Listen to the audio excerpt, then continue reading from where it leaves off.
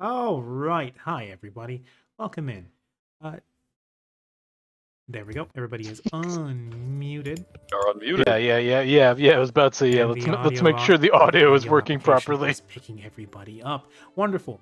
So today, we kick up on the old rusty, dusty trail. June will not be here with us today, as she is currently packing for a big move. So today we will just have to do without her, which is just fine. Well, what party ever needs a cleric with them, right? Anyway. Us. Definitely us. Why do I hear boss music in the distance? Anyway, so Why is there a strange one-winged guy? Anyways. Why do I hear the absence Why of a does more he have a complicated sword? sense? Oh, that's just Sephiroth. hey, Hank Don't does worry, sometimes. Anyway, Don't talk So- about that. we have a couple things to address before we really get started with the session today. First of all, Mallory, who was not present for the session yesterday. You ready to suffer? Because I am ready to make you suffer. Are you kidding me? Sure, man. Good luck, Mallory. Good one, So last you were Shoot, at I the could just port, go for a you little bit. spotted a rather flaming individual. I don't mean that in a metaphorical sense. I mean that in a very physical and potentially metaphysical sense. Your old distant custard, because he looks like he's Custard. made of custard. Custard? I mean, Knew look it. at Mallory's hair. He's basically made of custard. No! You're right. You're far too bitter. Anyway, he's your distant cousin, who you've heard of mostly in hearsay and courtly rumors, with a lot of mix of, like, outwardly, oh no, he's a privateer. He's one of those, like, trumped up seafaring highwaymen, basically. It's like, oh, like banditry, unbecoming of our heritage. But in whispers, there were some that approved of his actions. His cutthroat manner, his unwillingness to take any form of prisoner, and his particular brutality when it came to those who were not of sanctioned birth within the Caspon theocracy. Basically carrying forward the ultra militant and exclusive mindset that comes with being those who have descended from the Aerodine Empire, of which the lunacy was cranked up to 11 when in the theocracy. So, you've heard tell of him. You've heard tell of the very poignant examples he would make of his enemies, usually strapping them to small rafts before sending them out to sea and then lighting them up with holy fire. And that is reserved for captains of ships he either destroys or captures. For those people who actually insult him, he tends to get more creative. Usually, this tends to come in the form of strapping somebody to one of the harpoons on the side of his ship, because they are quite large and big enough to bind a man to them. What would typically happen if somebody insulted him or angered him is he would have them strapped to it, find particularly shark-infested waters, and then fire the harpoon into the water and then wait for an hour. Oh, lovely. So I hope this is beginning to paint an image of the kind of man that Brightbeard is. Yeah. So, perhaps it sends a chill up your spine when you think, where you're standing further up a hill, up in the more residential section, a bit further up from the docks, but looking down to see the port where the many ships are docked, including where Fuchsia's ship, parked not even a few decks away. You see Brightbeard's blazing golden eyes lock with yours.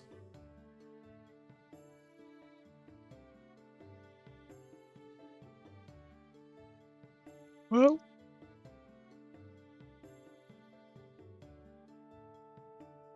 He's already seen me. There's little I can do aside from walk down to the docks. Mm-hmm. Give me a perception check. All right.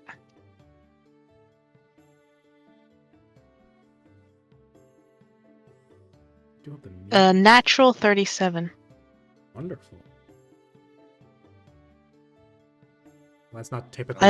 That's not typically how we use the term "natural" in this. That is a modified natural, 37, but a natural 20. Yeah. So I'm a natty. Don't say that. Anyways, go on. Continue. So. No, you're not natty. You chopped your horn off. That's true. But that's natural. No, it didn't fall off. You pulled it off. You literally did yank it off. Besides which, some of it is grown back anyway. What am I talking about? It's semantics.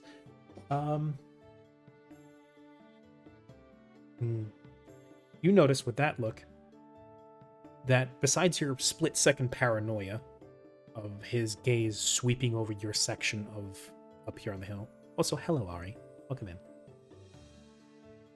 You then see his gaze slowly go past you. As you move to start descending down the hill, you notice he only just kind of surveyed the area you're in. He didn't actually... If he spotted you, maybe he doesn't even... If he spotted you, he didn't stop to continue locking eyes with you. And continue, he didn't maintain his gaze. Instead, keeping his gaze sweeping further and further to the side as he surveys the port and the rest of Rubido. It seems either he doesn't know who you are or he didn't recognize you.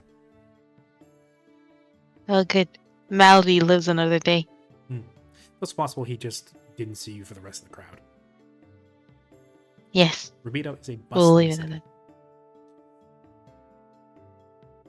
So yes. So that was part of your whole sightseeing thing, I assume, at this point. You did miss out on a big old conversation that the group was having back at the inn. I'm sure they can fill the you emotion in. one? Oh. I don't believe The corruption? Okay, so we basically got word from Stanislav that they needed us to come back, or they would like us to come back, because a bandit lord has taken up and been basically attacking the villages up north again, and it's halted a lot of production. Subsequently, Chaiko also got word that the people were asking around about her, and we were all pretty much deciding to go back to Lorbis and then go back to the north, to the Mordani Confederacy, and then inevitably go back up to Strasbourg, so that we could help them out again. Okay. But you don't know this yet, because you haven't gotten back and nobody's filled you in. Alright.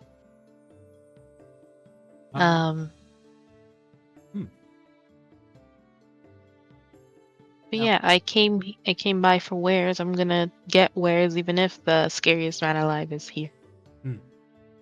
What in particular are you looking to get? Remember you saying you just wanted to sightsee, but if you're if you're in the market for something, Rubido's a big place. You might be able to find what you're looking for. Yeah, let me see. I'm probably looking for. Well,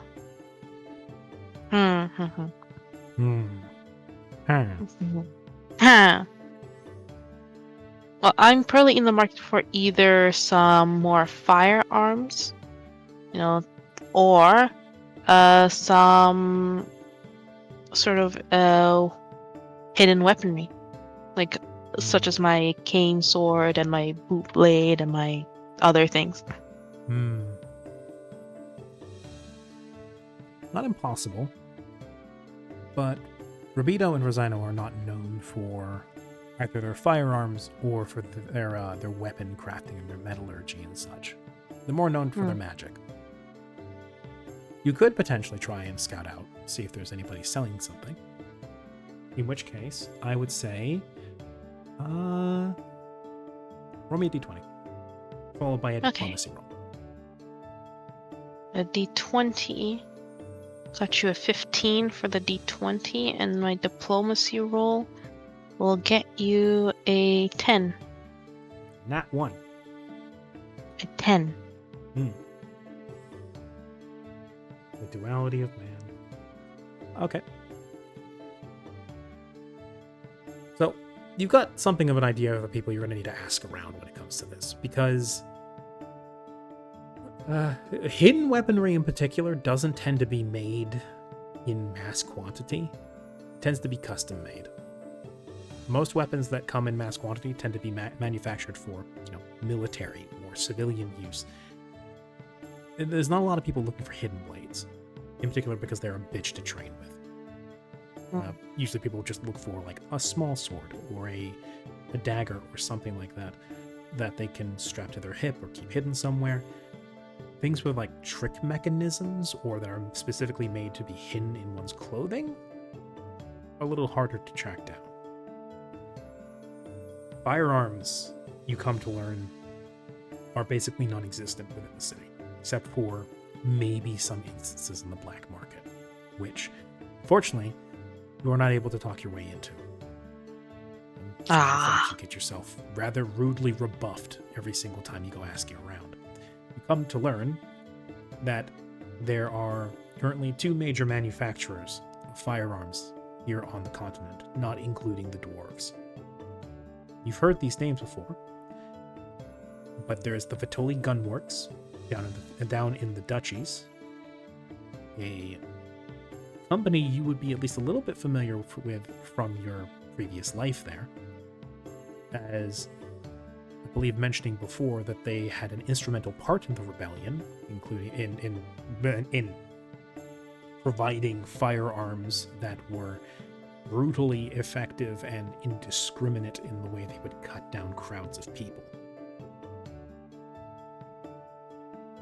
The Vitoli Gunworks was a company that was in operation before the big overthrowing. But they really got their name and they really started to get prominence in the heat of the rebellion and then afterwards. And they become something of a national asset, the duchies. As fractured and as unorganized as they are, even they, as a loose collective, understand the necessity and also the value of having a shotgun that can take down 10 average peasants in a single blast. And not having to train a wizard to cast Fireball, and that taking something like a decade to learn, whereas a single blunderbuss can be manufactured within the space of 6 months and handed to any old schmuck and pointed in the right direction. The other manufacturer is Match and Lock Co., which you've heard the name of several times. In fact, it was recommended to you by one of Vark's society cohorts. If I remember his name correctly.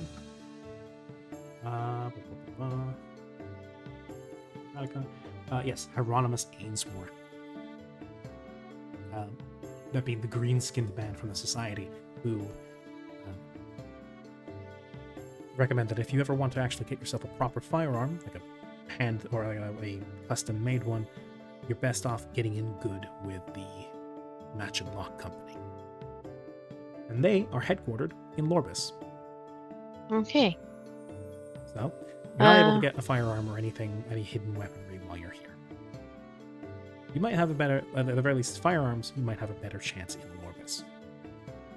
Okay. Am I just able to, can I, Kareen, see through any exotic goods, anything particularly interesting that stands out in the harbor?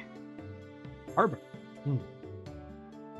Or the docks, the ship place, Sully place. I understand what you mean. Let's roll for something.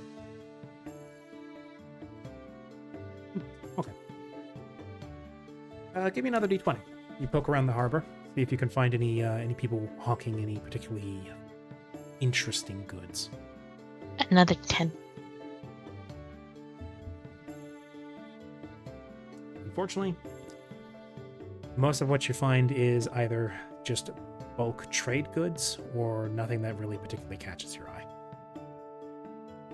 Alright. Well, I've stayed around long enough. I'm going back to the inn. There's a rush of heat that goes up your spine as you're about to leave the marketplace. It's a unfamiliar, but at the same time, strangely nostalgic sensation that runs through your blood, down your legs, and turns your feet momentarily to lead. And then, Let's slowly turn around. as you slowly turn around, you see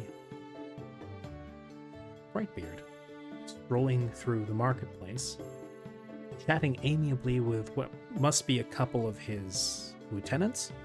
They're interesting. They're a varied mess of people, but all invariably ASMR, who are dressed in liveries, what look like roughly patched together practical clothing mixed with insignias and sashes and shoulder loops that would denote them as, at one time, being nobility of the Caspon theocracy.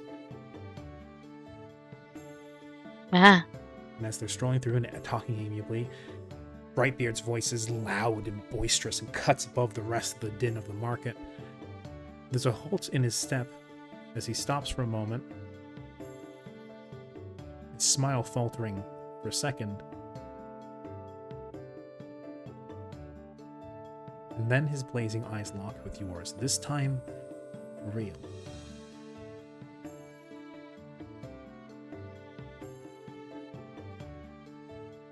The man himself is dressed head to toe in finery, the kind that paradoxically is also mixed with seawear. Oiled leather mixed with fine silk shirts, a well-buckled boot that also is encrusted with sea salt and tar, and a large saber at his side, and a face full of flaming gold. And those same pearly whites that shine like platinum crack between his lips as his beard flares ever so slightly. And the large tricorn he has on his head comes down as he grips it in one hand, brings it to his chest, and seems to excuse himself from his company for a moment before striding without any sort of interruption through the crowd. This man is something like 7.5 feet tall. He cuts through the crowd. He shoulders everybody out of the way. Anybody that doesn't immediately make room for him is shunted to the side. He now finds himself standing in front of you.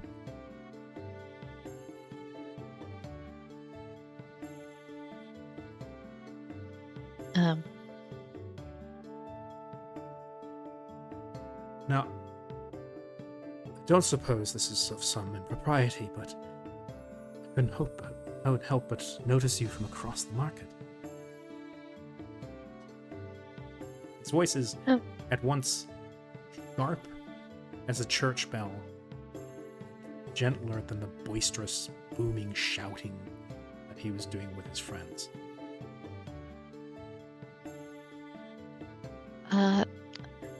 Have we met before? That is what I was going to ask you. Now, it's not often that I meet another of my kin, though I can't say I remember such a fine young lass as you among my homeland. I can only say it must have been by some quirk of fate that I never happened across you. So I'm happy to see that fate has seemed to remedy that. I can never mistake one of my blood heritage, especially not a fair young lady as such as yourself. So I must ask, where have you been? How can I potentially persuade you to join me on my ship?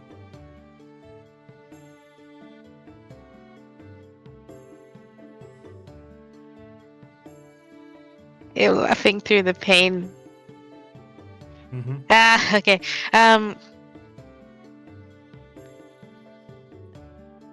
Well, If this is painful for you, that's entirely on purpose. he's going to just give a slightly vague answer, like he's been in Rosaino, or she's been in Rosaino Mhm. for the past, what was it, 10 years since this happened? Yeah, just about. And had only recently started to she was recently in Lorbis she started off in Lorbis and had recently made her way to Rosaino. It was for a purpose of relaxation and trying to at least reclaim some part of her family name, be it through luxuries, fineries, and acquiring the things that she needs to assert herself. Okay. Also, Ari, I'm very sorry about that. I had Sully in this case turned up to 200% on Discord. Because I think in the last call we were in, she was rather quiet. Now you're a good volume. I forgot you were a bit loud. Yeah, it's been adjusted. Anyway, Okay, good. so you give a rundown of your half-truth of a backstory, Vera, of where you've been the last 10 years.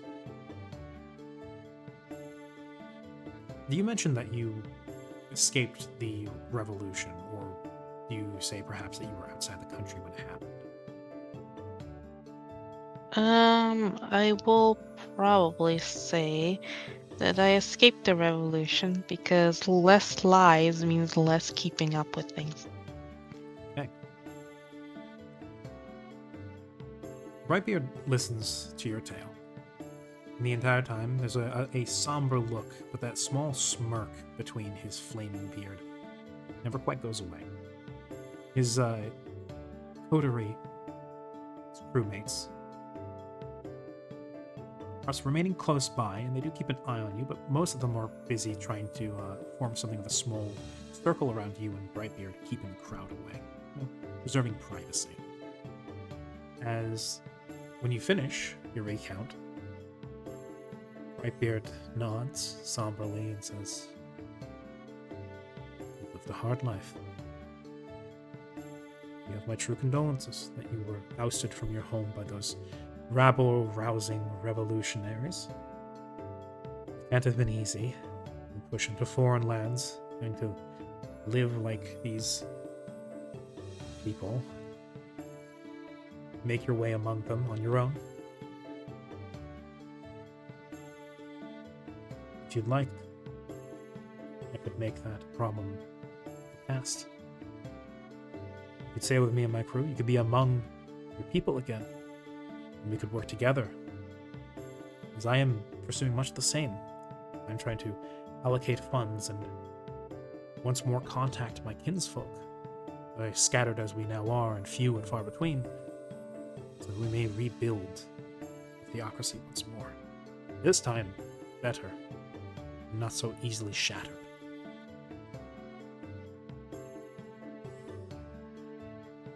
Money, land, respect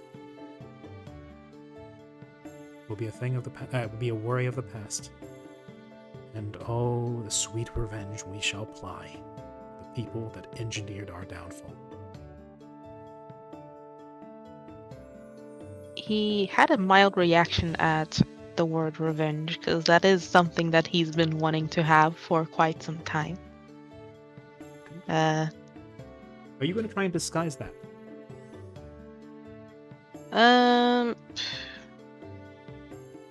Say yes. Trying to keep a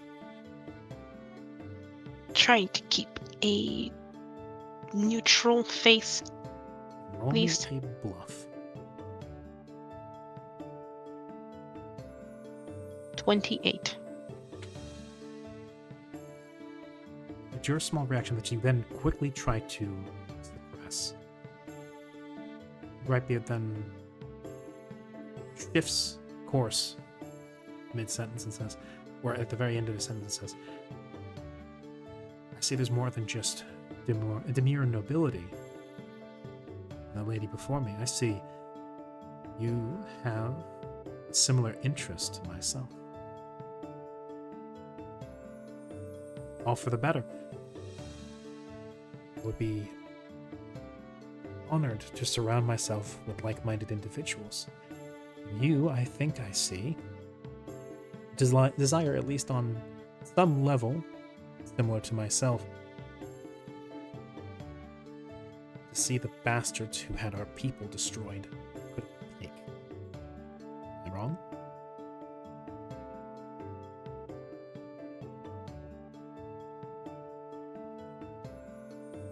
You have a barbaric way of putting things, I'm. but I'm not inclined to disagree.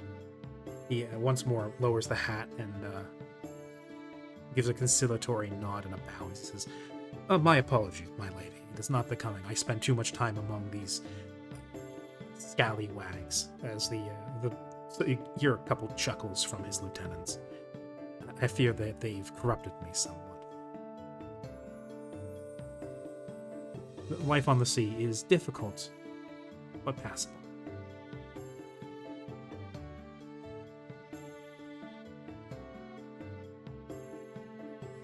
While your offer is very, how do I say,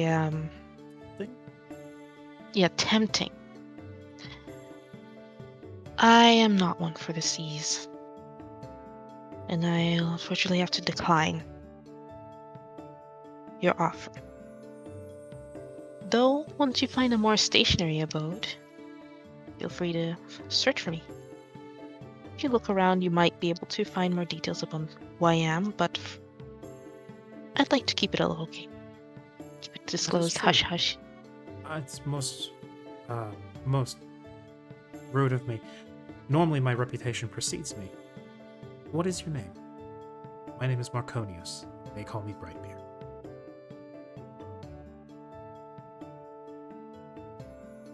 If you look around the city of Rosarino long enough, you'll find my name. Roll me a diplomacy. And then a bluff. Alright. I don't want to lie to this man outright. He's gonna see through me. This isn't an outright lie, but it is you still putting up an air of mystery and not telling him the truth.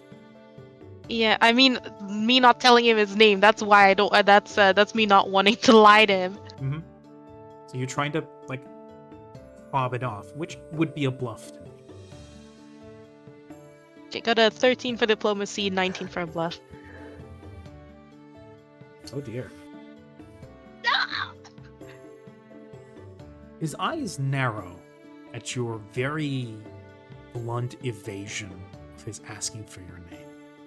You know from your time among nobility, not sharing your name is a habit of people who either are ashamed of it, are scared of what you might know of them by hearing it, or for people who are posing as nobility. Which, the third of which, one is potentially dangerous. The second is embarrassing. The third leads to people getting executed.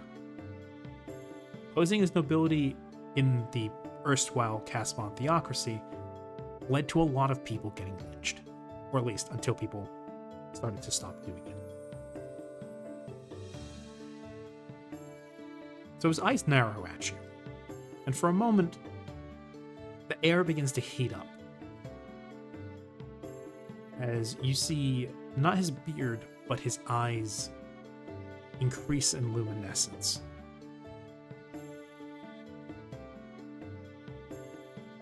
Then the heat breaks, as does his face, as his mouth widens once more to that big pearly smile. As he was, well, a lady of mystery can never be kept away from such. Very well, if you insist, I'll play this game of cat and mouse, my little toy.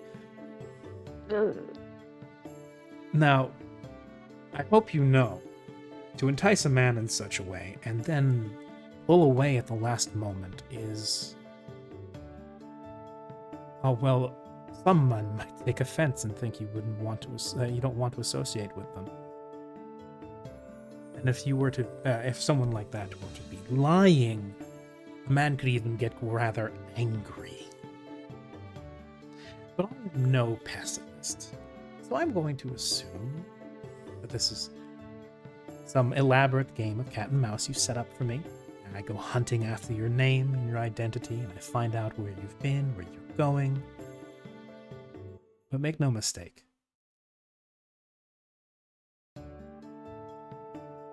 I will follow you.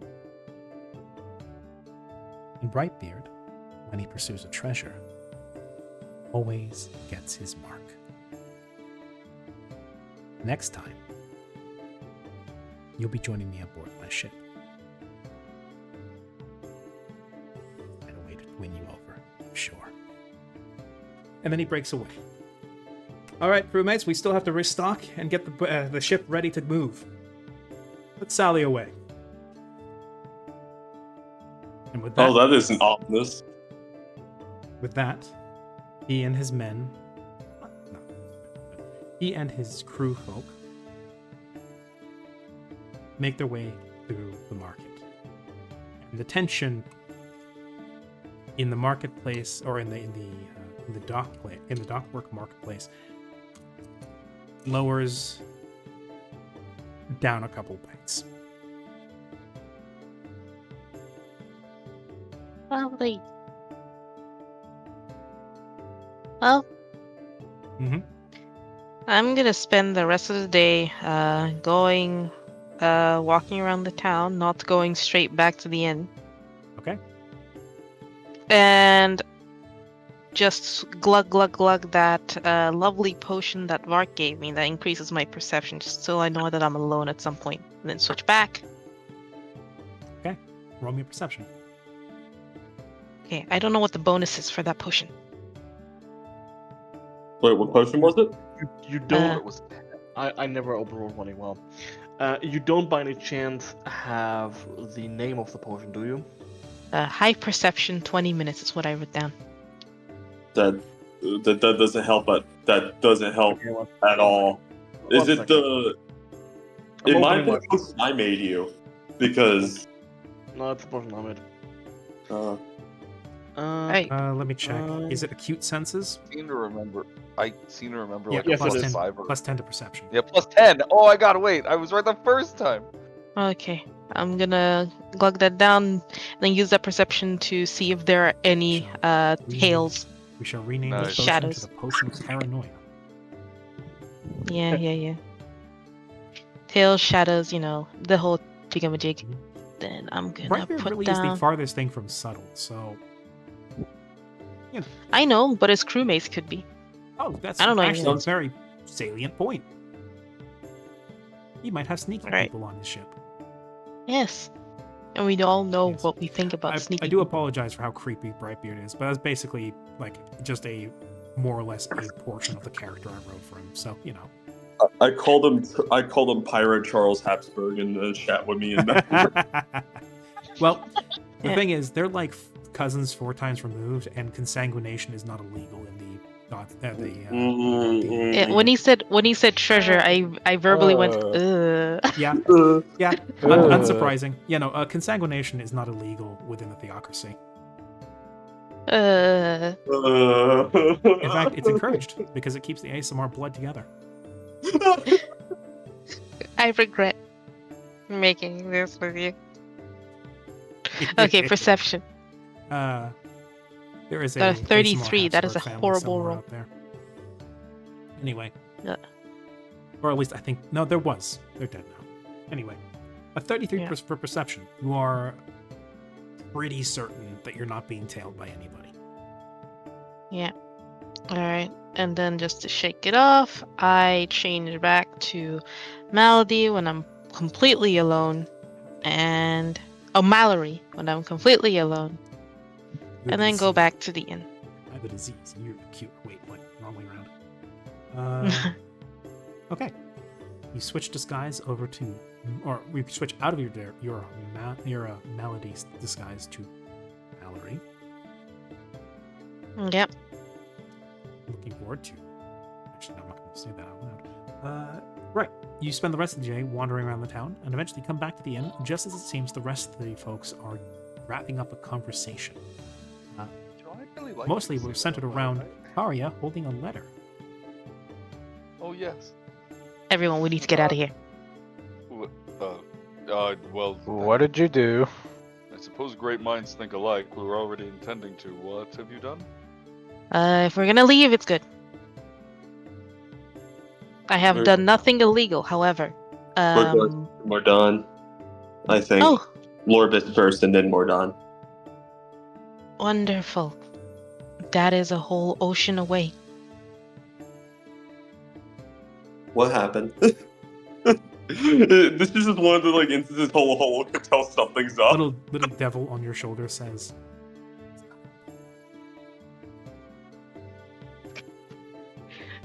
No, he's got a boat. I was thinking we could potentially charter a ship from the docks to get back to Lorbis, but I don't believe it would be cost effective. What kind That of boat would are you require planning on you- chartering? Lorbis. One of I thought those you two said blokes? Mordon. no, he did say you guys are intending to head back to Mordon, but via Lorbis. Yeah.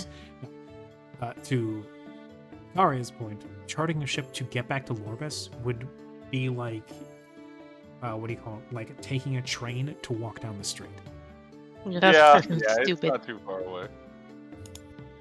I take a chariot to walk down the street, peasants. No, you kidding. would have to Carry me. if you charter a course with the shortest course, it would lead you all the way around the duchies, around Tricus, and all the way back to Lorbis. By the way, around the duchies, where the what do you call it, the naval space around it is at the very least heavily patrolled by the navy there. And as the duchies are right now, they're really not in a stable place. And They're gonna shoot us. talk around the ports is, there's a couple people would have heard this, Flick and Mallory included, a lot of privateers and piracy happening in that area. Go We're not figure. going there. Hmm? Yes, we're not going there. Hmm. At least for now. But pretty much, I have met a far removed member of my family, and I am not inclined on meeting with them again. Well, that sucks. Yes, that sounds quite pressing, considering how do I put this? Well, considering you've never spoken much of your family other than, well, actually not at all. Because there is nothing to talk about. Man is a very dangerous man, and I seem to have piqued his interest. Now, if he finds out that I've been lying to him, I don't know what he will do to me or you. Or me or the people I've been with. I think did you get us in a bad situation? No, I simply piqued his interest. You got us in a bad situation. Shit, your cousin sounds like my sister. Perhaps they're related. I'd rather not. I doubt it. I Yeah, no, don't if recall they were it. I don't related, recall ever Chances seeing are him on the slim. ship. If they were related, Don't he would recall. have Don't heard recall it. ever seeing him in the Ginsus. Sorry. You miss it. If they were related, he would have already recruited her. Yeah. That's true. Ever heard of a man named Brightbeard? Out of character, what a Oh. kind of. Flick, Yeah, you would have what if- heard of him for sure. Everybody else Oh, here, yeah, that might no, be I a know. knowledge roll, but Flick, you know that name just off it. It's on the, like, it's in the, like the equivalent of like the bounty list, like the top of the bounty list. Yeah. It's high. His head is high on the bounty list. He's also high on the roster of what is considered to be some of the most formidable pirates and buccaneers on the open sea. He is generally considered to be second to Barafucius. Barafucius being the frigid pirate lord, considered to be the most brutal, the most greedy, the most powerful pirate with the biggest fleet on the open ocean. Brightbeard is not close behind him, but is still second place, which says something. He's like the how would I He's put the this? Endeavor. He's the Endeavor He- yeah, to he- Barafucius' All Might. He's the Atom Smasher to Barafucius's Morgan Blackhand. Yeah. Like, Barafucius is still considered to be to be at least a league above Brightbeard, but Brightbeard has held that spot for the last 15, 20 years. Nobody has managed to push above him and put him in third place. Even after being displaced.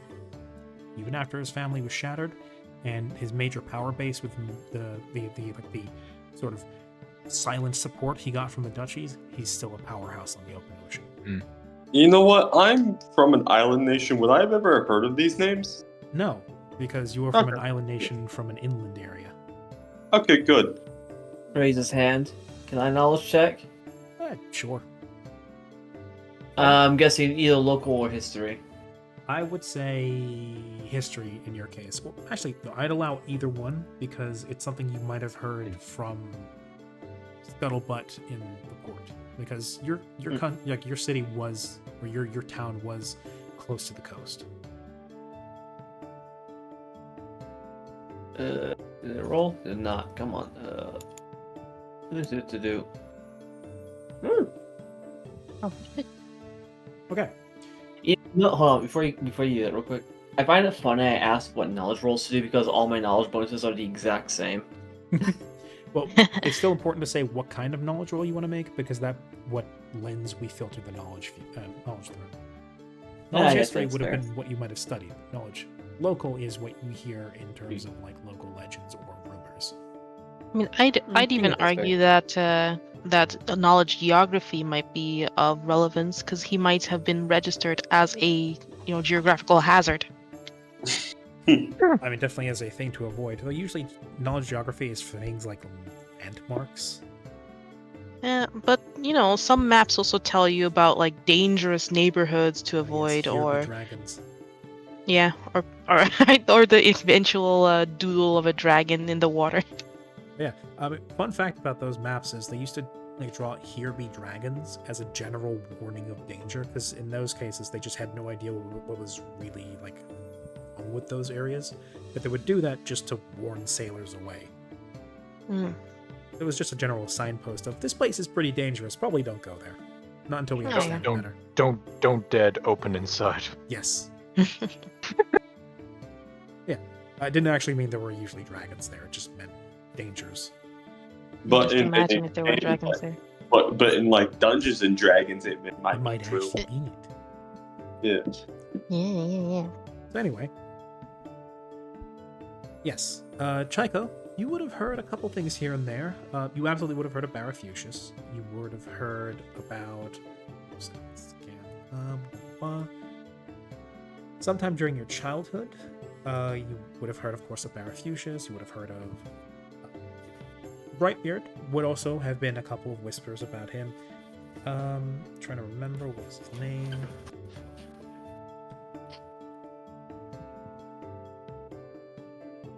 That.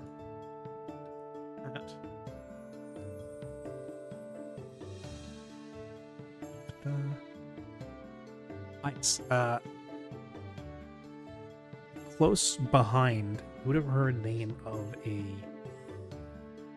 a pirate fleet led by someone known as Iron Hand Horus.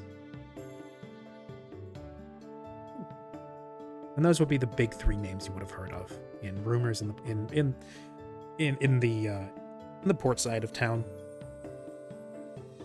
Yeah.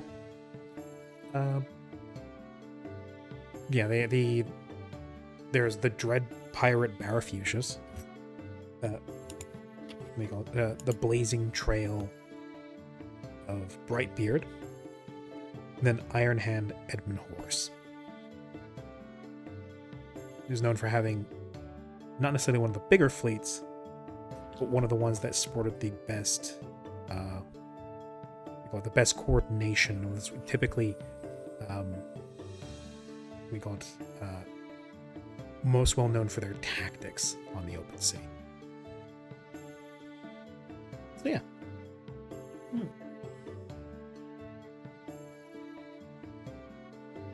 Would I recognize those names as well, like from among Brightbeard's crew, or no? Oh no, that's not Brightbeard's crew. Oh, We're talking about like there's Barafucius, which is obviously the most infamous name on the ocean. Below him, there's Brightbeard, and then there's Edmund Horace, the Iron Hand. okay. You would recognize that name absolutely if that ever gets mentioned. Okay. Because that was your father. Oh. Oh. Oh my. Was that last bit? Like dad. Yep. Yeah. Oh. Flick's adoptive father. Oh! Nobody knows this. And I'll remind you, this is all Chico's knowledge check. Hmm. I would say, well, yeah. Everybody else, though, besides maybe Mallory, probably doesn't have a great idea of who these people are. Unless they would otherwise have somehow happened across the knowledge. A lot of this is maritime rumor. Wasn't Karya a pirate for like a second? He was a pirate for like he a shifted year, not boxes really. on a dwarven ship that was going from far north down to Haven. Fair. They weren't the dwarves weren't exactly like gossip mongering with each other, let alone with the hired help. The dwarves would have been pretty laconic during their trip. They're not typically a very talkative bunch. Well, at the very least, the ones that Garia found himself with. Besides which, wrong region to hear about them. Yeah, really. That said, maybe given the time of given their time in Haven, any of you may have heard about them, because Haven is also a popular stop for most of them, if not all of them. It's a popular rest stop for most pirates. It's a pretty lawless country, very laissez-faire. Anyway. I believe we got sidetracked there. You guys were having a discussion about potentially getting the hell out of Dodge. Yeah. You're asking about Brightbeard, Mallory. Yes. Living legend he is. Second only to Mr. Barafucius himself. And he's currently restocking his supplies at the docks. Got some of myself. Mhm. Let me guess, I came up to you in the docks. Yes. What'd he say? He requested I join his ship, surround myself with like-minded individuals, but I declined.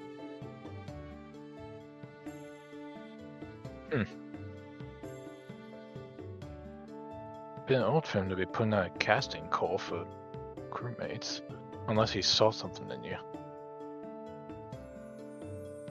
Whatever it was, I will probably disappoint, and I do not want to fill up the next position of disappointment on the harpoon of his ship. Cue flashbacks. That one in particular. Likewise.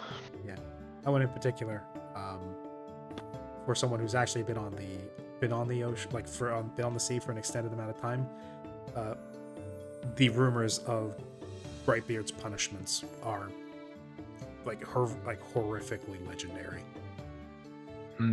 Not polite topics of conversation during dinner time. Mommy, can we talk about that big pirate man and how he fucking rips people in half? He turns people into chum. Yes, Oh, I you- recognize that. I recognize that I can be self-destructive at times, but this is not the kind of destruction I'm seeking, nor am I seeking the kind of retribution that he's offering. Oh my god, he admitted it. Well, at least you're honest. Yes, and therefore it is in our best interest that we leave, like, really quickly, Sooner rather than later. Yeah, no, I agree. sooner rather than later. Knowing him, he'd probably be better off taking land rather than charting a ship. Mm-hmm. So let's leave before he snuffs out whatever track I've shaken off. Well, I suppose we could get on the road faster. I intended to stay one more night here, but if you're that concerned about it, then I suppose there's no need in waiting. Well, we need to go tell the funny. Not funny. The spider lady. What's her name again, Vark? Mitra. Mitra. Yeah, we need to go tell her then. We made a friend. You did. Oh, I've heard.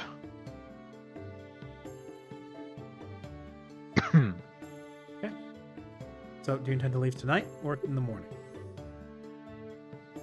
Well, it sounds like tonight seems like the best course to get us out of here, considering.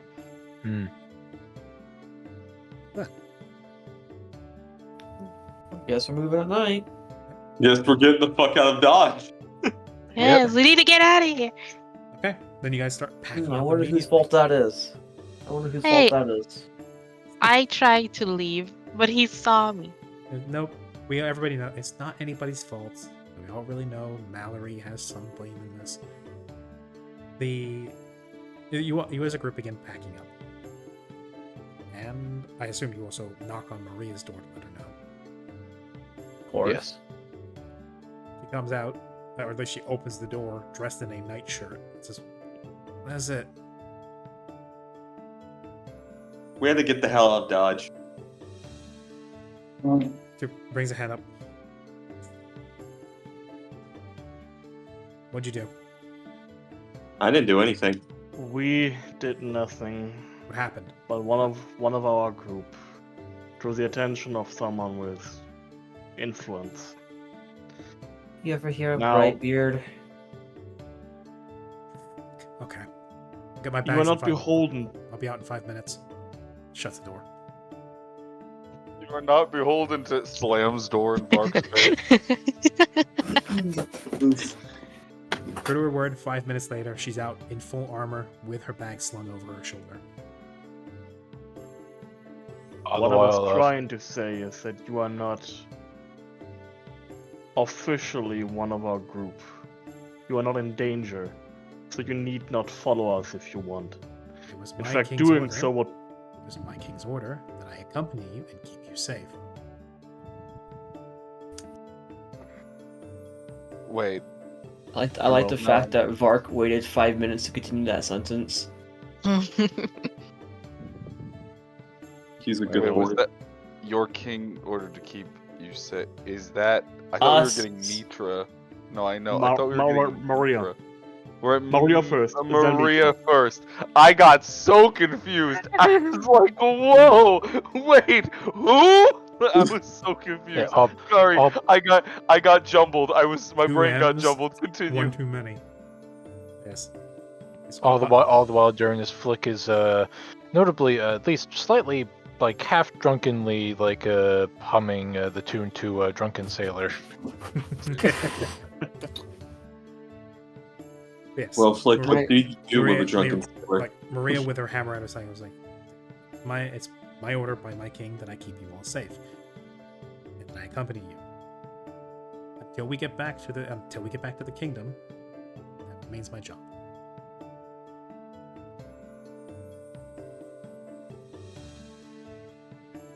Alright. Shall we go get Mitra now? Yes, we should. You have a +1. At least offer her to follow if she really wants to.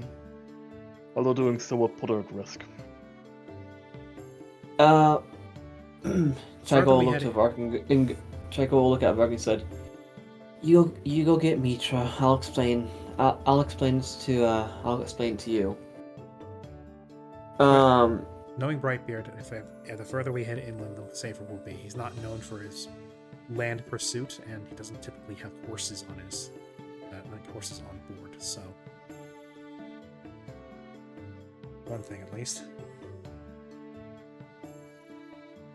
And then just through the power of exposition, I will explain the history between us and Mitra. Okay. I remember Exposition dump. exposition dump, and then about halfway through, you get a look of recognition from Maria, saying, "Oh yeah, I remember her from back in the village when the tentacle creature attacked." Yeah. She was abrasive at first, but acquitted herself well enough. At least she can defend herself in that case. Less of a liability when we're on the move. And yeah. Maria splits off from the group to go get the wagon ready. Ave Maria. And eventually, I guess I'll try to go make the rounds and go, alright, we're getting ready. Head towards the cart.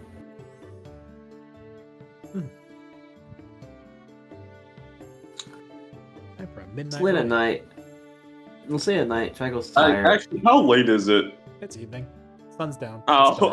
okay. Oh, it's just dark. It's not like night. Oh. It's not like 2 o'clock in the morning. It's just No. kinda Yeah, like- I was expecting around midnight. It's more like 10. Oh, okay. Oh, Yeah. okay. That's not that bad. All right. Yeah, I thought we were leaving it. I thought this was like 4 o'clock in the morning. No. Um, Unless Mallory really stayed out that long. No, that can't be. I just I stayed out long enough Yeah. to shake off any tail. Yeah, if Mallory was still going down his alcoholic route, maybe. But, you know.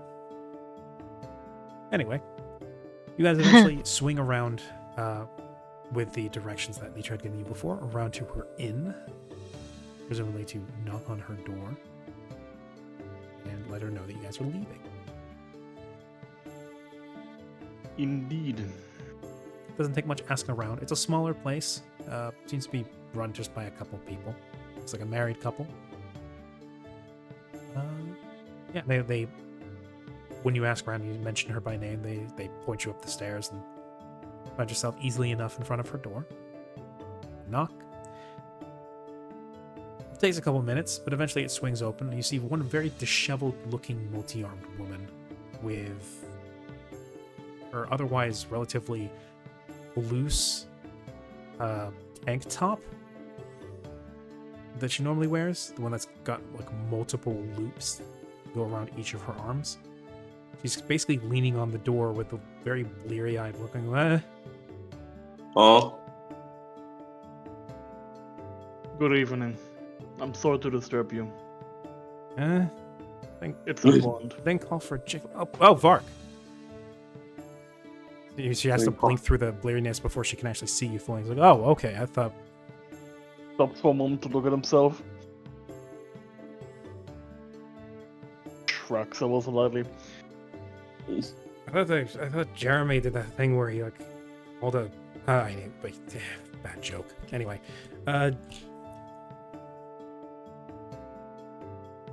what's up? Special circumstances bid us leave the town now, tonight. Oh, shit! What law did you break? None. But the blonde has drawn the attention of someone with power. The and witch or Danger. the shiny one? The shiny one. Very shiny one. Oh, okay. So instead of cursed trouble, it's like church trouble? Have you ever heard of a person named Brightbeard, by any chance? You see, like, the already sort of like slowly ticking brain showing through her eyes seems to struggle for a moment until obviously you see the gears finally start to click together and the brain is beginning to fully wake up. And then her eyes go wide and go, Like the guy who barbecues people on harpoons and shoots them out to the sharks? Apparently so, yes. Oh shit! that Don't what he's mention saying? him too much. Oh guys, Now- okay. 1 second, I'll pack. Yes, we are potentially. Yes, we are potentially next in line to receive the Scorched Earth special. As is it like rather than unlike Maria, who is obviously an intensely private person, Mitra instead just basically like pushes herself away from the door. The door swings the rest of the way open, showing a very messy looking in room with just like clothes lying all over the floor. She just like rapidly scrambles around, picking loose pieces up and cramming them in her knapsack. Varg bends forward just so you can reach the door handle and pull the door close. Not completely shut, but that's so there's no line of sight, but the door is at least a split open so they can still talk. Mm-hmm. Very gentle. You are not with us to our group. You do not. Door gets slammed in his face again. Nice. After a couple minutes of like muted, muffled swearing and the occasional as you hear feet come from under body and slip on floor. Lots of rustling of clothing, and then eventually, Mitra with a cross-bag knapsack hung at her side, shoved obviously rather tightly full with individual objects. Is up by the door and says, "Okay, I'm ready to go." How did you piss off a pirate lord? Varg just kind of pinches the bridge of his nose, sighs. I appreciate your enthusiasm in trying to get out of here. However, I must reiterate something I said earlier to another acquaintance of ours. While I appreciate that you expressed your intent to travel with us, doing so now would put you at risk. Are you sure you want to do this? You do not have to come with us. She actually stops and actually stops to breathe for a moment.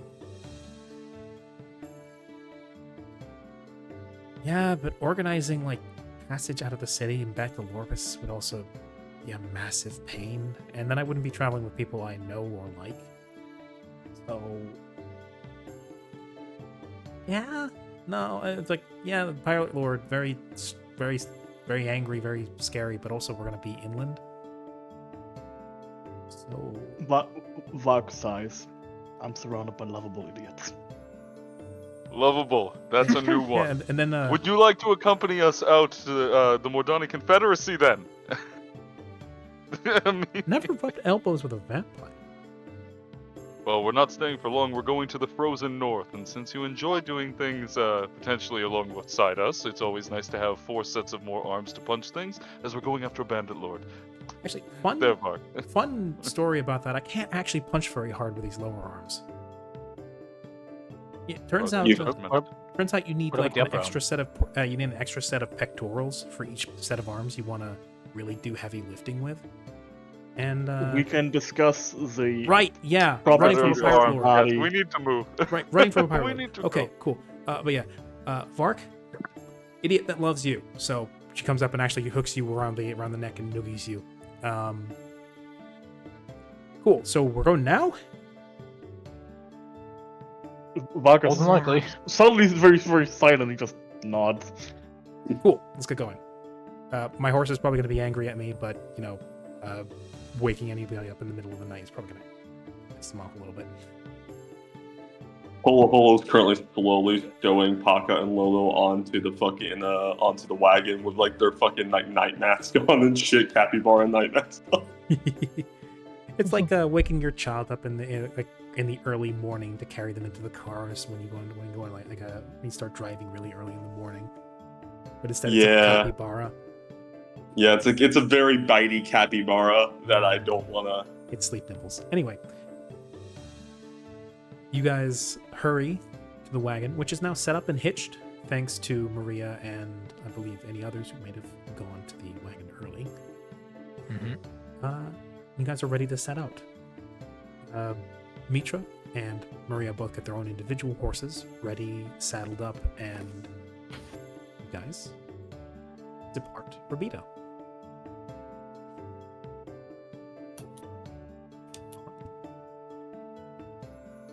Now, it's very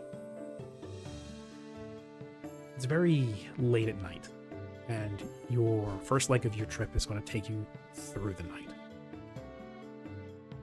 Question becomes, are you all going to remain awake? Or are you going to take shifts, falling asleep and keeping watch? I mean, keeping watch is usually our general MO anyways, to my memory. Yeah. And the question becomes, who's keeping watch and who's sleeping in the wagon, and in what order?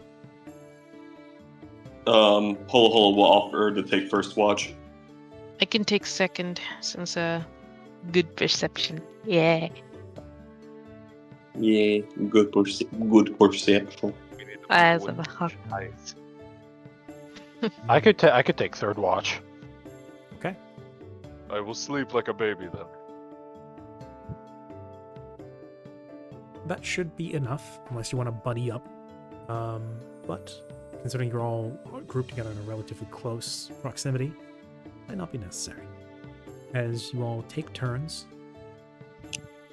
through the late night and into the wee hours of the morning, trading places, driving the wagon, and in the cases of Maria and Mitra, Maria stays fully awake throughout the ride. Mitra, every now and again, just kind of dozes off while still on her horse, slumped over the saddle horn and just kind of bobbing along as her horse continues to trot along.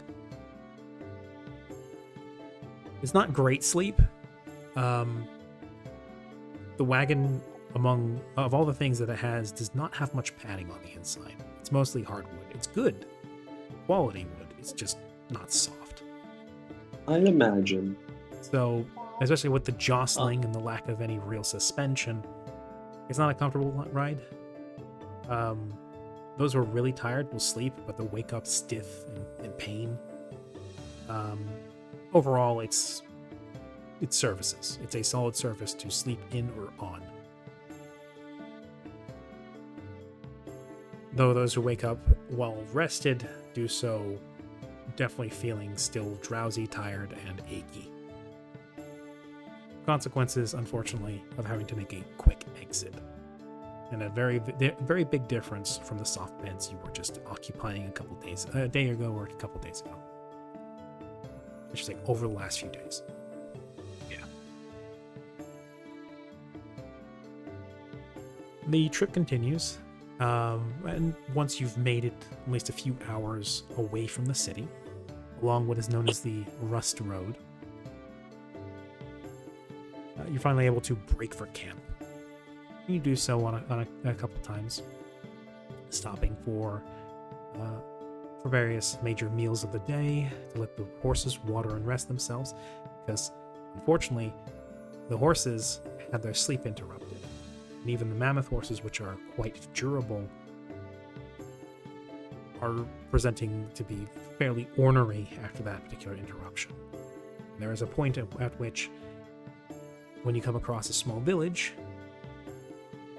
the horses stop and refuse to continue moving.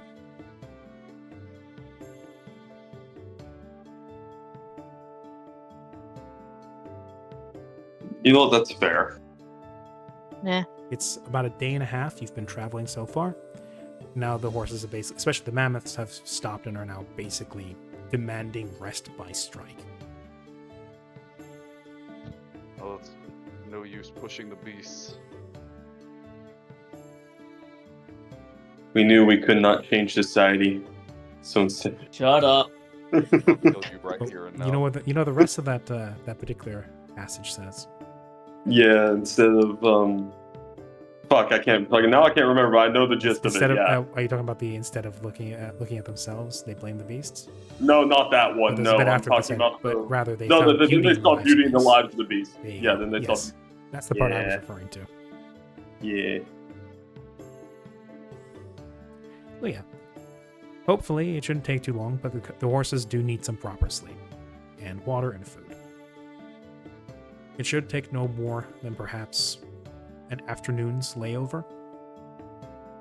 But it also gives you time to also get some proper sleep yourselves, to calm down, to breathe, and maybe restock. As you didn't stop to get any supplies on the way out. You know, while I'm assuming we're in the wilderness, right? Well, Can you've stopped at a small village, which is somewhere in the middle of a fairly wooded area. I was gonna say, can Holo Holo either go hunting, or could I just go buy shit from the village and see if I could restock there a little bit at least? Sure. Okay. All right. Guess I'll just get some stuff from the village. Doesn't sound too bad. Okay. Help the economy. Stopping in at the general sundry store. This is a large enough town that they have a trading post, a sundry store where you can purchase things like dried rations. You can get fresh rainwater, among various other things, traveling tools, spades. Yeah, the general. Just spades, nothing but spades. It's a spade store. No, it's run by a girl store. called Spade. Anyway. No.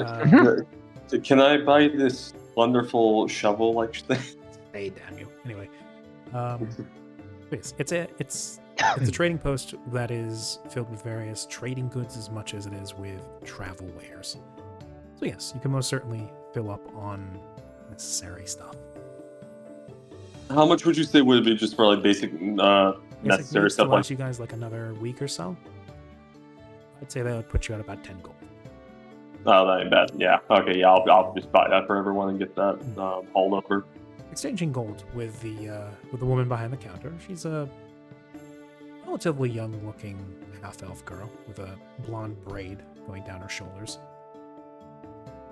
Exchanges gold with you and says, "You're new faces in town. Am I on the mark with that?" Yeah, roughly. I take it we did not go through this place on our way here. No, you guys are taking a different path. Okay. You guys are taking like the much more direct road. Before you were taking a fairly covert route where there wasn't a lot of guard presence. Now you guys are like hoofing it along the main road because you guys are looking for expedience rather than subtlety. Mm-hmm. Yeah, you'd be correct with that. Yeah, it's usually I recognize any new face. I recognize any faces that have been here before, and I can usually tell when somebody's new. How long do you think you're gonna be here? I actually have a favor I'd like to ask from you. If you and your friends are the types to be up and moving a lot. Well, it depends. What's the favor? Oh, it's nothing too much. We've got an elderly couple that lives a little bit further away from here. It's like an hour out, but we like to ask if people can go check in on them, and they really appreciate the company. We could try that. Any specific directions? If you there's a road that leads out north from here that goes a little bit into the bayou, leads you somewhere like about northwest as the crow flies, and it's usually about a half an hour walk. Quicker if you put a little power into it. Okay. Let's see what we can try to do. I appreciate it. Okay. I can't exactly promise a monetary reward, but they usually feed whoever goes there. It's usually something pretty good too. We did leave very early last night. You know, I'll take you up. I'll take your offer. In that case, I'll take you up on your offer. Maybe a home cooked meal might be right in order for you guys. Yeah. All right. My name's Flinka. I know you're just blowing into town. We'll probably never see each other again, but I figure it's a polite thing to say. Holo Holo, and he will hold out a hand. That's an interesting name. She'll shake it back. I'm not from here. Could tell.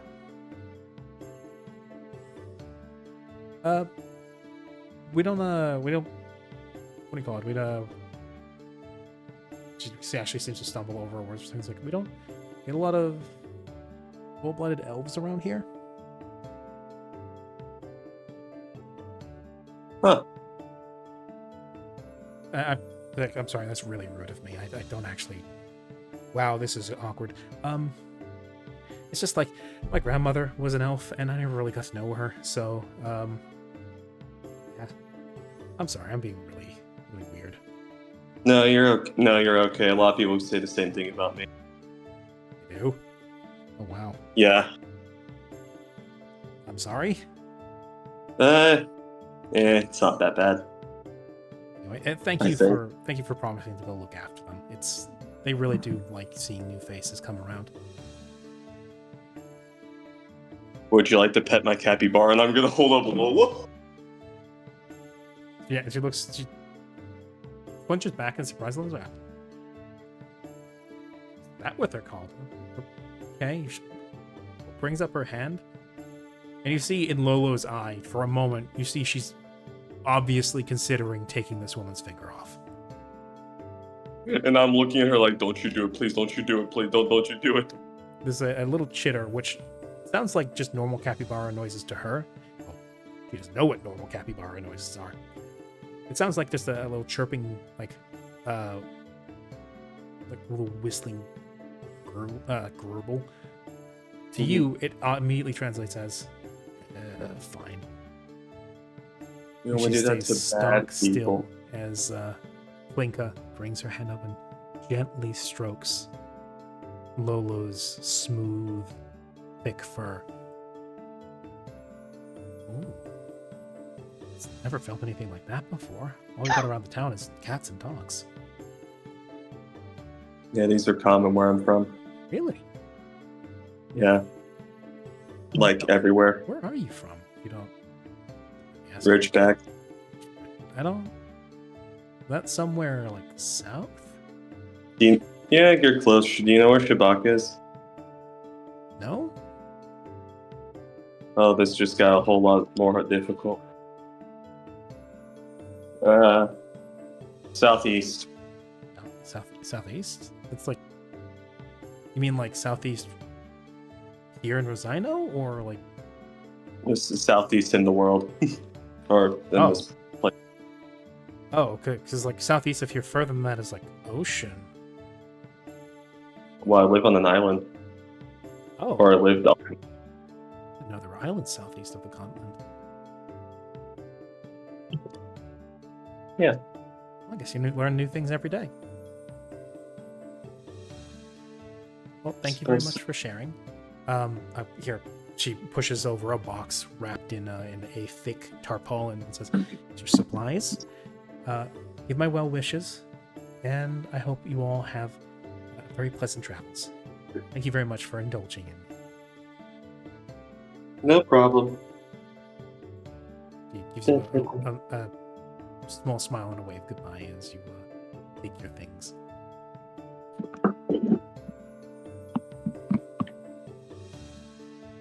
And Holo will do that. You're leaving the store, just Yeah. yelling.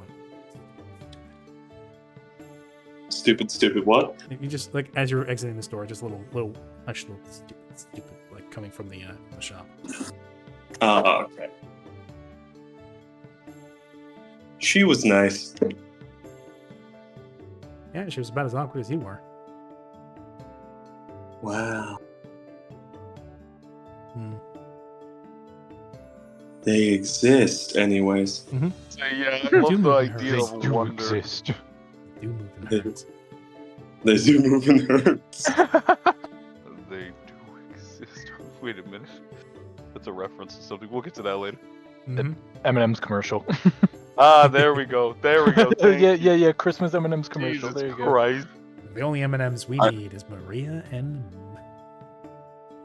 I wasn't referencing him, and I didn't even know that I was smite the something. DM. No, I'm kidding. How do you Maria do and that? Mitra. The only M&Ms we need. Anyway, That's Yeah, true. fuck but I smite Mallory. the DM. No. What? Oh, yeah, what about Mallory? well, Mallory's a main character. They're supporting characters. Oh, we need him. Well, yes. Well, to be fair, also, Mallory is also the reason the entire party thinks that Brightbeard is after you guys. So, you know. Yeah, that's fair. But then you don't know that. That's metagaming. M&M stands for mega metagame. Yeah, whatever. Anyways. There was a joke there. So, you all have temporarily, in whatever fashion I think, or you think may be suitable to yourselves, kind of splayed out, stretch your legs, parked the cart for a while, and allowed the horses off to just graze and drink for a time and sleep. You don't know how long this might take, but it's most certainly going to take at least a few hours. And Hullo returns with a big box in his arms, which, given what he said he was going to do, is probably your new batch of supplies. He didn't overbuy this time. Hey, Hello, I'm very proud of you. No. We have a job, though. We have a job. Our job was to get back to the king. What Yeah. job have we gotten into now? Lolo interrupts you and says, "You're making it sound like you've been hired for something." But we have been. Anyway. Lolo just hangs her head for a moment, shakes it, and says, "Whatever." It's What nothing is hard. that? We just need to check in with an old couple outside the town. That's it. How That- far outside the town? She said like half an hour, yeah? Yeah, a half-hour walk. Shorter. Half hour. Shorter if you like put a little speed into it. She said about a half-hour walk. They said that the old couple usually like rewards people there if they come to visit them.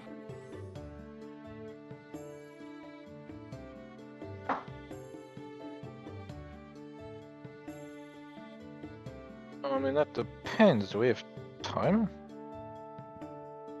I suppose on the journey we might stop over, but We could just do it now while the horses are resting. that's a fair point. Quite late. Don't the elderly generally turn in? Nah, but they also don't get company often, and they really like it when they get company. Well, as it is right now, it's about noon. Oh, right. You guys have been riding all throughout the day and night. Yeah, we rode throughout all the night. Yeah, the day and night. Yeah. Well, I suppose one of us can go. Hello. I guess it's if you'd like. I have no qualms with you going while we get sorted out here. I want food, so yes. They're offering food. Yeah, apparently they usually do that. Suppose this perilous task must be left up to someone like me. I will go. No. Immediately pushing past Hello. Just no stop. He is not. I'm tired of rations. Are we really all gonna go do this? No, we Yes. don't need to. But No, just one person. I'll go. Alright. Actually, I want someone else to come with me. Not Well, it. I'm already out the door. So Okay, it's me and Clark. Have fun, you guys. Yep, best of luck to you two. Wonderful. indeed, Vair, please keep me. Vair, if something happens, light the tavern on fire or something. Let me know. We'll be Don't light the. I don't think that's a good I see idea. how it is. We You're gonna can't, go get like, fed, have and I'm not. I see. back. You can come with if you'd like, but they said two. I consider you a person. Wait, when they say two, They did say. Oh, he just said he said he wanted someone to come. I guess that's fair. Come on, You all Vair. can Let's come go. with if you really want. Yes, we're going, Vair. Come on. free food. free food. You know, sometimes I worry for this group.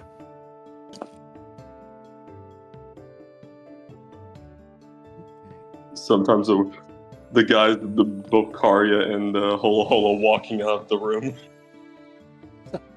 The two of you. Actually, hold on. I was gonna say, you know what? Flay made a very good point. Leaving these two alone is not a good idea. I'm gonna sneak up behind them.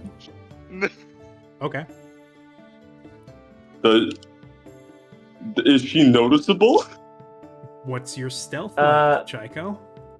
What, do you smell? That's another question, because if my ear's with us, I doubt he'll just tell me. Wait, I think I have shared senses.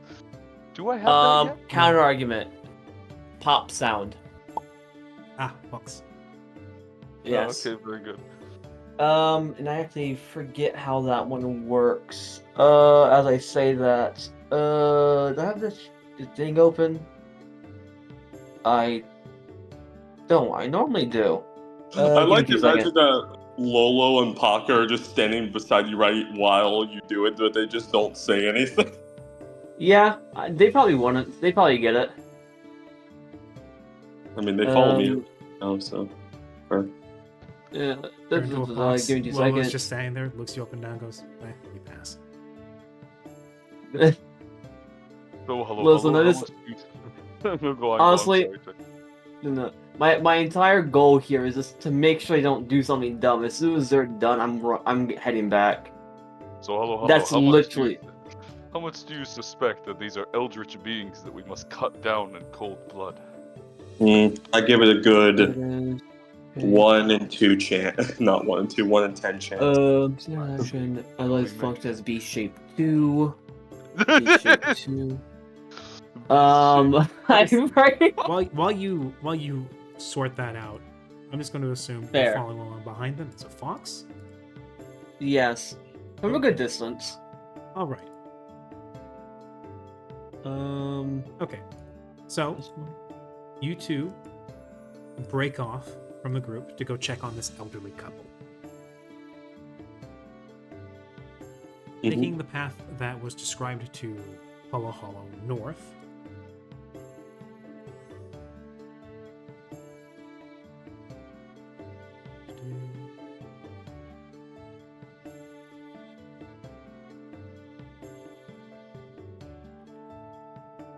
So, Sakari, if they are like evil hag people, you think you could kill them? Well, I believe I could probably get one of them, though I've heard terrifying things of hags. The hello, getting flashbacks. Yeah. But I suppose with a good swift swing, I may be able to convince them to stop. How often has that worked? Well, that one time on the road where we had those criminals come after us, I threatened them and that worked. And I believe some of the troglodytes. It doesn't matter. I tried. Okay, that's what matters. Yeah, and that's all that matters.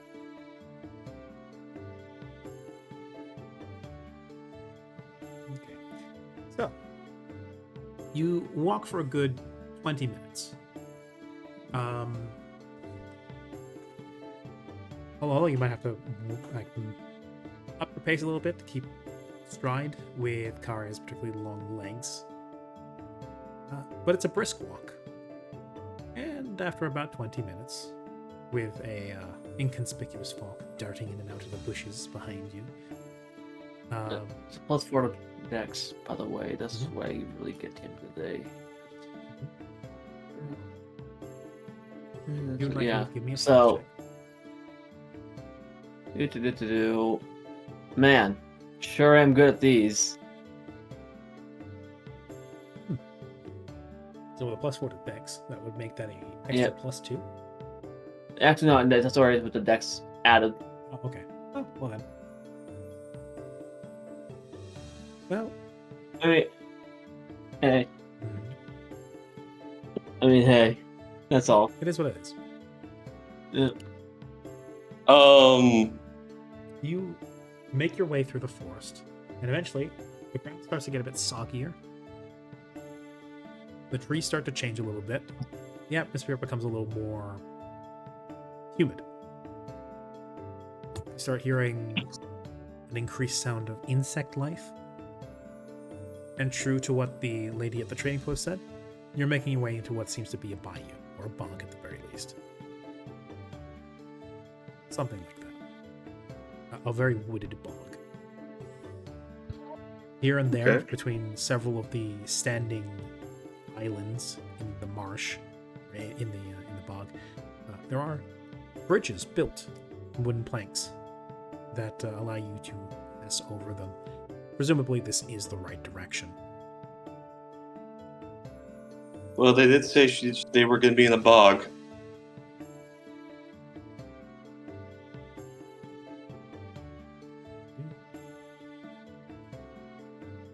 You know, I don't know who would willingly live in a place like this, but People that like the human atmosphere, maybe. Eventually, you see a form, low and crooked, crouched further down the path. Hunched over and leaning on a large walking stick.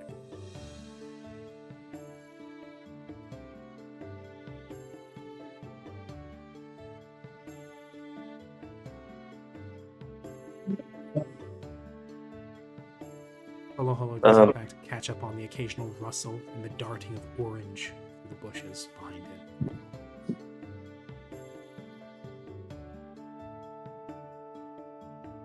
What a strange creature, anyway. Majestic just- creature. What a majestic creature. I suspect it cannot swim well. I cannot tell you why, I just have that feeling. I know, right? You both. I feel like if it falls into a puddle, it'll drown. Well, we will need to keep an eye on it. We will need to keep an eye on it, especially if it falls in. It might. Well, we may do our one good deed of the day. Anyways. DM, can I report these two for bullying? Report these two for bullying. No. Because they're right. Yeah. Something counter argument Naiad ring. She still has that fun fact, by the Good way. point. No idea what it actually does mechanically, but I don't think you actually told me, but I wrote down what you said verbatim, word-wise at least. Yeah, no. You just don't know to what degree it works because you've not actually tested it out. And I'm gonna count for. Hopefully, we're gonna keep it that way. Yes. You see this figure who, as you come down the road, crouched over and hunched over, leaning on a gnarled walking stick, is an older lady.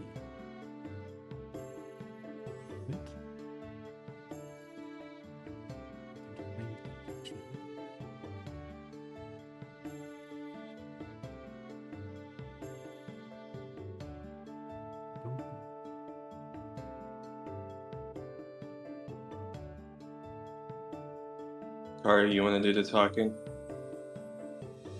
I suppose so. I am so approachable, but I suppose it could be worse. Could turn us into a frog.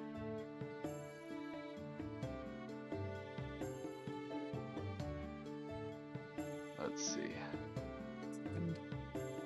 Yeah.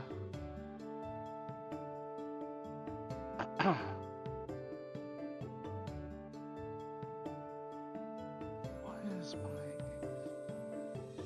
Okay, so I'm gonna have to go lose this. Alright. Oh! As she turns to face That's- you, coming down the road, her mouth opens, and she says,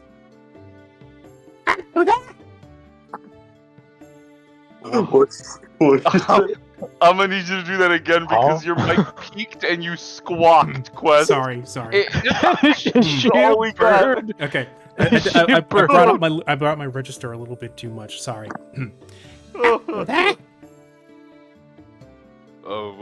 Yes. Hello, ma'am. We were sent from the village just to check in and see how life was going for you. Are you alive? Oh, yes, very much so. We have done our job, Hullo Hullo. We can return. Oh, pish posh, come along. You come all this way.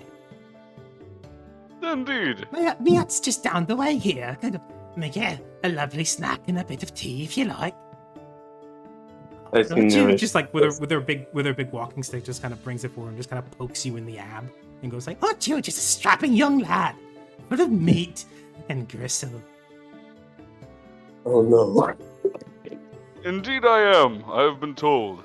Oh, this is a lovely looking puppy you've got here. She looks at Vair and kind of like does a little waddle around him. What breed is he? Deep. We're trying to figure that out. Yes. Interesting breed. Is that kind of mutt? You know, actually, Vair, I don't believe that's incorrect to think about that. I suppose we are mudded, aren't we? Vair kind of like brings his head up and he brings and goes, I'll have you know, I'm of the finest pedigree. Well, pedigrees aside. Yeah, We'll go with yeah. Yeah, you're an interesting looking lad. Yeah, she like gestures towards Hollow Hollow. What did you say? Sorry. It's like, You're an interesting looking lad. I get that often. You look like the erudite type. What? You know, Just- like book learned and stuff. I don't think I'm that type of person, but go on. He's Why are quite you wearing the big learned, old actually. specs, you nutter? Oh no. Oh, We have we have the elder lemon kid. No. What sort of man No, walks around with glasses on his face and isn't smart like? Swear, just simply children being these modest. days. He's simply being modest, ma'am. I've watched him slave over books for hours. He's Well, see, there you have it then. Man, what's your name? I don't think we got it. Oh, well, they used to call me the finest flower in the village, they did. My name's Delilah. Nice to meet you, Delilah. Holo Holo is my name. It's nice to meet you, Delilah. yes, and I'm telepathically to Vair. Do you think His she's going name's to- Karya. It's, Right. yeah. Well, that's an handsome name. Yes, thank you. I believe it was given to me by my mother. Oh, she's got good choice then. Yes. Anyways, if you are offering food and offering some shelter for some time, I have no complaints. Looks to Vair telepathically. How fucked are we? well, is it telepathy? Well, either she's a witch, or she's just an insane old woman. Either way, That's fine. you're about as fucked as you want to be. In this case, I would not recommend it. Yes. Yes. Hmm. Again, pedigree and all that. That is Delilah. Hollow's a witch. Do you say that out loud, or do you say that to Vair? I'm saying that to Vair. Okay. Yeah, but he's like not a witch. Like he doesn't Are you eat babies and with- stuff. Well, actually, no. We had that somehow whole- we- appears in Vair's head. I'm a witch. Yes. Wait, There's let that me whole thing ask with him witcher right and all quick. that, but yeah. Yeah, I'll ask him right quick. Hollow, yes, we want to know what type of witch you are. Oh, you're saying that out loud now.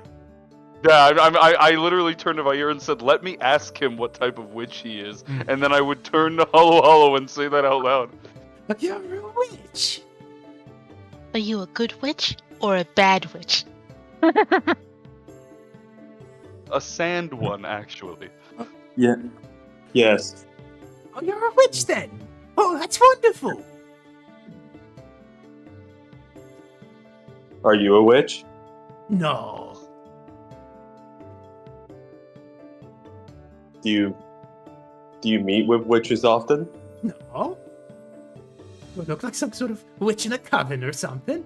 I'm just an old woman in the woods. You said you had a husband, yes? I do, yes. What's he like? Oh, he's wonderful. He goes out and gets groceries on occasion. That's Oh, I nice. see. Depends on the old But man. yeah. You'd like him. He'll probably come back Yeah. sometime soon. Oh, I love me. I love me husband. As for your question, Karya, I know I'm not the baby eating kind. Oh, well, that's even Oh, yes. better. Baby eating witches are the worst kind. Tell me about it. Can imagine being a baby eating witch. That'd be horrible. She's a baby eating witch. Truly monstrous. Anyway, would you like to come along to me hut? I've got sweets. Gingerbread. She's a baby eating like She's a baby eating. Not often we get ginger in these parts. We don't often get to bake them. Kind. Yes. Yes. Yes. Yes. I do like baking cookies. Oh. Well, you said cookies. Oh no, she's got his weakness. No. You see, I have only ever had cookies once in my life, and they spoke sweet nothings to me. Oh, well, I can't promise my cookies will do that, but if I can reach that level of baking, that, oh, well, must have been a very good baker. Yes, would you like one? I believe I actually never gave the sack back, and they never took it back! You didn't. Right, yeah, because the intention was to get them back in the morning. And we left! Yep. And the topic never came up. Damn. Being in In a fact, rush. I'll have one. I'll have one right now. I'll reach Are into you sure the you want to sack spoil your and- appetite like that? Oh, yes, Shouldn't of eat course. dessert before your meals, young man. Well, yes, but I think you must understand, ma'am, that I have 3 stomachs. Dude, You what? that's just a little. That's just odd. Well, no, I don't actually, but they've told me I do. I'm a dragon, you see. Well, no, how do I put this? Dragon? Only by proxy, half, but, nevertheless, what matters more is that my Oh, appetite so was... you're talking about the metaphorical sense. Oh, I see. It's I'm a dragon in spirit, dragon, right? quote unquote. Yes, my father was a dragon, and my mother was a slave. She like leans up close to you. Still, she comes up to like your navel, but like she's leaning up, she's winking her eyes like, "Me husband says he was a dragon, a great worm. You know what I mean?" Ah, yes, of course, yes, I am... He shows me his I great worm on completely- occasion, even though we're so old. I love Excuse you. me, I would like to Can- meet this... I would like to meet this dragon that he speaks of. Yeah, Perhaps I'm sure more he'll of let you kin. look him in the eye. Oh, yes, of course. Well, now we have to go, hello. If there's a dragon afoot, then I cannot... I must meet with my kin. Okay, so I'm gonna do something because I'm gonna see. Can I roll sense motive to see if she's actually talking about an actual dragon or not, Sure, please? go ahead. No, we know damn well she's not, but that's It's gone fair. from Because I Baba wanna Yaga see to if- her husband is Oh. secretly a dragon. 19. Oh. Holy shit! For holo, Yeah, for what? Whew. Holo, for once in your life, you're fairly sure there is subtext here, and you're actually a little bit miffed that you might not be fully understanding it. But you're pretty sure that that she is talking about her husband's penis. Holo just had a very disgruntled look on his face. Now you're not so sure you wanted to know the subtext anymore. You have been bestowed cursed knowledge. Good luck. Yeah, witches know about Ooh. curses. Welcome to the witch life. And then he's gonna slowly look down at Paka and Lola with this very not still bemused Lola is look. just gonna be slowly shaking her head back and forth. Don't engage. Okay, hello. Well, they've piqued my interest. If there's a dragon in these bog, I suppose it might be a green dragon. That would be incredible. I Sure believe there that- is, Karya. Sure there is. Okay. Well, ma'am, we should be off then. All right. Yes. Well then, let's be off it. Oh, you'll love Miot. It's a cozy little place. And she potters off down the road, opposite to the direction you came. Eventually, after a little bit, Chaika would have been privy to listening to all of this. She would have Yeah, heard every Psycho single would have bit of heard this. all of that! I just remembered. Yeah.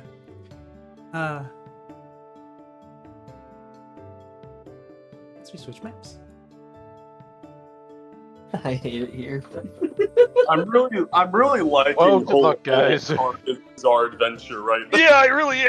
This shit I was always actually happens assuming when the whole these two party go was going to alone. come along for this, which would have been magical. But now I'm liking how this is shaking out. Yeah. Jack was just like right next to Holo now. Oh, I knew you were here. I sniffed I just don't have I don't have anywhere further to put her off the map, and No, that's fair. No, I was just saying as a joke, anyways.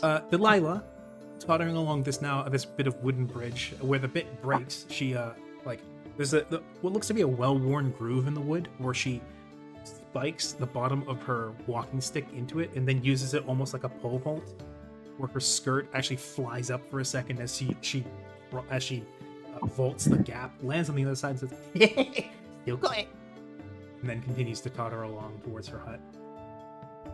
What an apt and interesting woman. You know? Hop, hop, hop. I would like to eat one of those cookies, by the way, just along the way, just sneakily. Just... Roll d20. Actually, no, all And when Karya tells Siren about this, she's gonna be so sus. I saw her husband's dragon. It wasn't a dragon. I've been traumatized. I no longer wish to see any of my kind. He saw her husband's black dragon. Oh my god. Oh. I hate dragons. Can't say that. You haven't met very many of them. I hate dragons. You like Vayir? Vayir isn't a dragon. Vayir is a homie. You're the homie? It's one of the good ones you're saying? Oh no. I see how it is. Anyway. No. I don't like dragons italicized. Ah, okay. Dragons with an asterisk. Yeah. No, italicized. Oh, of course. Dragons with the hard R, I see. Oh my god. God damn it. I hate it here. You should. I don't know why you people still tolerate me. Well, before we get to the semantics of tolerating quest, why don't we go on this quest? What does the vision quest of this cookie tell me?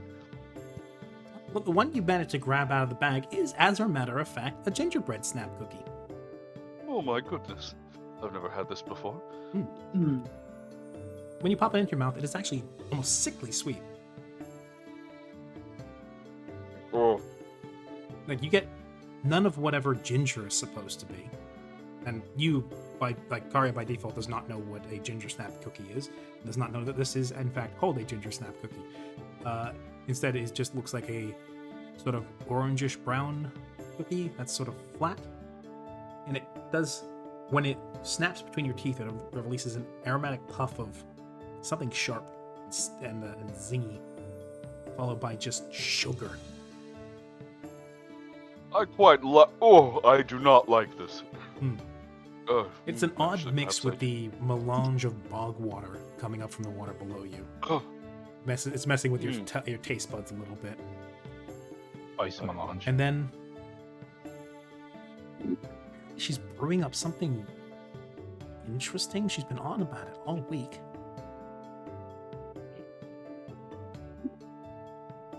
Perfect. Ma'am, would you happen to be brewing something? As she's coming up the steps and she's opening up a door, and says, "Well, how did you know? But I've had a special project I've been working on for weeks now." Oh, that sounds lovely. I would like to hear more about that over whatever. I have scent. Can I smell something? Sure. Vayir also has scent, actually. Yeah. Give me a survival check. As the survival or perception. As the old woman opening up the door says, well, you know, she taps the tip of her nose. Says, "It's top secret. I haven't told her so. But well, if you've heard about it, then someone must have planned." And she doesn't seem at all really like offended by the notion. But if anything, she seems incredibly excited at the fact that you know about this. And she says, "How is it? But I can't wait to show you. I just finished up just now, and as a matter of fact, I just came across the most wonderful ingredients recently. They're ready to be added." And the door swings open. She says, "Well then, make yourselves cozy in a home." Was it what was it? Survival or perception? Perception. Yeah, Fire got a 4, so that ain't Yep. happening. Smells like swamp. Don't worry.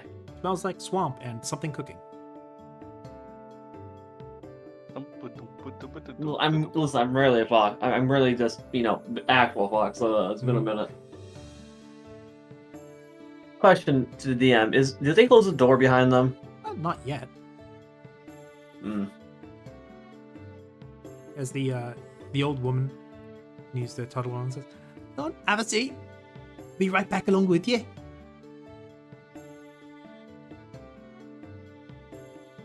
She seems nice, minus the Yeah. dragon comment.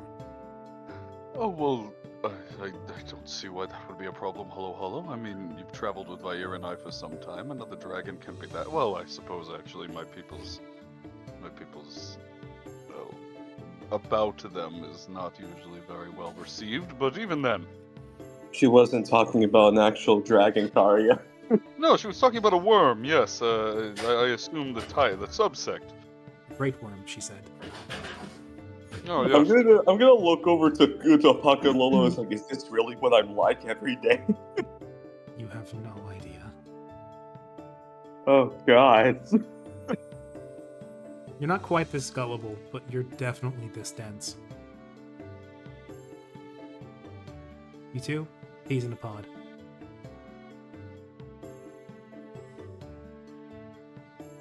See. From the kitchen, you hear a distant. "Oh, you're hungry. I've got lots cook. I got lots ready and cooking up."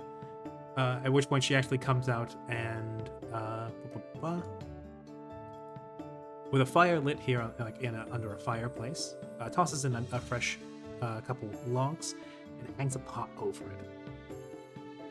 "Oh, I've got something special for you." Just being in the room, what does it smell like? Just like a stew? Smells like meat, spices, sugar and flour, some herbs. Smells homey. Could Holo Holo potentially pick out the herbs since he kind of works Give with me, them? give me a knowledge nature. Also, she was coming out and was like, go on, have a seat. Yes, I've already sat down. A 17, that's a nat one. Oh boy. Yeah, no, she was mostly saying that to Holo Holo, who hasn't taken a seat yet. It's very rude. I didn't see. Oh, I thought there was a seat. Never mind. Okay. Come, hello, please. You're being Hey. rude to our guests. Well, we're being rude as guests. Yes. What you can pick out is it smells like probably some local herbs picked from the swamp, but none of them mug. It smells clean, like they've been washed. I must say, Delilah, it smells delightful in here. Well, that's what they call me, Delightful Delilah. How wonderful. DD. Indeed, yes. Chico's skulking about the house. These two fucking morons are inside. They both have incredibly high intelligence. They're just stupid. They're lovably stupid. Bark was right. But yes, Chico, give me another perception. Actually, hold on. I choose to rest. Give me survival perception. Survival perception. Oh, what? Okay. You smell. Yeah, that definitely smells like cinnamon and ginger. You also smell meat cooking, and also a tinge of blood.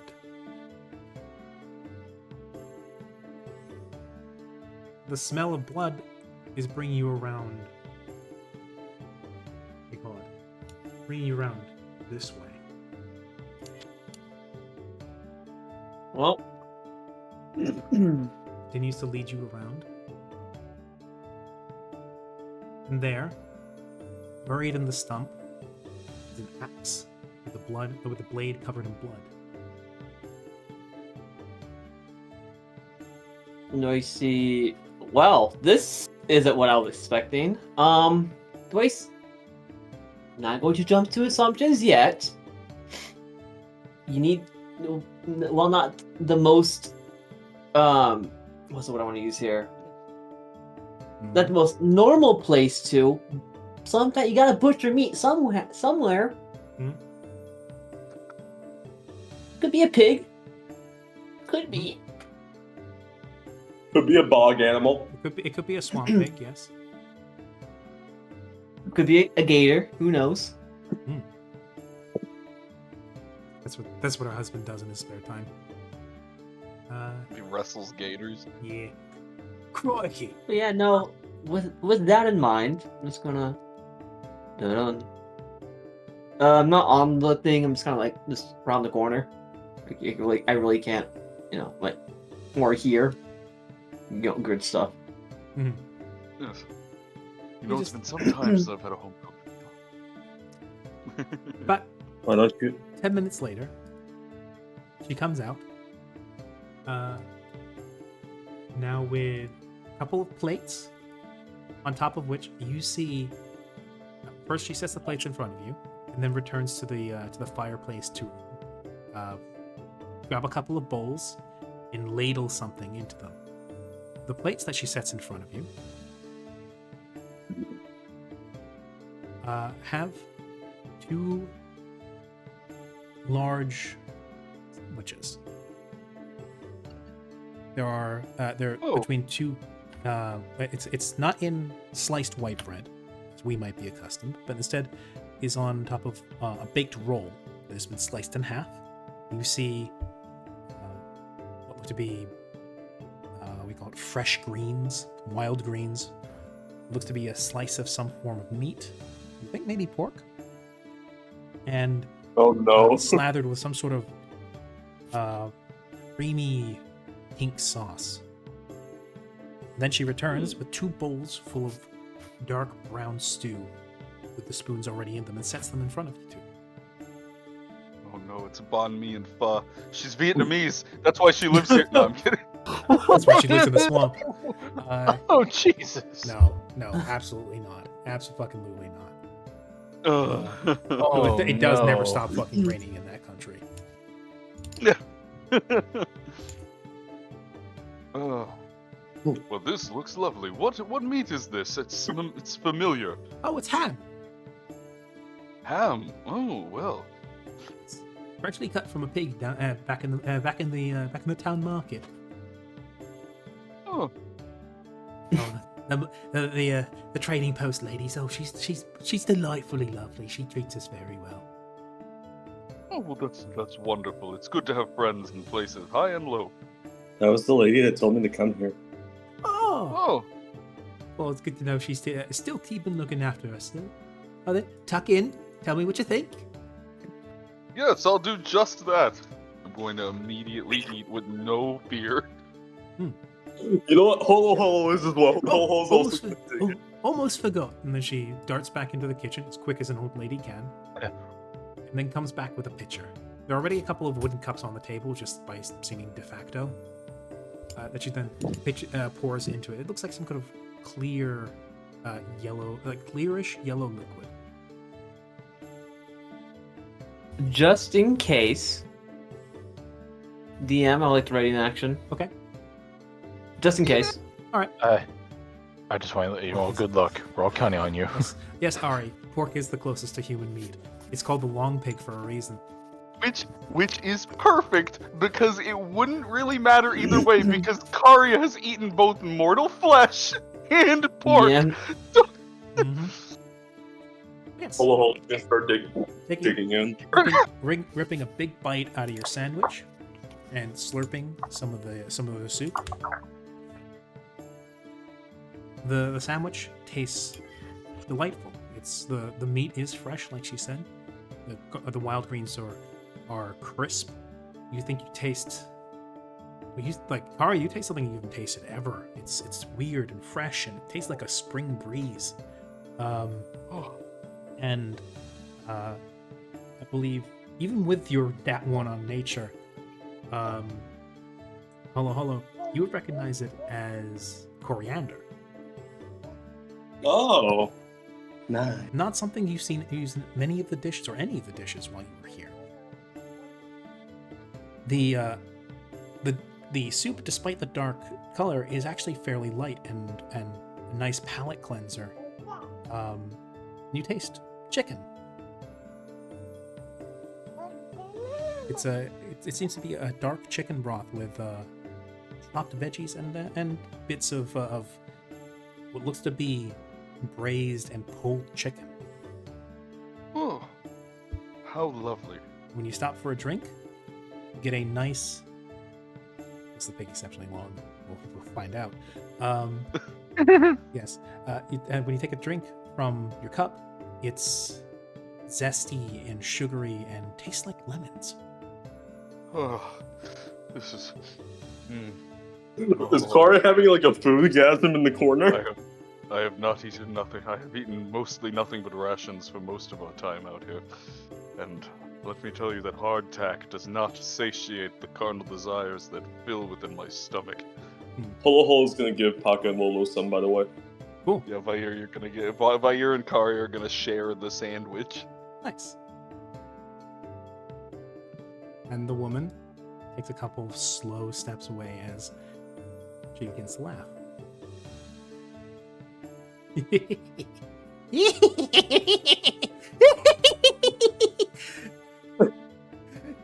You fools! You've walked straight into the trap! You have been the latest guinea pigs of my newest invention. Behold! She points towards the plate where the last few crumbs are. You have been the subject of the artifice of the mighty sandwich! Yeah, it's very good. And it came to fruition. Yes, this is quite delightful. It was Delilah. very I funny to understand me your when you name. guessed that. I can't believe it. You see, all of the homegrown veggies, born fruit with my own toil in the soil. The animals cultivated myself or bought fresh as can be. Soup made myself. Lemons grew my own. You see what has borne hard fruit from the labors of the sandwich, and now my name shall be carried in perpetuity with this entirely original food that only I have thought of. Can I get a recipe? May I have one as well? Thank you. You're wonderful, Delilah. I appreciate your Thank you very much. It's very kind of you. Yeah. Honestly, all you really need to do is put food between two slices of bread or in a roll. That's incredible. I would have never thought of something Nobody like ever that. thought of this before. Honestly, it's mystifying. In actuality, I was muted. Chico outside, the sandwich has been a long-standing thing for hundreds of years. Yeah. I forgot. I was muted when I wanted to say this. I'd like to use my ready action. What's that? Pop. I almost want to facepalm. And sit on the ground and facepalm. You're just I use sitting my- right there, propped against the stone I wall, use- going. I would like to use my ready action to facepalm. Unarmed Which I strike, can't do as a normal unarmed pop. strike against my You're gonna forehead. do. You're gonna self-inflicted damage. Oh, well, Via Delilah, facepalm. I will be singing your praises as I make these sandwiches. Perhaps I will indeed. Hello. I thought Perhaps before you have chosen the wrong. I thought before, perhaps, originally I called myself the Dirt Witch, but that wasn't very, it didn't really inspire very much appetite from people. But sandwich? For some reason, people seem to love it. Hear me out. Bark, it What is if you always a put- free action to cringe. You may do so at your leisure. What if you put like a creamy cheese sauce on top of the sandwich? That sounds. I never Sounds thought delightful. about adding cheese. You should be a witch as well. Yes, I was going to say, hello. I believe you've chosen the wrong patron to follow. Clearly, sandwich is the one way to make more money. I would jokingly agree with you, but I would die anyway. I would agree with you, but I would die. You also Yes. aren't prepared for my next one. This is the project I've been so closely guarding, and she's absolutely has not been closely guarding. I've been so closely guarding for so long. It is I'm ready another is- action. It is a broth soup that I have been creating, and I have named in honor of my husband. I call it stew. Ah. Ugh. I tried to think of something clever for the Yeah. lemonade, but I just called it lemonade. Oh, that's understandable. I sense a great disturbance in the force. as if millions of souls cried out with a bruh I'm- and were suddenly silenced. I am convulsing in my seat. You- I'm having a cringe-induced seizure. Poor Uh, Vark. I like to I'm imagine glad I can Vark be went of to bed service. and he's. I like to imagine that Vark went to bed and he's tossing and turning in his bed like, no, Spinning in no, his the bedroom. beast. They're doing it again. The sand! It's been a thing for years! So it's stew! No! No. Just fucking Chico's curled up in a ball outside. Her IQ is slowly sinking. No. Right now, if someone were to see Chico, you just see a masked lady laying against a roof, sitting against a building with her hands on her face over her mask, and very annoyed. Well, these are incredible inventions that you have done. You have clearly spent quite a long time mastering your craft, and I can respect that. Absolutely. I've spent decades mastering my craft. I'm glad to see a young man that can appreciate that. Yes, in fact, I would love to offer you a position in my future kingdom as the court cook, the sandwich. You see one hand like go up to her heart and say, I've never been offered a greater honor. Yes, I simply have to found it first. But once I do, I will send for you. Oh, well, He's really getting there. He's really getting. it took me decades to master making the sandwich and the stew, so I'm sure you'll come up to it in time. Hopefully before I'm dead. Well, if not, we will take your recipes and we will serve them in your honor, and we will even keep their names. Your legacy will live on, Delilah. I promise you that. The sandwich, the national dish of the Karia Kingdom. I like that. Ah, see her eyes go kind of dreamy as they drift off into the distance. You hear a voice in the back of your head and say, "Don't forget to pay her royalties." don't forget to pay her royalties. That's our pocket vampire that we have been waiting. Our Not even hiding anymore. I'm Yeah. just saying again. I'm just hear- laying against the building. You just hear a oh Yeah. against the Chico? out in the distance. Zago, you hear a clunk, clunk, clunk of boards being stepped on, and then the rustle of grasses.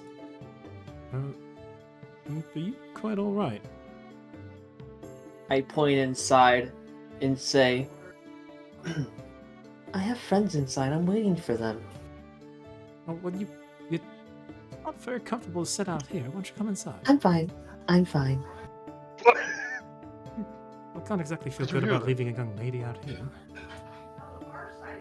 Come on, come inside. We'll warm you up with some stew. I'm good. I'm good for now. I appreciate it very much. Seems like genuinely displeased with the idea of leaving you out here. Then, oh, if you're ever ready to join us inside, then please do. Delilah, I'm home. Ah, you must be the dragon. Stew. What now? Yes, I use my ready action again. Holo, the very disgruntled face on Holo Holo comes back. Oh, Delilah, what have you been telling these people? Well, I've just told them about your great worm. I told you not to call it that. I believe I am missing something. Not for the. I'm gonna When you're older, Hold- son. hold- Anyway, Delilah, I appreciate you being a tap good on Karya's hostess. shoulder. What? I don't know if I can cancel my action. Would you say hello? I'm gonna tap on Karya's soldier. Not soldier. Yeah, you Where? tap on a soldier and his great worm might rise. No. I hate you. I hate you. I'm leaving. I'm gonna tap on Karya's shoulder and then whisper to him. He means his penis. Oh. Delilah, No, I in appreciate you hindsight, being a I good should've host to these nice young men here. Why you haven't invited the young lady inside as well? The lady? I didn't see no young lady. Oh yeah, our friend's very paranoid and she was following us the entire way. Ooh. What? She yells from outside. Yeah, I figured. Oh, it's Chico. Chico. Why? You Why do have you know missed her. out? Yes, indeed. I had no idea she was following us. Tycho. She seems very Oh, shy. what a shame. She is quite shy. She always wears a mask. She's very, very timid. But it's okay. Once we get her going, she talks for hours. You should tell her the wonders of the sand. Our youngest daughter was like that. I understand that. Oh yeah, lovely darling Ruby. I walk up to the front of So I assume you fed these young men? Oh yes, have I ever? You told them about your dastardly plans? Oh yes, I have. Told them about your witchly endeavors then? Oh yes, they've listened to me all go on about that. They've been very indulgent. Of course you have. It's the best witch I've ever met. Yes, I'm glad, indeed. I'm glad you And could I say know that. too. I must clarify, my wife has no magical capabilities. Aww. But Oh. as he does like take one arm around her, so that she does cook as if she were weaving miracles. Well, to that I would agree. He does look over toward Tycho. Are you ready to join us now? Tycho will do a formal little bow and go. Since I've been discovered, I guess I shall. I'm very sorry for blowing your cover. But, oh then. It's very nice to meet you all. My name is Stuart, also Stu for short, for my friends. This is my lovely wife, and my lovely and somewhat delusional wife, Delilah. Oh, that's the other thing they called me, delusional Delilah. Oh, forgot about that. Yes, she's, love my life. Did you slaughter the, did you cook up the chicken like you said you would? Oh yes, I did. You chopped his neck off out back. Did it all by myself. I'm very proud of you, darling. And see then, well, I'll make sure to get something plated up for the young lady here. Why don't you go take a load off? Good night then. And she then kind of reclines into the seat here. Rocks back and forth a little bit as she slips her shoes off. Well, I'll leave you this has been lovely. I'll leave you all to discuss amongst yourselves while I get something ready for the young lady. Something. I want to move off grid. Hold Alt. Thank you. Well, this has been lovely. I would hate to take more of your time, and our friends are waiting for us back in town. They were quite busy and sadly missed out on the wondrous marvels that your wife could prepare. Well, it's still very nice of you to all come check in on us. It's reassuring that the village still takes care of us even after so much time. Practically raised some of the children in that village ourselves as a second family.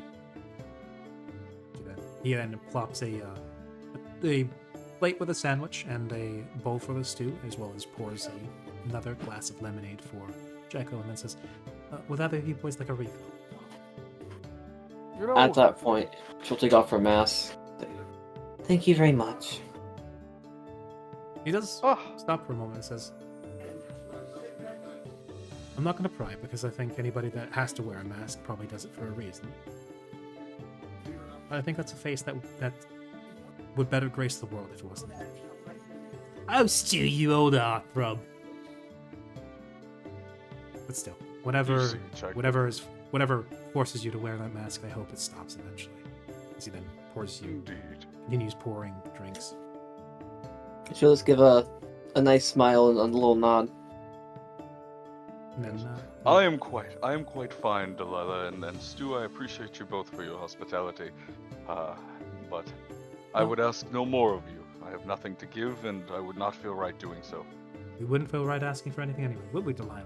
Oh, absolutely not. The work of the sandwich goes unrewarded. You're getting something. Yeah. What? Well, I've already offered. Tycho will break character and go, "You too. You know that bridge that we all crossed on? If you want to do something, why don't we fix that?" Yes, that's what I was thinking. It seemed rather rickety, and I'd rather not you trip and fall and harm yourself before I can establish a kingdom and give you a proper place, Delilah. I've been meaning to fix that for a while now, but I can just never find the time for it. Well, we're here, and while Chaiko enjoys her food, why don't we get moving on that? I can easily cut down some trees and get it going. I did get the boards a while back. They're stored in the back there. We've got some nails too. Well, then I'll be off to do that. You, please, both of you, take a load off. I will pay this back in kind. It's very kind of you. Sovereign must be for the people. You need help, Karya. What? She'll sing over her bag. I'm good. Hey, Rayman, I'm gonna send you something, but keep on going. Okay. Something. Well, Karya. If you need, Yes. if he doesn't, he'll actually before she'll say, "Hey, Karya," then she'll turn to the older gentleman and go, "Do you have any hammers as well, or just Yes. nails?" I've got a rack of tools here in the back. One's All out. right. I'll be If right you back. didn't, I was going to offer some of mine. Oh, you've got Oh, carried tools with you? More of a. I have a magical vest that has many tools for whatever I may need them for. Stu's face goes soft for a moment. He says, "Just like our Ruby." Well, far be it from me to impinge upon a young lady's preparedness. Please. yes. I suppose I can give it a shot, Chaiko. Please, if you wouldn't mind, I would be happy to take your tools. All right. She'll sling her handy haversack over her shoulders, fish around the main pocket, and eventually pull out her vest of all tools. She'll reach into one of the pockets, and come on, DM, you let me pull out a hammer. Come on. Yeah, of course. In this case, Cool. you pull out a carpenter's Well- hammer, no problem. Yoink. Hand it over. Give it back when you're done.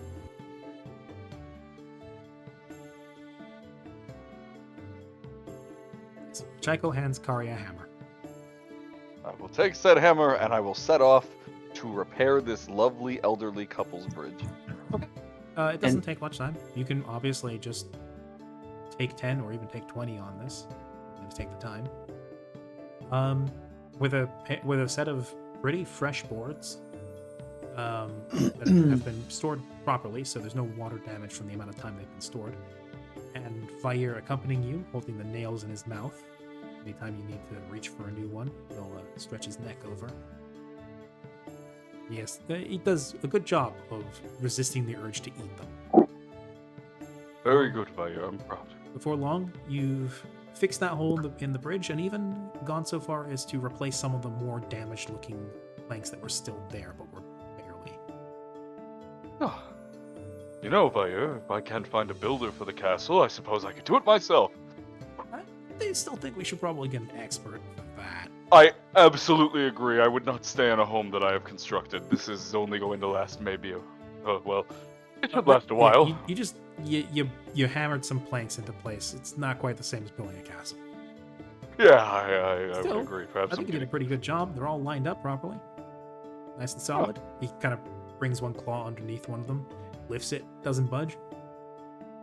I think for a couple of old folks walking back and forth, this will do them just fine. Oh, good. Now we set up defenses, yes? It's a hut in the bog, not a fort. Yeah, I suppose that's fair. Besides, who's going to man it? Oh, yes, Which- good point. Yes, perhaps. Kooky. old And lady. then to the DM. Sure. All right, I see the hook you're dangling. I'll take the bite. You have to. Oh, What is this? An opportunity to further divulge some of your trauma? Never. I would like to jump I would just jump 12 levels ahead so that Vyre becomes gargantuan size and gets a dominate person, and I would like to dominate Chaiko to eat the sandwich. Mmm. Hmm? I refuse. No. Anyways, what fish hook are you biting in this instance? who is Ruby? Oh, Ruby, she's our lovely, darling daughter. And that's what Stu says. Ruby is our youngest. She must be in her 30s now, actually. she herself is she's I still think he actually looks like a little bewildered for a second. He says, still think of her like a little girl sometimes. She's an accomplished woodworker, carpenter herself. She was always a very handy girl. She was going around all over the place fixing things. I do believe she got recruited in. Yes, I do believe she got hired on for architectural work. Delilah, did she ever go to get those architecture classes? Oh, yes, she did. Remember, she wrote us a letter about it. She, all about how she went to the architectural college and how they were asking for all these new beautification projects in the city. Yes, no, she's I think she actually got hired on for work with some of the buildings they're doing in Lorbus right now. She got hired on there. Ruby's, Lorbus, you say? Yes, Ruby's our youngest. I guess she's an architect now, not just a carpenter.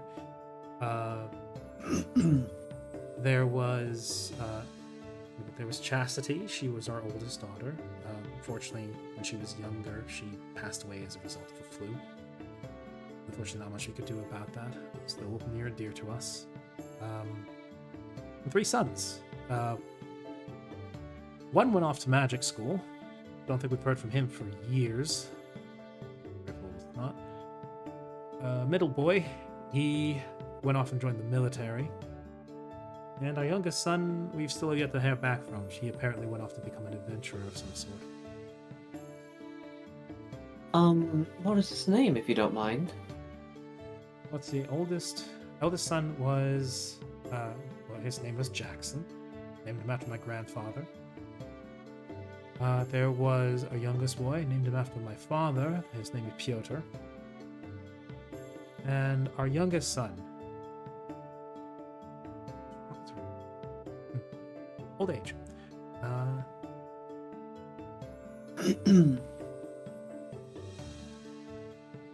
Oh yeah, I heard it.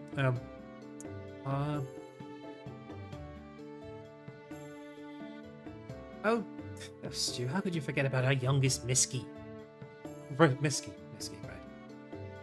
right.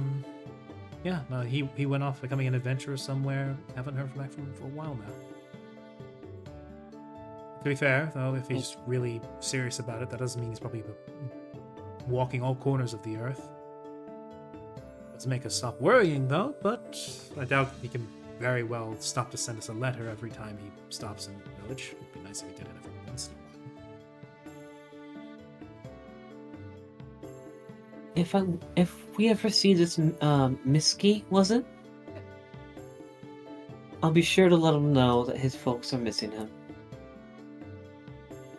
Very kind of you. You're all very kind. While I'm at it, we might, from what you've mentioned, we might be meeting Ruby soon. If you want to say anything to her or hear anything from her. Well, we couldn't ask too much. Say All you could do is, if you're passing through there, just let her know. Give her our love. That's all we'd ever ask for. I'll be sure to let her know.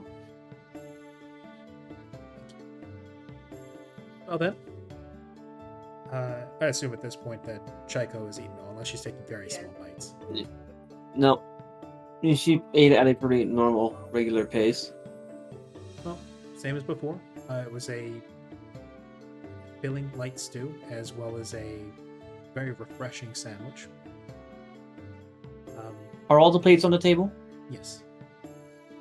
Chaiko would gather all the plates and bowls and stack them on top of each other. Okay. Stu would grab them all off the table, bring them back into the kitchen, and say, after putting them in the sink, and say, "Well, we've taken enough of our time. I'm sure you've got things you need to get to. We appreciate the check-in very much. Always nice to see new faces, and You all seem like lovely young folks, and dare I say the world might be just a bit brighter and better off with all of you. Take care of each other. Thank you very much for having us. She'll do a little bow, and as she bows, she'll put the mask right back on. And then she'll look towards the other two. Go on, say your goodbyes. Yeah. I will call for you when my kingdom is established, Delilah, and please, by all means, bring all of your children. You'll live for free. Karya, say goodbye to Stu. Yes, Stu, you as well. Farewell. It was lovely. I'm terribly sorry about your dragon question. I was misinformed. Karya, drop it. Go. You see Stu's eyes kind of roll into the he rolls his eyes for a moment and says, "My wife's always been a bit of a crass one. Never said I never stopped me from loving her though. But Delilah, you can be a chore sometimes." Like, Chores? We do the chores all the time. Oh. Well, Everyone out. Trico will now proceed to push the both of them out. Karya No, and not- Hollow Hollow out. No, not yet. As you're urging him out the door, Delilah, with one last call out behind you all, walking stick brandished, says, And carry on the legacy of stew in the sandwich. Well, Karya, you answer her. yes, of course, I will. Followed by a very hushed, "Thank you all for coming by." Though we've talked about this before, just because he's also delusional, doesn't? And then yeah. Before we leave, Rami, I sent you a message. Oh, did you? Uh, Remember when yeah. I'm streaming, I don't get the ping.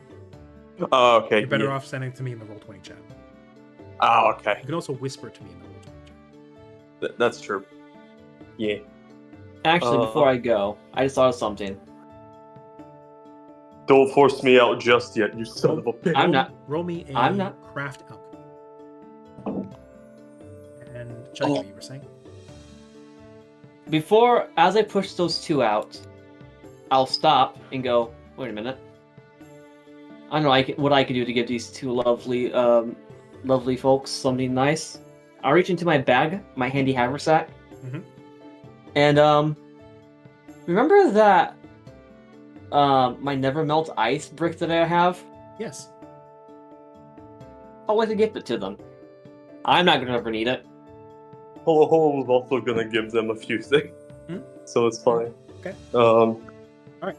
That craft alchemy check, you can absolutely quickly pen up a list of potential herbs and local plants that can be brewed into separate different tonics and such, and leave that on the table for them.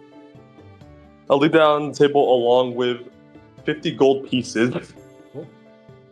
two antitoxins, and one pure light wounds potion, just for them, and then he's gonna walk out. Cool. Thank you for the pick. Okay, adventurers tip. Chaika will, what they say is true. Chaika will see this and go. Reach into her bag and pull out the never melt ice brick she has. Plonk. And then exit scene left. Alright. So you have tipped quite nicely. I feel like they could out here in the bog. It's pretty humid, would it not be? Yes, it's quite humid and also quite warm given the time of year. So yeah, no, I feel like that never melt ice brick will be pretty nice for them to have. Wonderful. Yeah. And with that, I'm going to erase it from my collection of random doodads. Yeah. It's always nice when you can pare down your inventory. Well then, as you all depart Delilah and Stuart's home, and the sound of good-natured squabbling,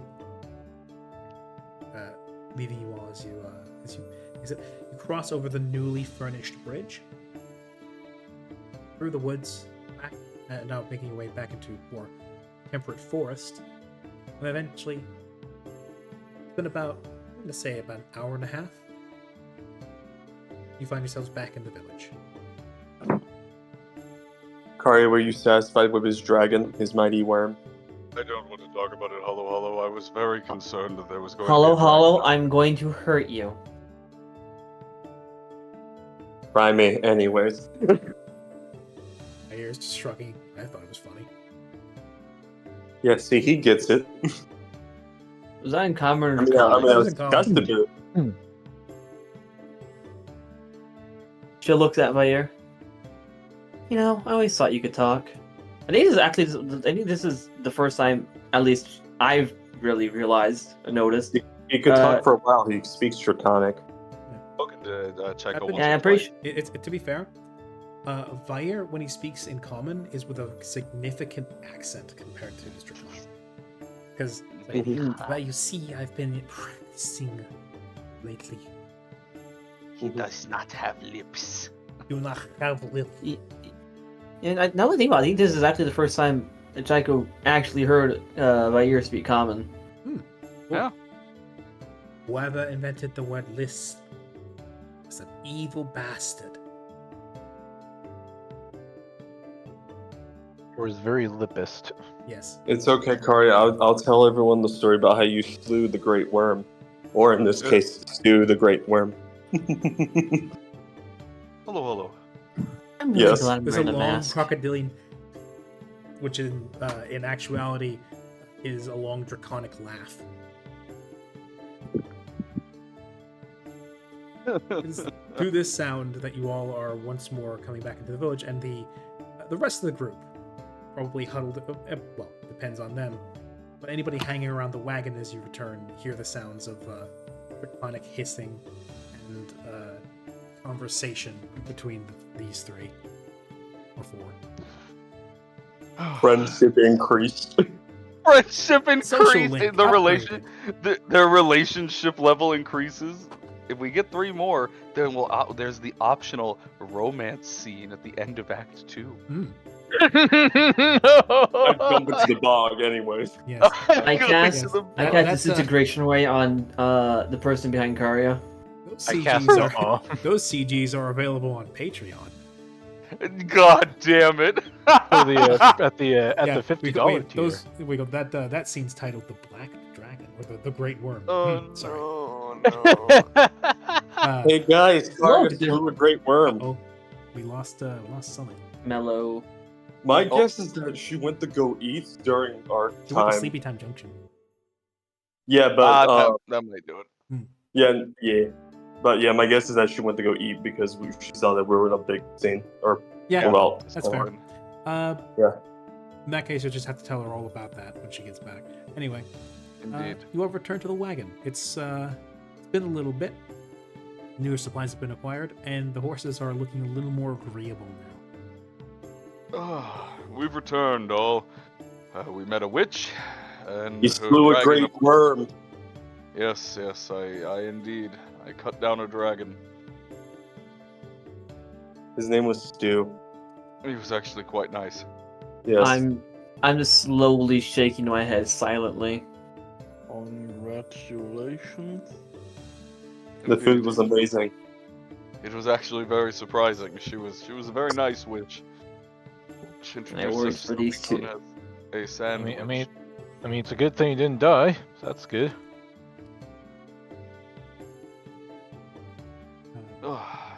In Simple Path, I'm just.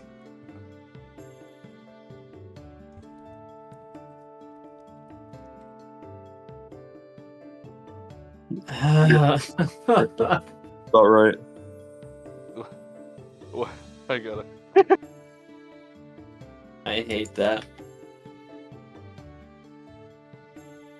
Anyways, I'm gonna go tell the half elf lady that I went to go visit them. Sounds good.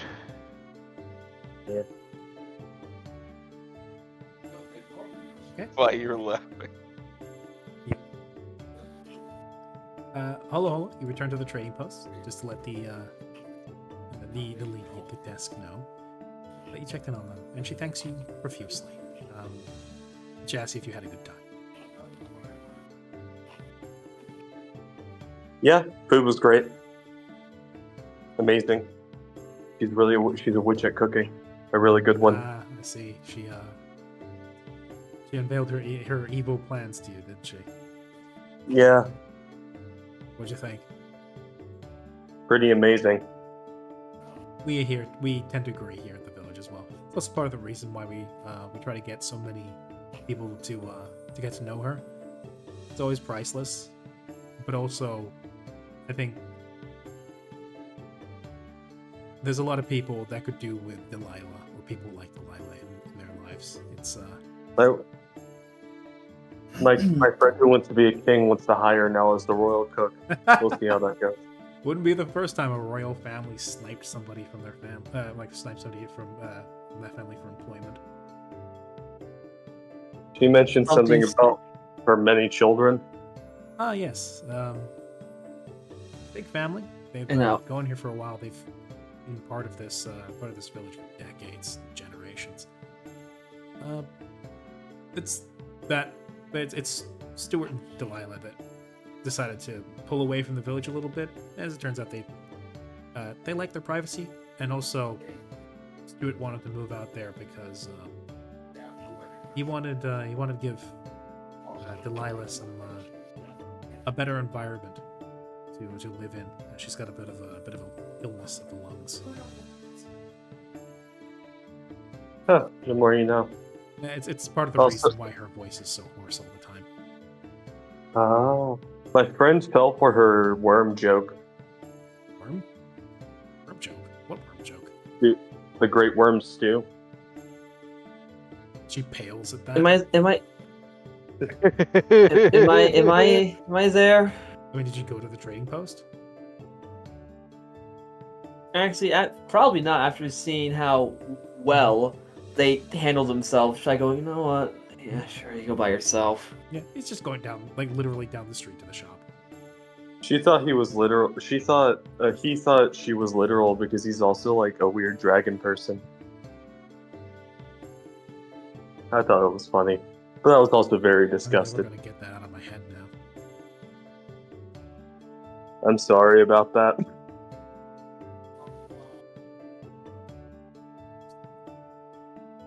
Wow, we're Is she, both like- bad she's, at like, this. Is she blanking right now? Yeah, just a little bit. She's She's like, wow, we're both bad at this. I get that a lot. You said that twice now. Yeah, I say it often. I have no idea how to respond to that. Oh, I was just gonna. Well, Thumbs I hope- up. like, well, I hope you have a nice day. Bye. Bye bye. Ducks underneath the counter.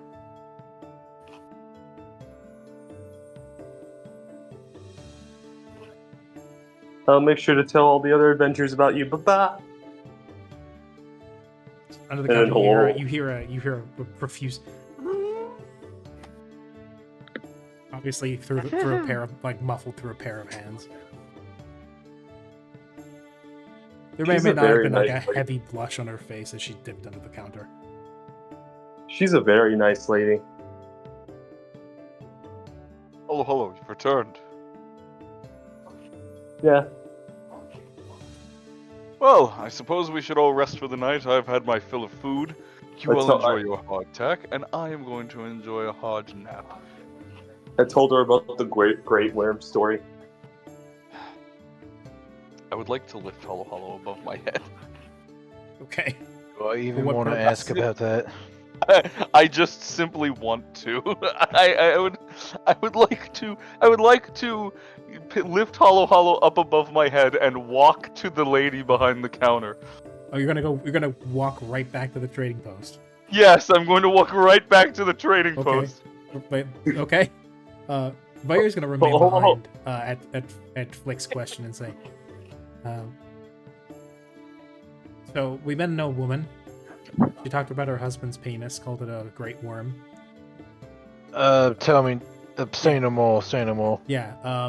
Karya thought it was real. Karya thought it was she was being literal, that he might have like been a dragon in disguise or something. We thought for a second she might like been a baby eating hag and she married a dragon or something.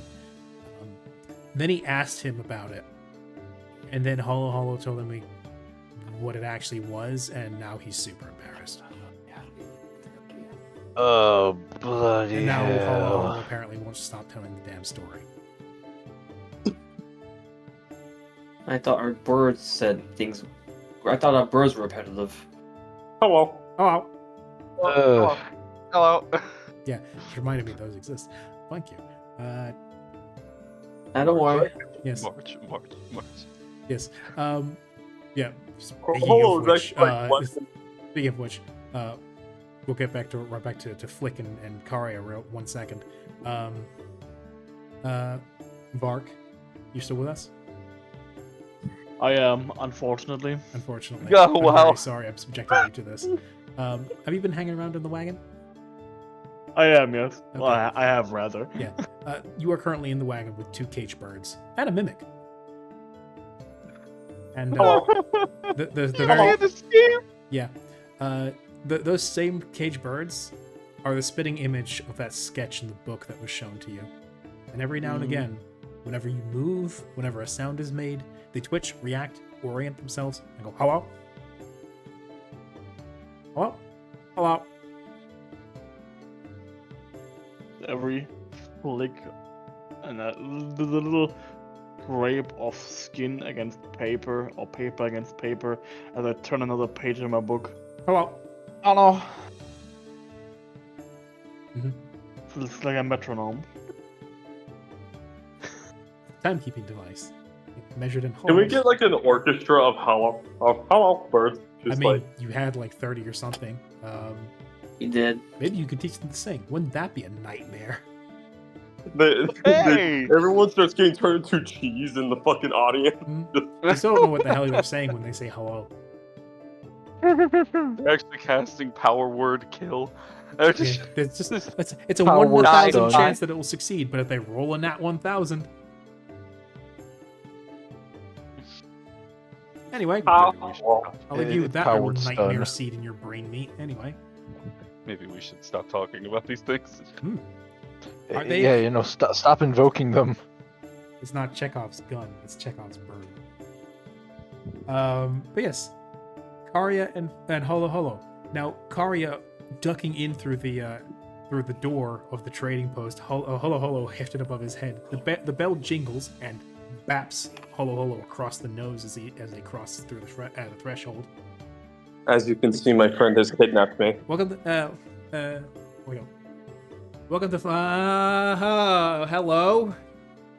Yes, hello. You're the lovely woman who led us to those lovely old people in the wilderness, yes? Yes, Yes, you have my thanks. I appreciate you're you. welcome. I would like to Very return big. this. Yes, I've been told. And she looks up and I sees would- Holo Holo I'd like suspended, to held up. I It's would like to return this. and you see like a crimson cross across her cheeks. Yes. I would like to return him to you, as I no longer see any need to keep him in my camp for the night without the fear of strangling him. Sorry, no refunds. And then she puts a closed sign Oh, I right don't on need- the table and then ducks under the counter again. I don't need a refund, I just don't want him. I'm just gonna leave him to. He's just gonna throw over the counter. Oh no! Oh well. Leaves. It's Just a little Holo toss. Leaves. flies over the counter, collides with boxes in the back that come crashing down. And Holo Holo, now that you're on the other side of the counter, you see a very flushed-looking young half-elf looking at you with large eyes the size of dinner plates as she's just frozen. Oh well, I'll pick him up in the morning. I'm gonna Close hold up the door. I'm gonna instead of Lolo, I'm gonna hold up Paka, and I'm gonna be like, "Would you like to pet my capybara?" He's just been carried this entire time. Yeah. The force is wrong with this one. Just closes the door. Yeah, Just the leaves. bell jingles again as you shut the door behind you. I'll turn the closed sign over for her because she said it to closed anyway.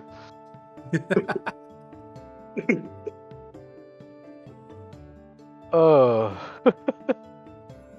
Paka looks at you, Holo Holo, and says, "You can't be serious. I already pulled double duty as an emotional support animal for you." And I'll think, Kuplin, well, do it again. it again. Can't wait for this shit. As he like wiggles out of your hands and then trots over to her. It smells like grapes. He actually kind of like Yeah, wiggles. nice. Like she doesn't move the entire time. She's frozen stiff. But Paka just kind of like pops up. His forelegs get over her thigh as he comes around the side. And then you see his back legs just kind of kick out wildly as he struggles and then eventually wiggles his way up into her lap. That's such an adorable image in my head, by the way. Good, that was the intent. Yeah. And then muffled in Coopwin, coming out from through several layers of dress, you hear, "I'm not coming out of here.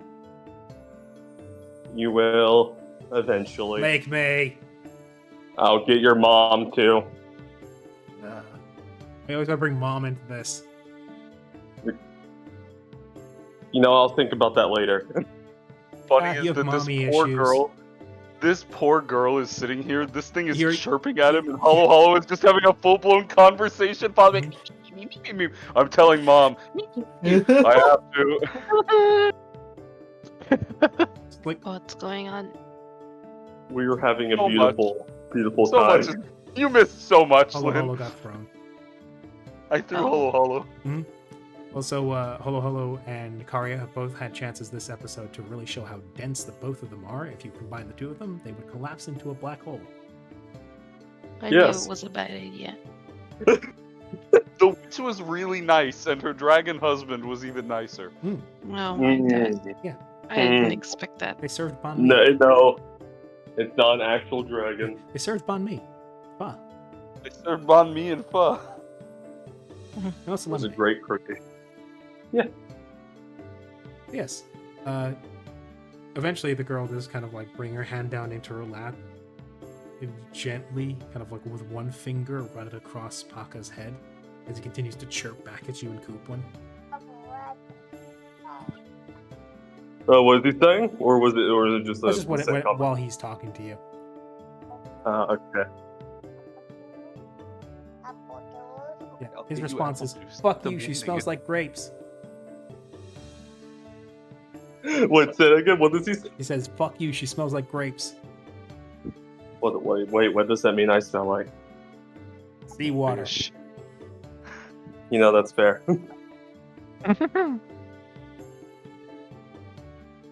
Was it like a tiny bit of blood or something? But We don't talk about that last part. only because mom asked us not to. Yeah. Yeah. But yeah, one He very, likes you. the tension and the flustered expression on the girl's face does slacken with a little bit of time, and she does relax a little bit, curled up there behind the counter. Every now and again, she'll steal a glance towards you, Hollow Hollow, but always with that same round dinner plate look, and then immediately snap her eyes back down. As it's like she is definitely enjoying interacting with Paka, but at the same time, she's absolutely taking advantage of it as a chance to not direct her attention at you. Now, whether you would understand that being yourself, it's up to you. You know what? Let's see. Let's roll the dice. Let's.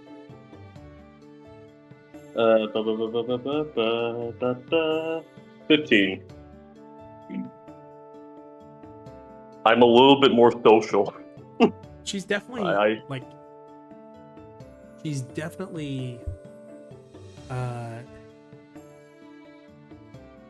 You've noticed that's maybe it's something you do sometimes yourself, or just something you've noticed in other people. That look of someone who's like going out of their way to distract themselves with something. You're definitely more keen than you usually are today. Maybe it's because I've been out with being social with a lot of people for a year. Huh. He socialized the animal. Also, you know, at least from experience, that blushing is either for people who are angry, embarrassed, or how to put this in a way that's family friendly. Actually, I'll put this in hollow terms. People who are in a heightened state of arousal. Oh, well, it's probably not that last one. Oh, for sure. I see. You're embarrassed by me. I do that a lot. I make people feel that emotion a lot. That's no, you're not embarrassing me. No, your friend is very Big? very big. Yes, he definitely took up that doorway. He really threw you very Like the far. target ship hole in the door? No, it basically like the moment he stepped through the door, he blocked out most of the light coming through the The doorway. sun. He blocked out most of the light coming through the doorway, just literally darkened her doorstep. Then threw you over the counter with only a few words, and was like, "Oh yes, and he threw you over the counter, back here, with me." And left. Holo Holo's just gonna yeah, I guess that would scare some people. Or embarrass them, and he's gonna start, like, getting the boxes and he's start, like, putting them back in place. You grab some of the stuff that's spilled out. It's like general store goods. It's like packs of dried seed, flour, what do you call it, scrap metal, the occasional bit and piece here, and you help put them back into the box, then prop them back up against the wall where previously you had collided. In the meantime, she does stand up and has kind of been holding Paka cradled in her arms as she slowly strokes him. You don't have to do that. No. Kari wasn't gonna do it, so who else was gonna do it? Other than you. And Thank you.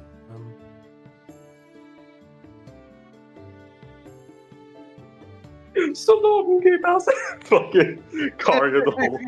Kari throwing Hollow into the shelves. I didn't even mean to throw him that hard. Just a little toss, but he didn't know his own strength. Just crashes into the fucking shelves, and then he left because he was too embarrassed. It's not a big store. I'll say that much. What's It's like, Hollow maybe gets thrown? it's maybe like 8 12 feet to the back wall. He just fucking yeeted him. I'm going to leave now. I'm too embarrassed to apologize for that.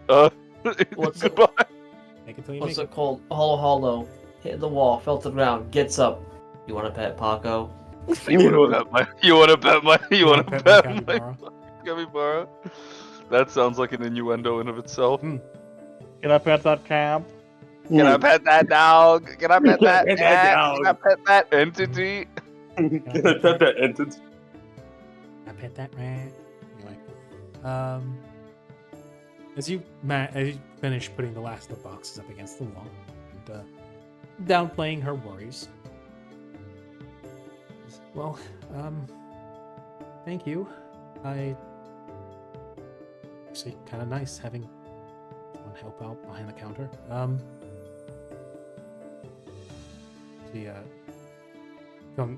takes a tentative step forward and stretches out Aka back to you. Says, "Do you want him back?"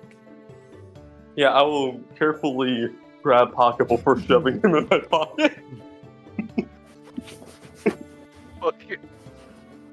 Okay. Can I have a what would be the thing? Yeah, sure. Sleight of hand. Sleight of hand to put. For no particular reason. I'm totally not Well, putting this up in some there you weird go. way. Oh, hey, nice. Loses his finger. As you go to grab Paka, your fingers, you are quite gentle with grabbing Paka, and so as a result, you are also quite slow and gentle with it. Your fingers brush across hers, and once more, the blush this time goes from her forehead all the way down to her neck.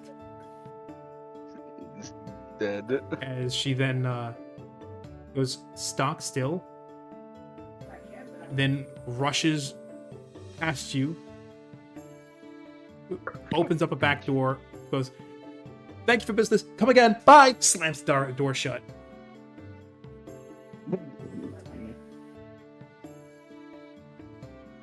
Oh, I really made her angry that time. I'm gonna put. I really made her mad. I'm gonna put yet another 50 gold pieces on the on the counter. On the counter, and then I I'll. shall pay my way through all my social disgraces. Yeah, exactly. Actually, you know what? No, make that 75. I That is see. Like that's 75. 75. She's Holy covered shit. for the rest of her life. Well, running a Her trading magical sea. Yeah, it's true. That's true. She's moving considerably more capital than. It's a business, so it's definitely moving more money than say like your typical, blue collar worker. But at the same time, 75 gold is not anything to sneeze at. That's a good amount of money. That'll even buy you some very basic wondrous items. But yeah, you plot the And you gold- know what? I'll also write her up the same thing I did before for the old lady, and I'll put it on the table. Okay. You leave behind a list of potential remedies and medicines, pulling a little bit perhaps from Granny Aking's remedy book. Yeah. As you leave behind as well a generous remuneration for your social, your social ineptitude, and make your way back out the front door where the post sign has already been turned. Today was a good day.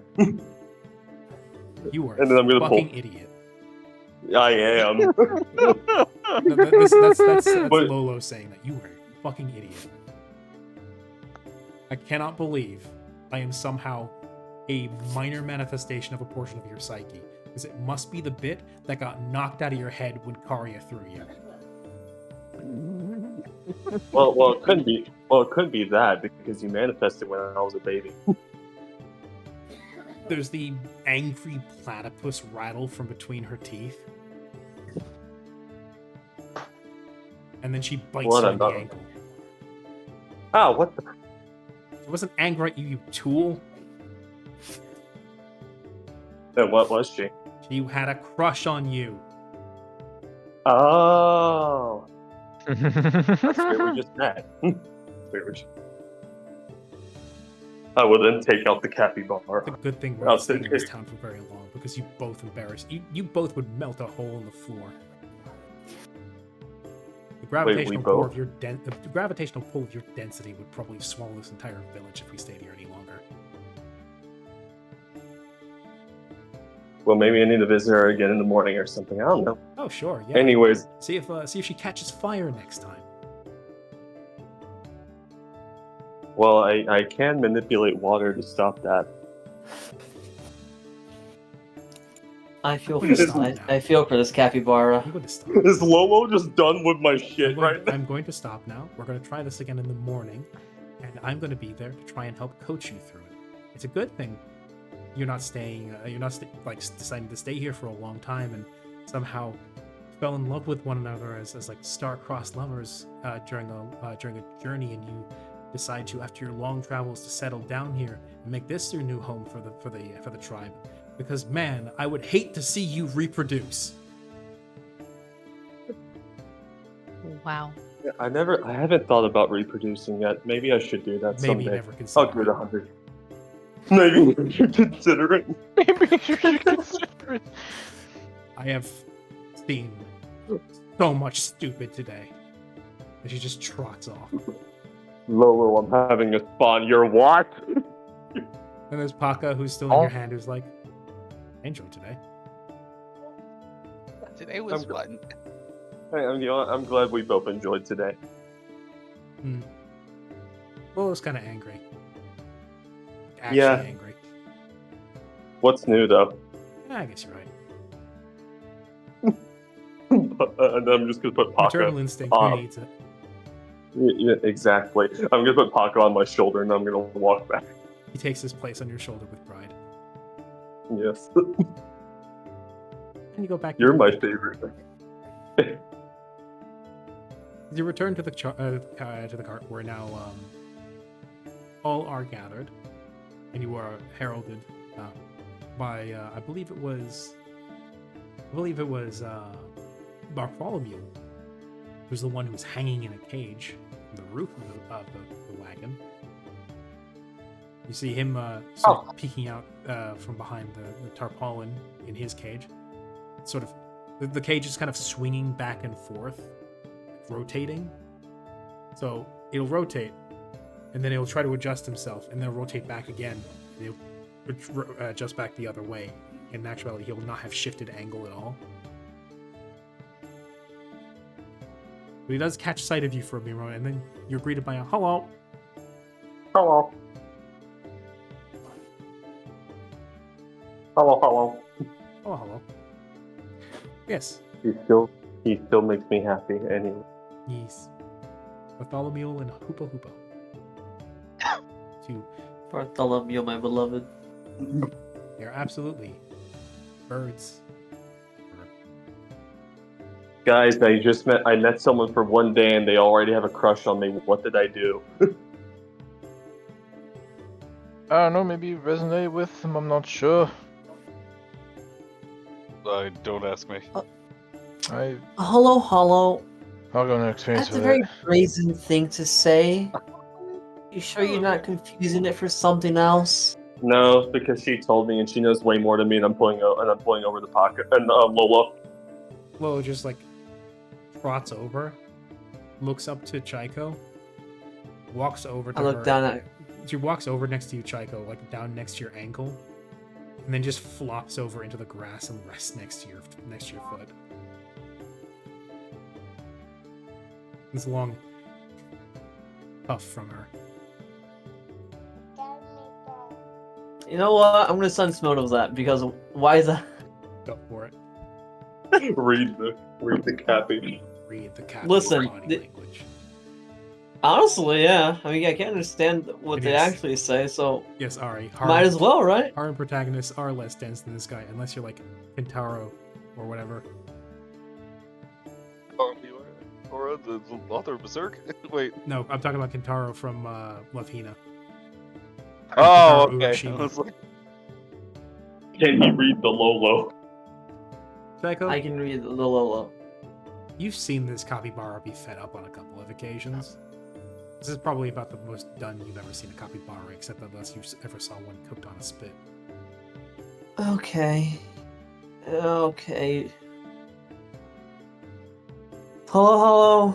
You're taking me tomorrow. Just if you're going back, I'm coming with you.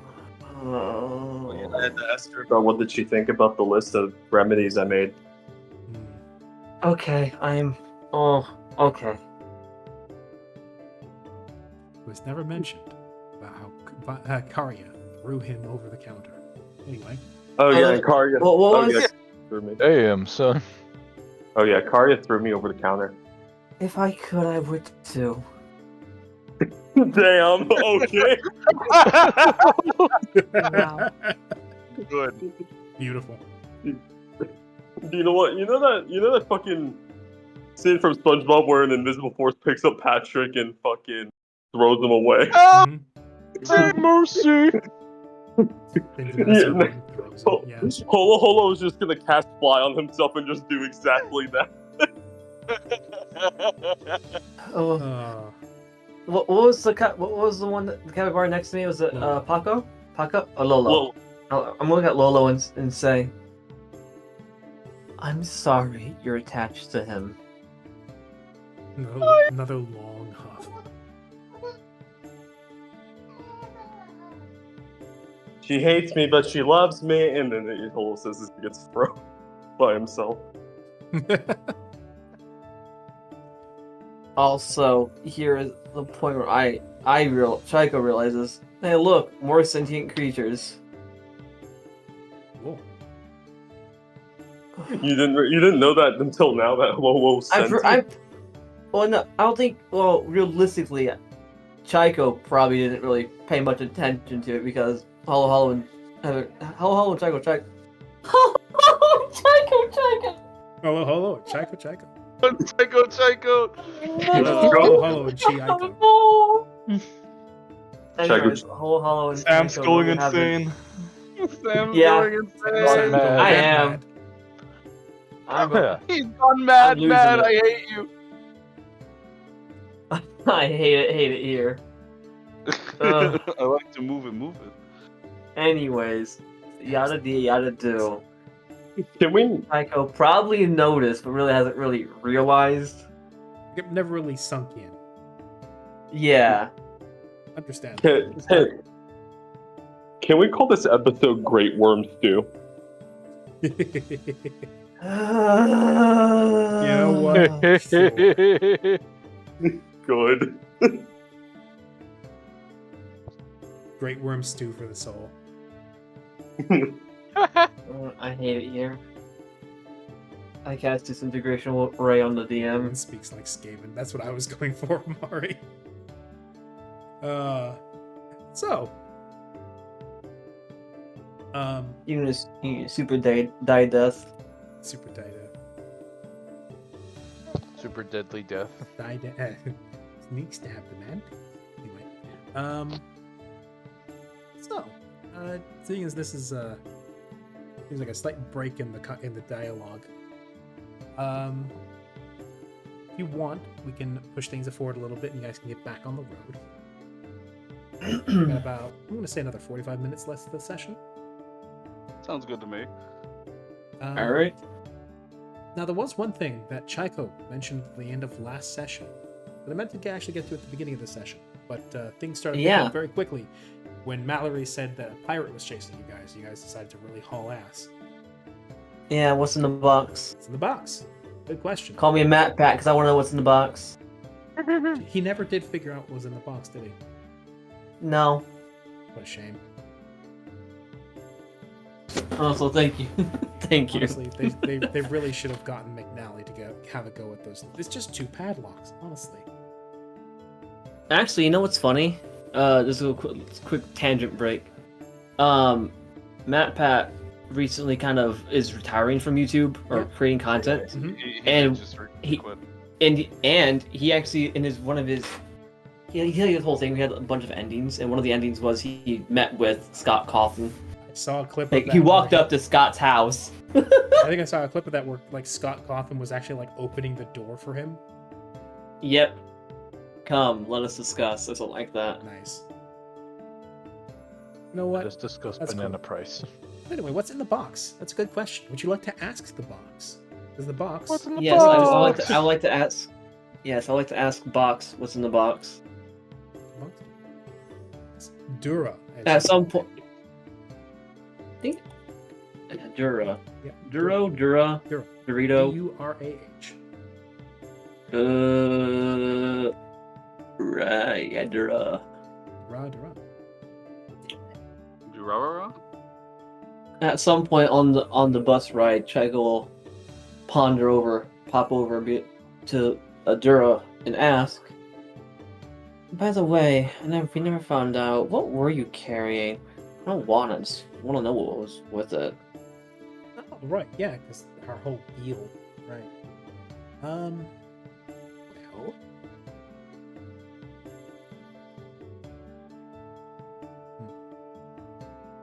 Just hit me. Dura. He's hungry like the wolf. Oh my god. I hate you. That's an 80s. I deep knew. cut. I knew there's a reason Dura was fucking tingled something in the back of my head. Yes, Duran. Who named it? You He named felt a it. disturbance in the force.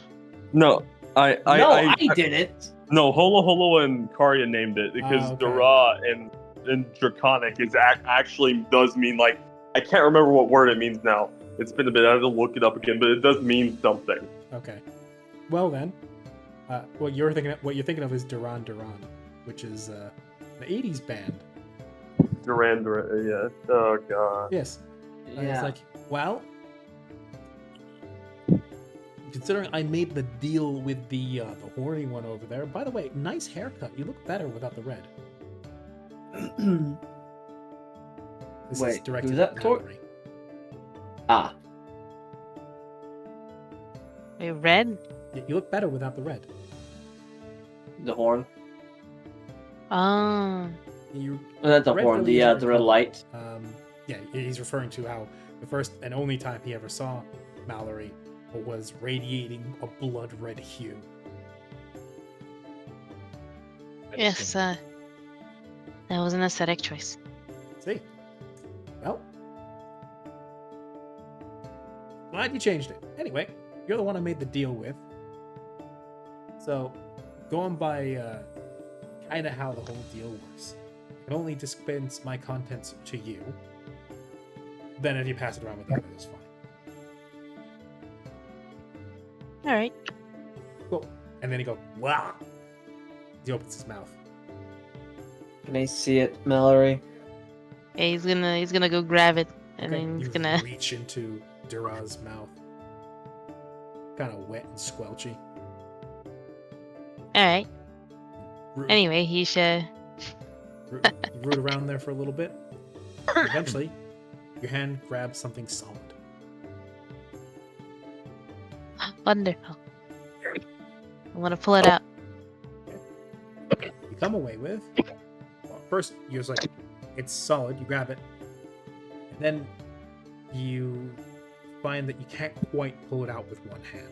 So you go in with both, you yank it out, and it's a decently sized box. This one Hmm. is a little different. It's not Dura. It's not like a chest or anything, but it's like a cube with no lid or handle or button or knob. But what obviously seems to be sliding portions and things to twist and switches, and you're fairly sure this is a puzzle box.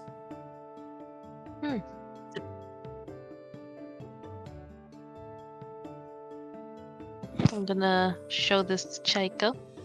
Duras Tom is like, yep, that's the thing. Oh god, we have a lament configuration now. Oh fuck. You open the box. What? I came. No. So, judging by the sounds of this, it's not very magical. Probably is. Maybe. Spellcraft? Yoink. This is It's gonna normal summon- spellcraft because I can get more rolls if I cast spells. He's gonna summon Screw Visage in his horde of Benobites.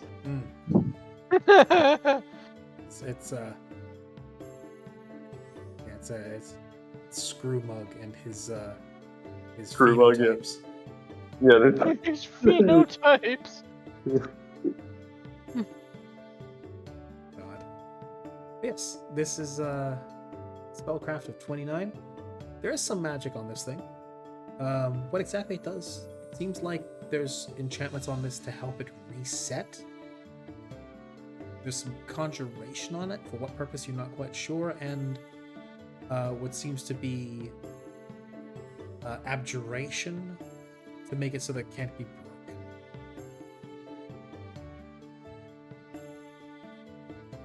Well, There's also, you notice a couple of dents on one of the corners, or you're pretty sure someone threw this at something.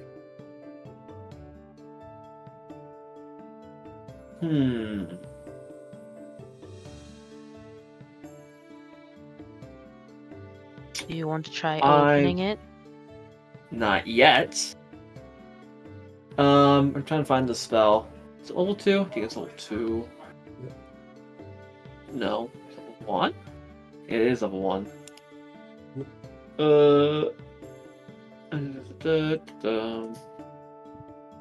Cool. Properties to identify command words or magic items for this. Does not like. Yeah. So with that, Michael, funny book, pull it out, her spell book. You heard me say it a million times. Arcane points. I change one of my spells to identify.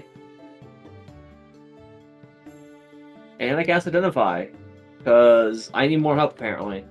Okay. And what that really does is at the Gives you a plus 10 on your next spellcraft check. Yep. And I think it's to specifically to identify what it actually does. I just read it right. made to identify the What does properties it actually and put, like, command the- words of magic items in your manuals? possession. This spell Yeah. is identify artifacts, Effects. Yep. long local magic items, distort or conceal weaker auras. Yep. So another spellcraft. Checks made to identify the properties and command words. Yeah, another spellcraft. Yep. This time with a +10. This is why I'm going. Yeah. +10 spellcraft. Right. Yeah. Total for 26. That.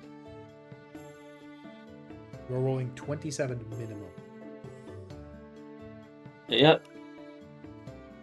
I do it like this. +10 here, maybe? Just to make it nice, look nicer.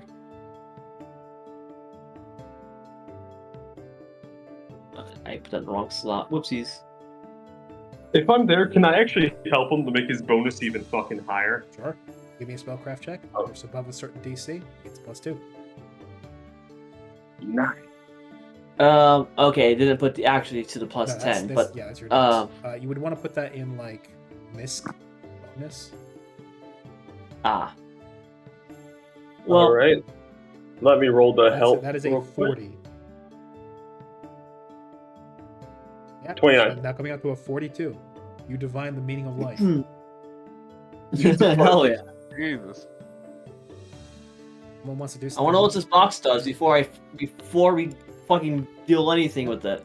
Well, to your best estimation, this is a party puzzle box that has a self-resetting enchantment, where if someone fucks up trying to unlock it, it sets back to its original position and then locks itself for 24 hours, completely making it impossible to even attempt the puzzle until it once again disengages the locking mechanism.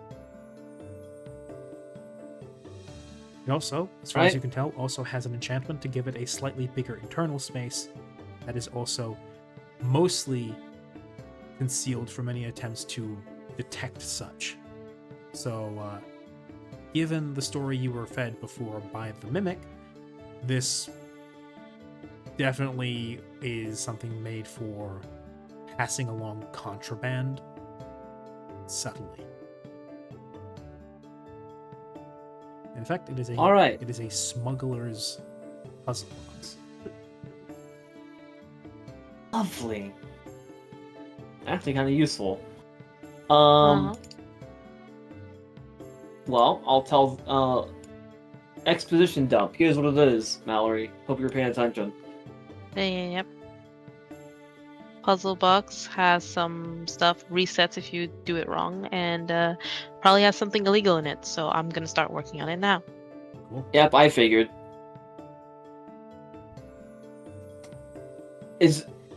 I know. Is it what would you even roll to attempt to open it? Out of curiosity. Good Yeah, there's no question. investigation stat. That's a good question. I mean, is it would? What do you think you It's might sleight of like to hand? use to try and apply to this? Ooh, you Hmm. know what would make sense? I could make. You know what would make decent sense? You know, would it? Praise, What? kinda. Appraise could work. Kinda. No, Use that's more. magic device could work. No, that A would make the raw most sense. intelligence roll could also work. Hmm. Hell, even Strength. things like knowledge Break it engineering open. might apply. Oh damn! There's a knowledge engineering. No. Do you want me to try to open it? I can probably get it pretty good. 1 second. 1 second. There's also things like disable device. And all these would represent very different ways you'd be tackling this. Hmm. Could I notice minute details in the form of the puzzle box? You know, Perception. certain grooves, some wear and tear, and Considering- then kind of follow the steps that probably the previous user has taken to open this. Considering the fact that this is actually what the lens of detection is meant for like looking at minute details and things like that, sure. Awesome. Awesome. Awesome. I finally get to use it appropriately. Let me see if there's anything. No. Yeah. Okay. Just the circular prisms let the wearers detect minute details. Also means in tracking. 24. 4. Let's find Anybody want to assist? perception. Yeah, Sure. No. Yeah, I'll try to assist as well. Is it perception as well, or would we be rolling perception? Yes. When doing an Ah. assist action, always the same skill. And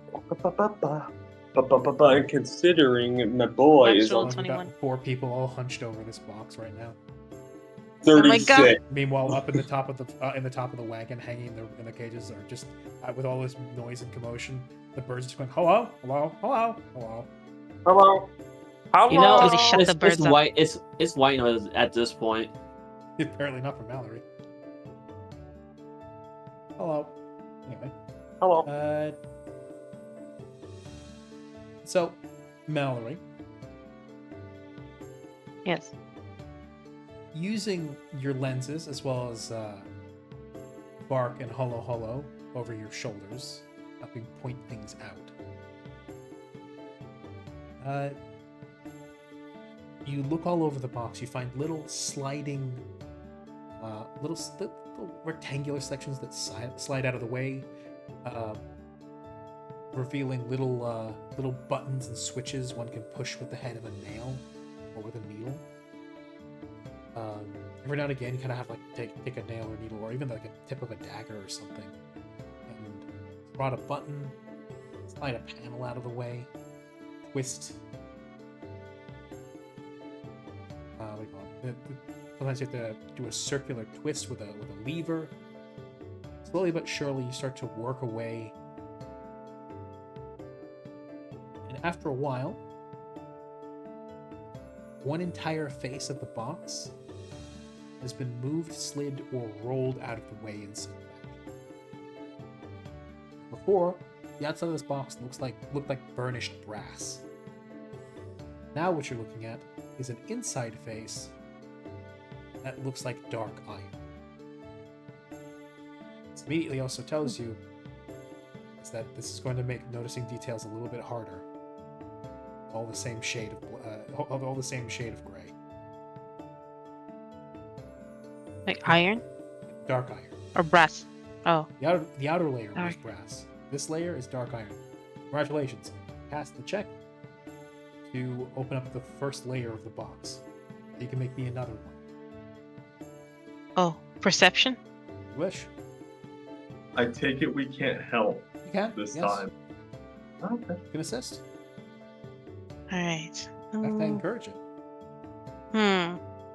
With perception? Hmm. Yeah, no, I can't help with perception. My perception fucking sucks. Well, it Okay. depends on what tip So Mallory uses. actually, could I? I wasn't even done yet with my next approach. Funny. That is also my lowest roll, by the way. That is exactly what I would roll if I roll a 1. But Makes you say? so now that we've passed through the first level of the checkpoints, we know what the pattern is that the creator uses for the puzzles. You know, the thinking process. So using that, we can predict what the next step could be. You know, so this guy's an out-of-box thinker. We're going to sense the person's motive with the change of material, and predict what the next steps are. So sense motive. Okay. I can try. I thought it was gonna be another perception, but I can try. How do the bonuses work again? When it helps, what's the criteria you need to meet? If you meet the minimum threshold, the minimum DC, Jesus Christ, you add Polo. you add a +2 to the attempt from Mallory. So okay, I have to beat the DC. I thought it was based off of multiples of 10s or something. Well, you don't have to Yeah, beat the I rolled a DC. 17. You don't have to beat the DC, because if you beat the DC, you may as well just be the one rolling. But rather, if you Yeah. meet a certain level, you can. I'm rolling terribly these days, but I rolled a 17. Roll 17. Hopefully I got up to a 19, maybe. Yeah.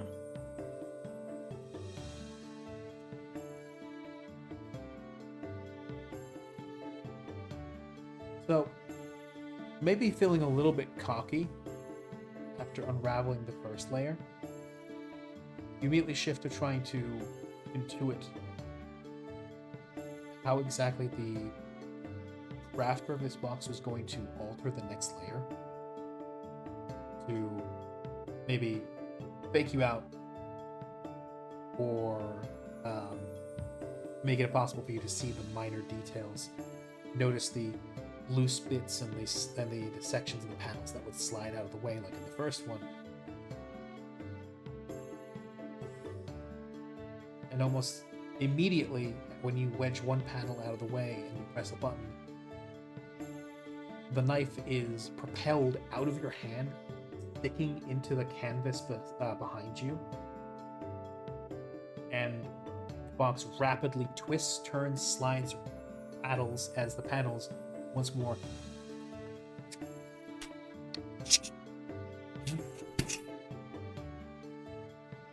and has once more reassembled itself. Well, that is unfortunate. I'll try again that's tomorrow.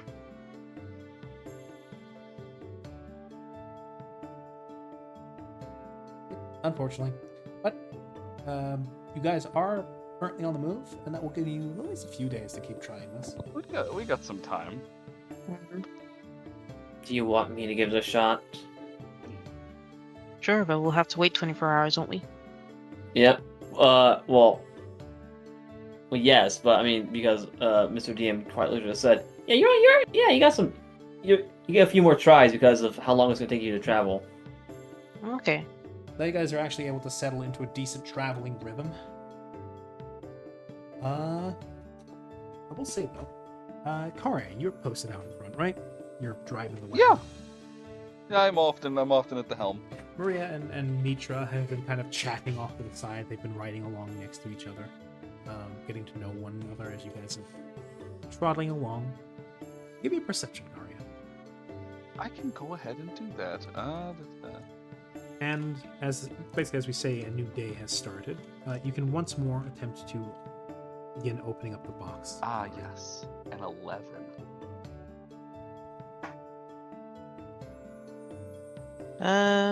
Oh, I thought the Chaika was gonna take her try on it. Chaika wants to have a shot Well, at it, sure. Yeah, I said, well, do you want me to? It's your box. Me, better more minds than one. Alrighty. Shaiko will look at the thing and go, man. Use magic device.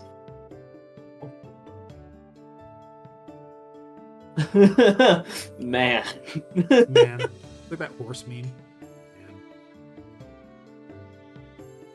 Anyone wish to come help? Today we're use magic device. Yes, Yeah, I'll help. Can't help Oh. with that. Oh, that's not a spell. No, use magic No. device as a skill. It's at the very bottom of the list. I cannot help. That's a shame. Uh-oh. I don't like that. That's a shame. Well, anybody wants to help? It's the time. I'm out front doing perception-y things, of Yes. which I got an 11. Flick does not have a very good use magic device skill, so he's probably going to be up at the front assisting Karya. Well, in that case, you can also roll a perception flick. Alright. Just take mine as a help then. Alright. Let's give it a shot. Where's my perception? There it is.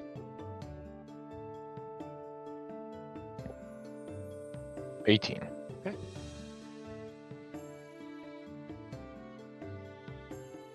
Vark, did you say you were assisting?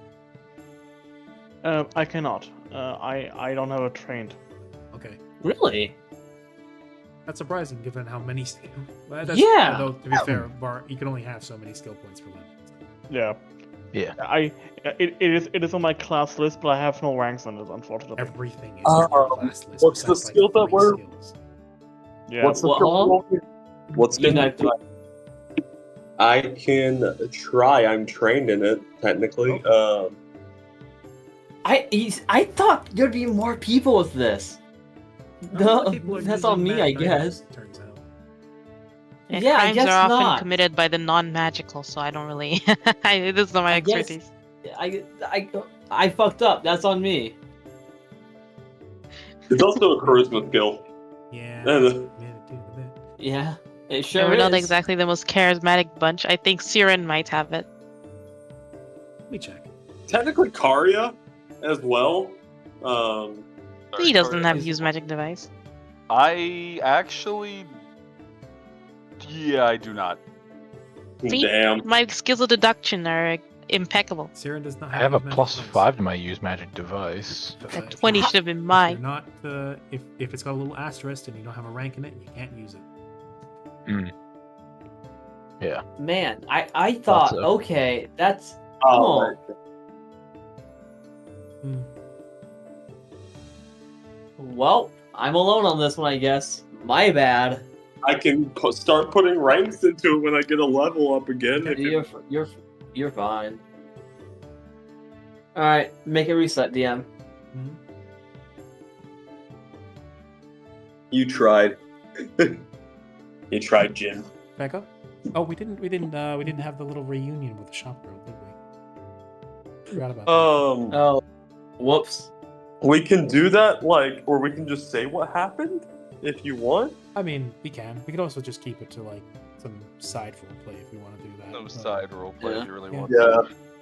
But I think we mostly know how that would have played out. So, It's a romance uh, that would never. It's destined I'll- to never happen. Hollow will say something dumb. Trico will go, with sigh, say, I'm sorry for my friend here, and yank him I'm out. sorry, he's stupid. Please be patient. Followed with a call me Uh, with the You know what? sending You know stone.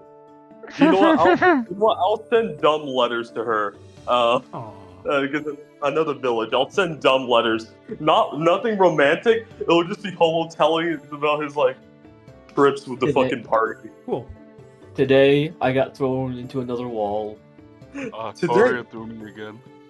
Yeah, but yeah, no. If you would allow me to do that, yeah, I'll just start writing up little letters there Absolutely. and sending them out. Okay. Today, Karya threw me again. It made me think of you. I hope you're doing fine. I hope you're doing well. Karya threw Smiley. me into a building. Psycho, Smiley face. you're having a go at this box. You're sliding a couple panels out of the way. And you're having trouble finding one. Like you're pretty sure it's the last one. And you hear the box like ticking slowly. And it gets faster and faster, and you're struggling to find the last panel. Time ticks down to the last bit, and Lolo hops onto the seat next to you, inspects the device, and then with one strange claw foot, digs her nail into a section and slides a panel out of the way and pushes a button, and the thing opens to the second layer. Lolo is assisting. Thank you, Lolo. Lolo being the Christ figure this party needed the entire time. Fucking Siren's party mom? No, Lolo. Lolo. Surrogate party mom. There you go. Okay. Foster mom. So now here's where I ask a very funny question that you're probably going to say no to. Can I change the next skill check? I mean, yeah. What do you call it? Mallory. Mallory went from perception to sense motive.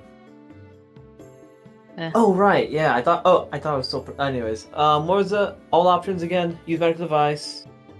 You Dungeon. can make an argument for how you might be able to work out a way to open a puzzle box seriously, though, not in a joking manner.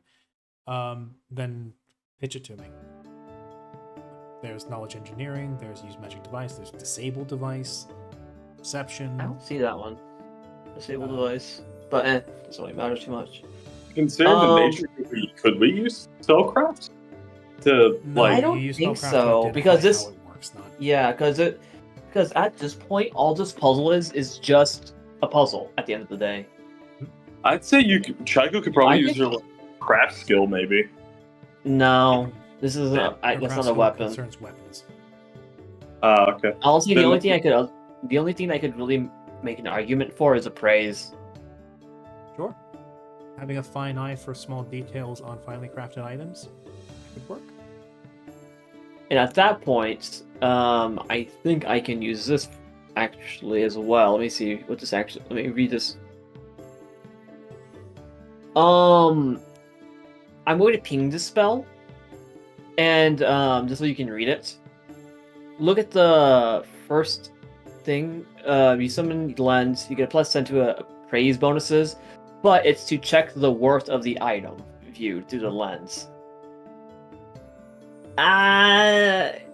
Yay or nay? The lens AC against touch attacks is equal to 10 plus your dexterity. Yeah, I don't know why it had the fucking AC, but There's somebody out So there we'll who would just try shoot to the break lens. your lens for some reason. I don't know why Yeah. you would use this mid-combat, but, anyway.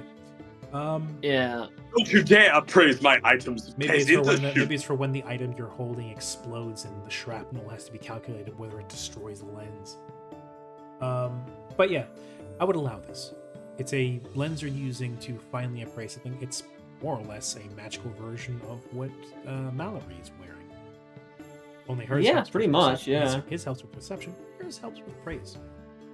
Allow. Bobbity boo, arcane pool, switching spells once more, and then I will, use evaluator's lens for my next appraise, and then temporary hen. So is that what's 10? That doesn't That is feel. a plus Hold 25. on. You rolled a 3.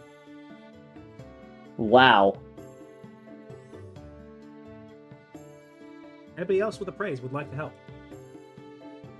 I don't have that. I I don't do have that either. actually. Oh shit. Yeah, I don't want to get scammed. Of course, I have appraise. It's not my class skill, nor my very well trained in it, but I have a 1 rank in it. You can use it to help. Anybody else? I have no Actually, rank no, on it's it. not a trained skill. 15. Isn't a trained skill. Interesting. Yeah, so anyone can use it actually. Well, in Looks that like. case, I'll. Yeah, I'll try to help. There we go, +2. By the way, when you try to use sense motive to try and decipher the puzzle, increase the DC. Oh, that's funny. Really? Well, yes, I'll because play you're that trying to use a puzzle. social skill to evaluate the intent of a puzzle maker in the puzzle they made, with a puzzle that was specifically made to try and confuse people. Anyways, I mean, I'll not argue to use the swim skill for deciphering this box. Or you can take a long walk off of a short pier.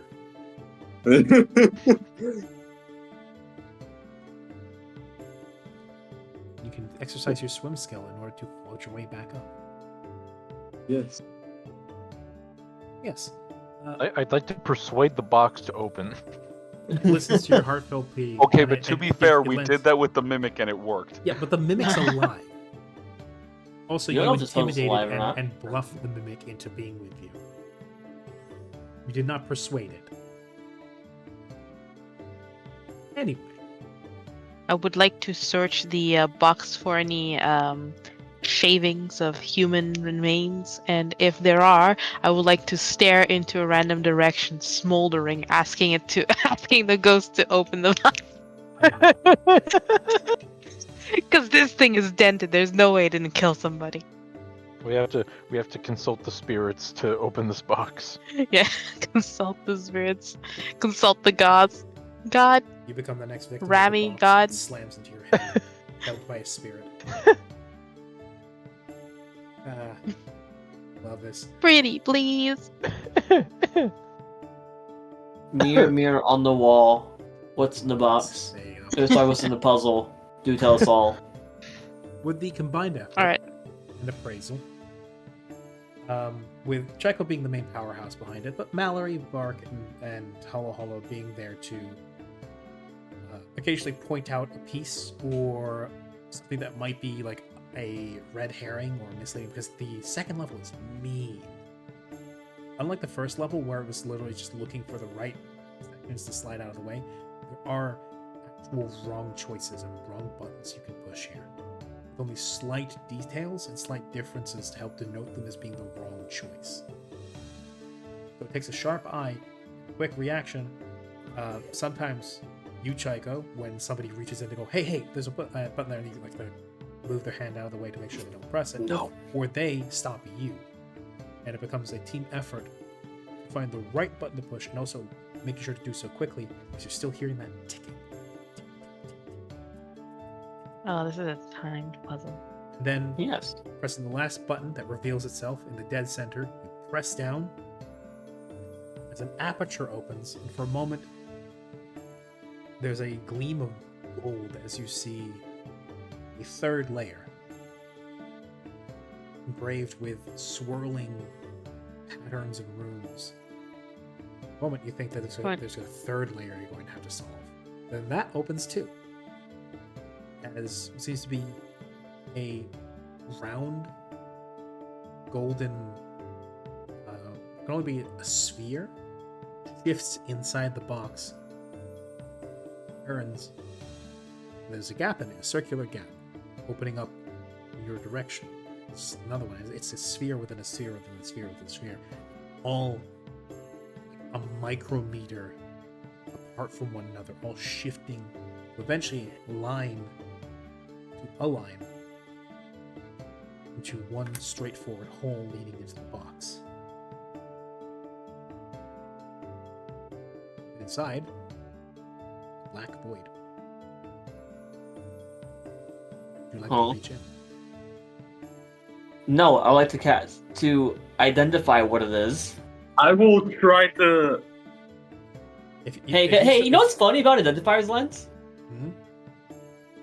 Evaluator's If you lens? successfully identify items, you can immediately attempt a spellcraft check to determine the item's properties, as if you had casted detect magic.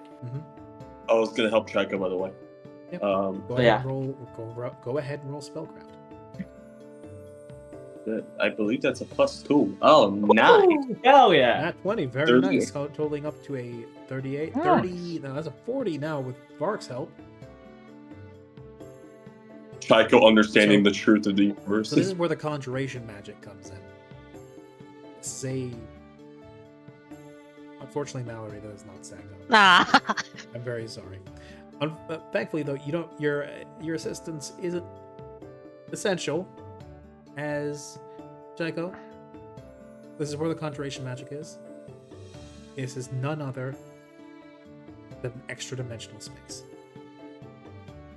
Can I tell how big it is? About as big as a Type 1 bag of holding. Oh, okay. That's not massive.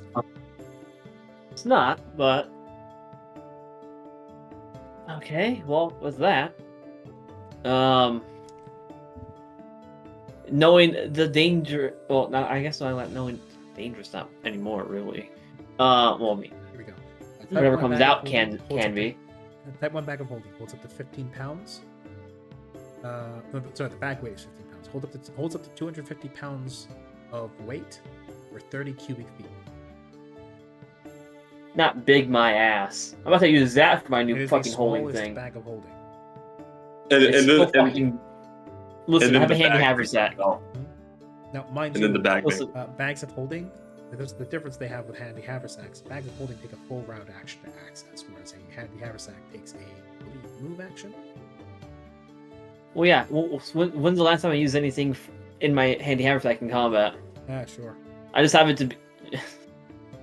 Anyways, well, I guess I reach in and surely this won't bite me in the ass. The first thing that, because you know how like extra dimensional spaces work, it usually it's either Yeah. a random item or you think of something and it immediately appears in your hand. Reach your hand in, not knowing what's in there, you just kind of let it float there for a second, and then something dry and crinkly drifts into your hand. No, paper. Mhm. What's in it? Okay, you draw it out. You come away with a bundle of sheets of paper tied together using twine. All very rough, various sized pages. Some of them like detailed diagrams, and others are just dissertations worth of written script. Well, I guess I appraise it next. Cool. Guess we can Plus help 10 is it? Do I take the plus 10 of this or nah? No, I would say no. Okay. Doesn't matter. No, damn, okay. Could I also get an appraise from Mallory? Oh yeah, you can. I don't expect much though. 20. 20. Echo? You immediately recognize these to be the plans for some sort of weapon. These are hastily bound together notes. You probably have to assume stolen from somewhere and then smuggled away. This looks like the kind of thing someone scrapped together quickly and like pulled off of like swept off of a table, slid on top of one another, bound them together, and then was immediately absconded with. You recognize it as a sort of weapon. It's complex. There's lots of moving parts. Mallory, looking over Chaiko's shoulder as she's perusing these notes, you actually recognize what this is. Oh. These are the plans for a prototype firearm. Oh. You even recognize the seal on one corner of one of the pages. Ah, shoot, is it that guy? Vitoli Gunworks. Yes, of course it is. Well, dangerous and unstable, if that isn't the story of my life. Depends on who makes it now, doesn't it? No, looks at you're Chaiko. not dangerous and unstable. Chaiko. I mean... Uh-oh. Could you this? Here's what I will actually ask the DM. I don't have the feat to make the a gun, but since I have a literal blueprint right in front of me, would I be able to? No. No? No. You would not only you would need the skill craft firearm. I have craft fire. Can she like help me with her blacksmithing? Here's the thing. These blueprints are fucking arcane. And I mean this in the sense that they are difficult to decipher. They are written in shorthand that probably only the creator was familiar. So it's going to take some time deciphering these. You, Mallory, with your familiarity with firearms to a degree, and your already investment in the skill, as well as being if you were to be guided by an accomplished weaponsmith like Chaiko, if you were to spend time studying these, this would be the point where I will allow you to invest more skill points into craft firearm. Oh yeah. Okay. I was under the impression they were actually more blueprinty, less the ramblings of a madman. This is something that has yet to really come up in its entirety. But Mallory could probably fill you in, and you could also probably get this from the actual instruction. They're less instructions, and they're more hastily scrawled notes, and not a lot of the designs and sketches are not with any sort of increment or measurement involved. It is entirely just prototypical. Jot this down while it's out, get it out of my head on paper before it disappears. Vitoli Gunworks is a conglomerate of different gun makers that are apprenticed to Vitoli himself, or are trained under those apprentices of his. It is a gunworks that prides itself on vision, creativity, and individuality, but has no factory standard. Which is why they've also earned something of a reputation for being a little bit wild and irregular in the quality of their firearms. They've created some truly wonderful and masterwork pieces, but also some really bizarre and sometimes functionally useless ones. This is in direct opposition to, say, Match and Lock, who are currently employed by the Lorbinian government to manufacture firearms for their defense. They have a very strict standard of firearm that they push out, and they in fact manufacture in mass. Every Vitoli gun is crafted by hand by an artisan. Now, whether that artisan is sane, or might be crafting something that's more like form than function, depends. Why? It's also a form of status in the duchies, the United Duchies of Descents. Most well-to-do businessmen and nobles either have an order placed with the Votoli Gunworks for their own custom firearm, or are currently carrying one around with them. So yeah, Lovely. if you were to spend time inspecting these, reading these, and deciphering them, I would allow you to begin progressing your craft firearm skill, and thereby also, if you were to delve your hand back into the box, also find I was like, my next question. Can I reach back in? this time your hand clamps around something cold and hard.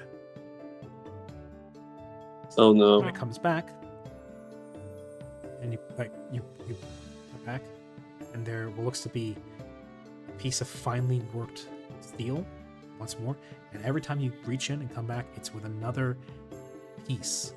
And once you eventually get laid out on like one of the benches in the wagon, these are enough, or maybe just enough, pieces to assemble a firearm of your own. Oh. Can I examine the quality of these pieces? I know I don't know You absolutely what can. I'm Another what. appraise, please. I may not be able to construct a gun, but I should still be able to see if these pieces are, made good. Absolutely. So, now this is just enough to maybe make yourself something that's one-handed. You won't be able to make a musket out of this, but you will be able to make a pistol of some sort, possibly. And with your appraisal, this is all finely and very, very minutely worked steel and brass. This, given the exactitude, this may have been made by a watchmaker, which is not an uncommon phenomenon here. Watchmakers tend to find themselves re-employed as firearm manufacturers because of the detailed metalwork that's involved, and the tools not far apart from one another. The Marina? No. That's a fun historical fact for you. There's actually quite a few watchmakers who eventually dabbled in firearm making. Yes. Yeah, this is... Well, at least these parts seem to be good. Very good, actually. If I were to put it in mechanical terms, these will be masterwork parts. I figured. Yes. Yeah, I was afraid that they were fucking like, really? Not forge? I got an idea. Yuck. Well, there's definitely plenty of those over in duchies as well. There's also... No, I'm not going to say that. Anyway, yeah. Would you like to start trying to assemble this gun now, or would you like to wait? Looks at Mallory. Well, we've got the time, don't we? Let's see if something else. Tools. No, we're in the back of a moving cart. Yeah. Right. Thankfully, all this stuff has already been worked. You really just need to potentially assemble it. You're going to be screwing in a lot of screws, that's for damn sure.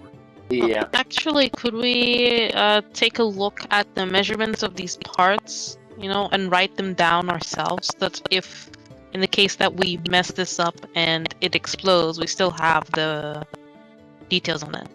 Sure. That's very smart, actually.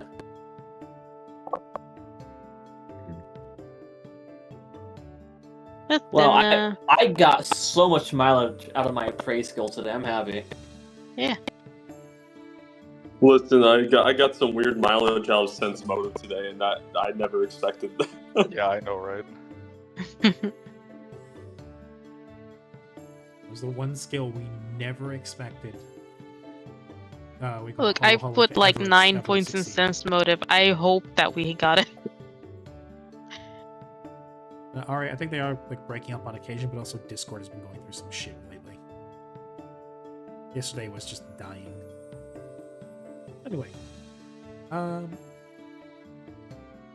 so the question becomes, You make a note of this. You take a good hour to do so. But would you like to try assembling this? Before you do that, do you have the Mallory? Do you have the notes on your side, or do you want me to take the notes? Oh, we can both take our own notes, compare, and see. Okay, okay, cool. Because I just put a bunch of random stuff in my gear sheet, my gear thing, and I'll just put gun notes, labeled or something. I don't know. Gun blueprints, description, taking notes on the and the sizes. Alrighty. Cool, we have a gun blueprint now. Okay, let me also write that down. You can be more So precise you if are you holding want. the gun blueprints, and I'm going to be writing the gun metric notes. Alrighty.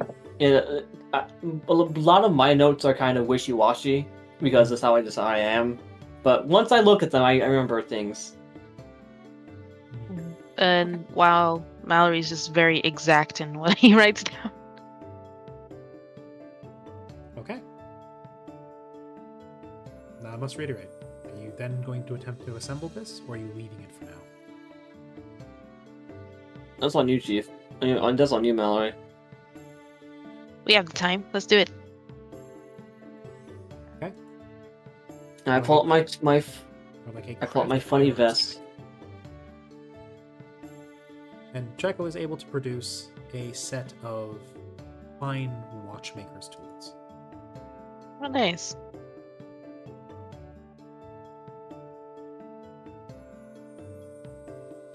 Okay, so some hell tells the items I had so long ago. I'm happy. Hey. Yeah. Hey, And finally, they're- two characters who barely interact finally get to collaborate on something. That's also They true. they get to flex their creative sides together for weapons Yeah. of war. Oh, Hell Lord. yeah. I'm gonna credit you when I do things. So, No. Don't you want your name, on the polls on which I put the people on? You know, for the No. context of why we left so early, this session has been weirdly wholesome. Yeah. Because it's also- very collaborative. it's very nice. Also, we had some quality time between two individual pairs of people. Indeed. But what was it? God, I lost my train of thought.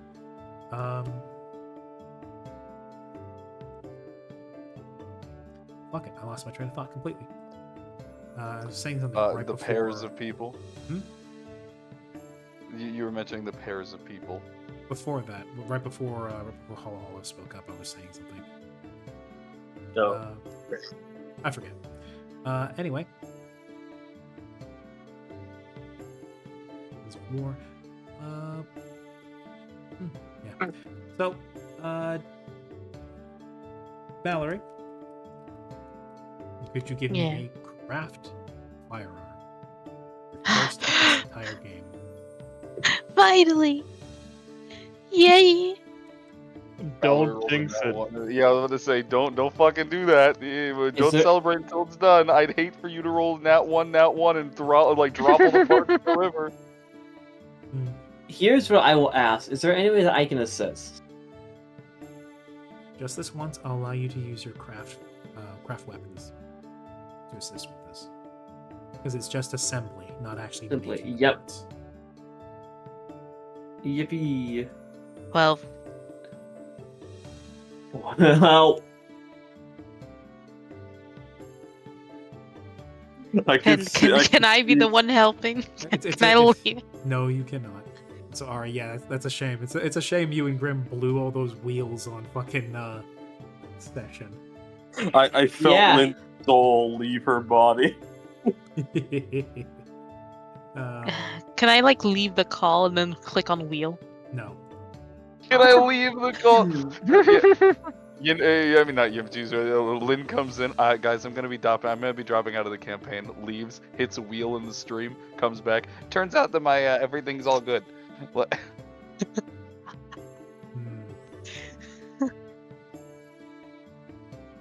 It all works out in the end. Hmm. Yeah. Except for this gun. Gun didn't Well, I work don't. out. At least the pieces probably aren't broken.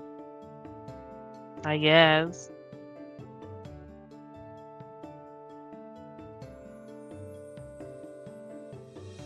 Hey, Julian, don't you know like an actual like watchmaker in Mordon? I don't know if I do. That's what you talking about. Maybe I'm thinking of something else. No, but I have a spell in preparation for what's about that. Wait, do I have actually? Do I have that You spell? check Was if that you when I have, was like, looking make at? roll or whatever. No. But for whatever does come out, I do have. I'm gonna ping this. Something arcane pool. If this works, I'll arcane pull it. But this, hey, look what I got. A masterwork item into a masterwork. Thing is, you already got masterwork materials. That is true. But what about the end product? Well, that's the thing. In order to make a masterwork item, you need to first manufacture a masterwork component, and then that gets put into the assembly process and makes the item you make masterwork.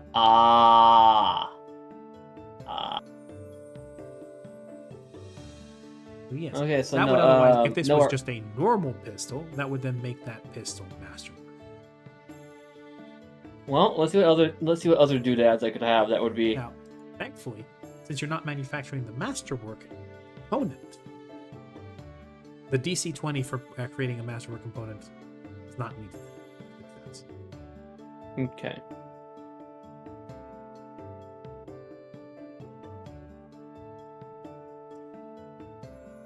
Given your appraise roll and how well you've managed to sift through the notes and the assist, you just barely manage to reassemble the gun. Oh, wonderful. I was about to ask for something else, but never mind. Yeah, thankfully, this is just some assembly required. You may perhaps question yourself for a moment whether you did it right. Because to call this gun an odd duck would be a little more literal. As held in your hand. In case you're curious, DM, I forgot that I could have done this, but I see. Oh well. You could have used that, yes. Held in your hand is a pistol with 4 barrels. Oh lord. You are holding in your hand a Vitoli Gunworks paddlefoot pistol. Oh no, it's the Catboy pistol. The Catboy pistol? It looks like a paw, like 1 main barrel, 4 minor It's called a barrels, paddle shaped foot like a because paw. it's shaped like a duck's foot. Oh, like a duck's foot? Yeah. What? It's also What's called a duck's it's also called the foot? duck's foot pistol So why is it called paddle foot? because it's about the same shape as a paddle. It has 4 prongs. Like a duck's foot. How they paddle. Yes. Do you have Oh. an image? Do you have an image? Oh, it's actually just 4 barrels next to each other. All right. Yeah. Allow me to in simple path.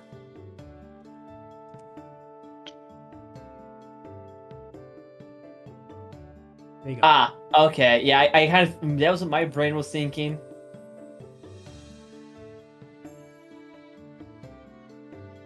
And my brain was thinking this one, No, but with 3 instead of 4. no, that's a shotgun.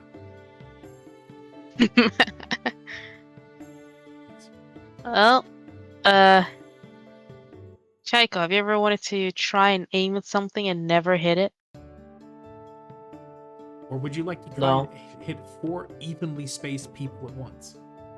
Do you ever try to shoot in a crowd, see who drops down?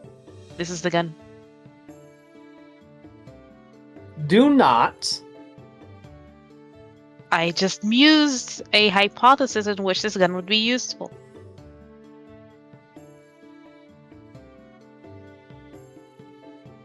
But hey, you got a gun now. It's Mallory's second gun. Yeah. Yeah, second gun. One that's might be better, might not be. You don't know. I mean, it's probably better than a Okay. waterlogged one. Yeah, that's Yeah. true. Fire it. Maybe it goes Yeah. quack. Quack. Quack, quack, quack, Yes. quack, quack. The exact, the exact statistics can be found on the PFSRD firearms page, easily enough. But the That one's on you. exact- Oh, the right. special mechanic Mhm. behind this is the paddlefoot pistol fires in a 20-foot cone when making a scattering shot. So basically, you can either choose to, you can fire this in 2 different ways. Either you can fire each individual barrel without needing to reload between shots, though the pistol only has a 20-foot increment of range. Or you can do a scatter shot. It creates a 20-foot cone with a 20-foot range increment when firing a bullet. Usually, the paddlefoot pistol has a maximum range of 3 increments, so you can fire no further than 60 feet out. Each barrel of a paddlefoot pistol holds 1 dose of black powder. Oh yes, you can also load it with either shotgun pellets or with bullets, or with alchemical cartridges, which are also an interesting form of ammunition. Yes, Fun. this can function either as a pistol that fires 4 independent times. You have to kind of awkwardly twist it every time you want to fire a different barrel. Oh no, actually, no. You just you fire. You can either fire it 4 independent times, or you fire bullets, or you can just make one big scatter shot and turn it into a handheld shotgun. Okay. Nice. You can what's turn the damage someone to a increment? nicely missed. The damage. Did you find it in? I did not post the. I just posted. Yeah, all I'm seeing is the weapons description, but it doesn't tell you what the increment is. If you go to the actual firearms page, Where's that? posted in the channel. Oh. And under early one-handed firearms, you'll find the paddlefoot pistol at the bottom of that category. It will tell you the damage, crit multiplier, range, misfire chance, all of that. I'm looking at the price. Yes. We gotta sell this. I mean, good. Okay. mind, Okay, I'm writing it We down. did just get this out of a smuggler's box. Yeah, it's probably not legal. Oh no, it's not even that. It's not legal. This is a prototype. Somebody might be looking for this.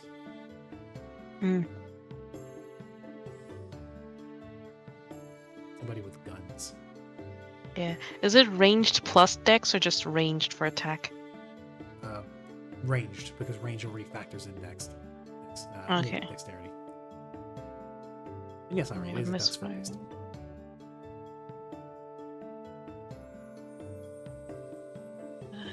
Good. Okay, 20 feet.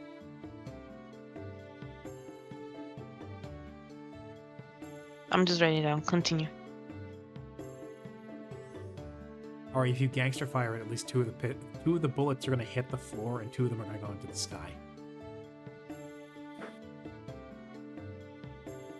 1d4 plus dex.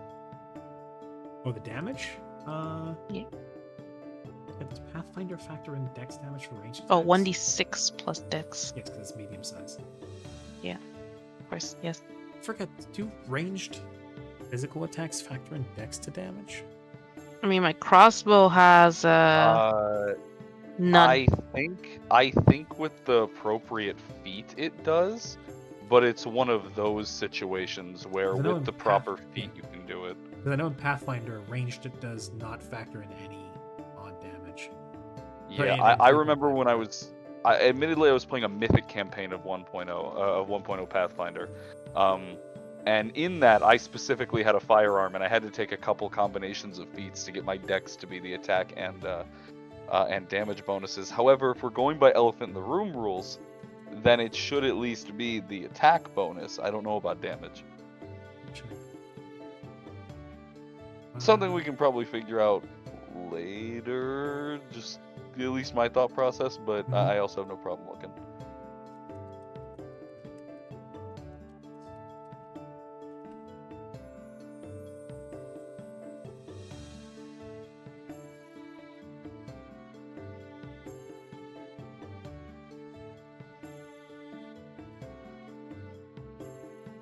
That's it. Seems no. Dex is not added to range damage. Okay. And then let's see. Some very rare cases, it seems. And add strength to some range damage. That's usually things like compound bows and thrown weapons. Because you can actually change how hard those fly at people by throwing it harder.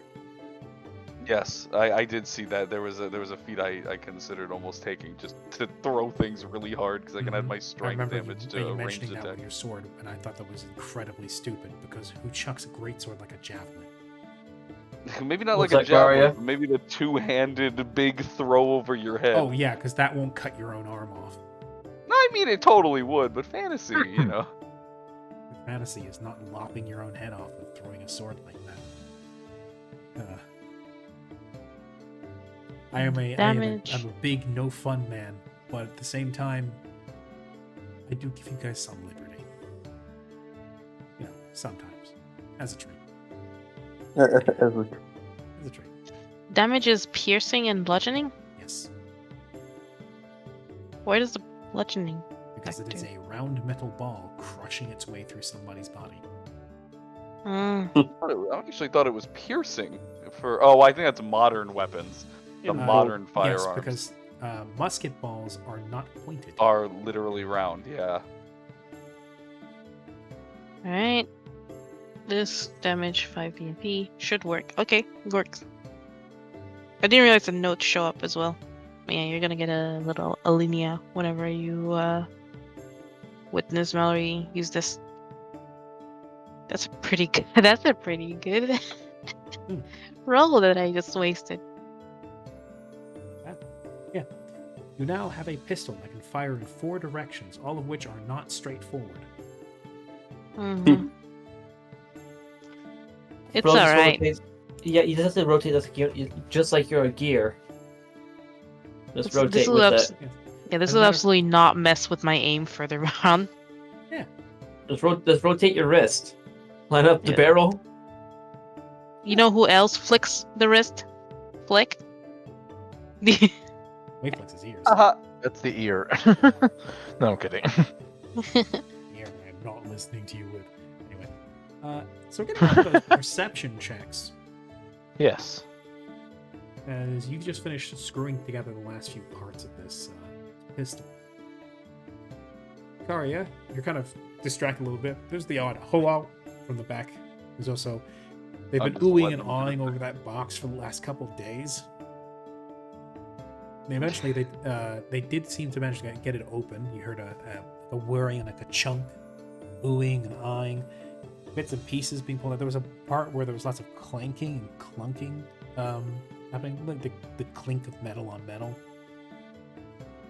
Then the sound of tools, ratchets and screws, and maybe even the sound of perhaps mild confusion from those who hold the weapon. So your eyes are kind of like half on the road, maybe half to your allies. And it's Flick that I think Flick, you see something out on the road, and Karia's not fully paying attention. As Flick, you see what looks to be Yes. wild big cats crossing the road in front of you.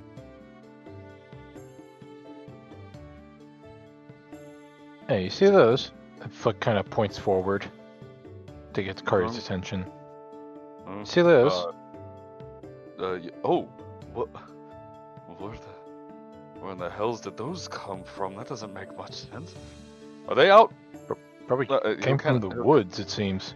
Yes, but I didn't think. He'll kind of lean back. Hello. You're the one who studied this area, yes? Yep. Are there large cats in this native to this land? Well, nature. It's a +2 for nature in this area, right? Yep. That I get. Okay. An And additional +2, yeah.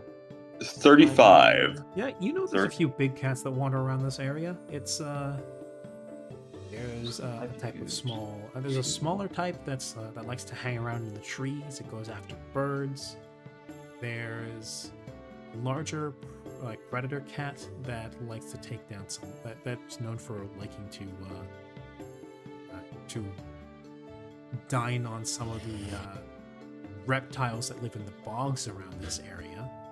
It's known for its ability to swim and its powerful bite force. It takes out the back of the brain. Oh, Aww. I know what that is. Yeah. I know what that And there's one more that kind of looks like it resembles what we call it. It's as you're recalling this. The first thing you see, rather than the big cats themselves, is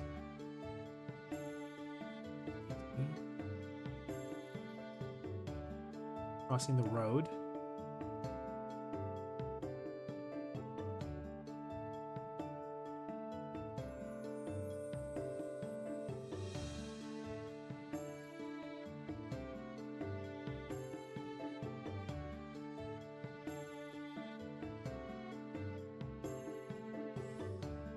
Oh wow, they're actually very tiny. They're so tiny. They're so tiny that even though it's on the map.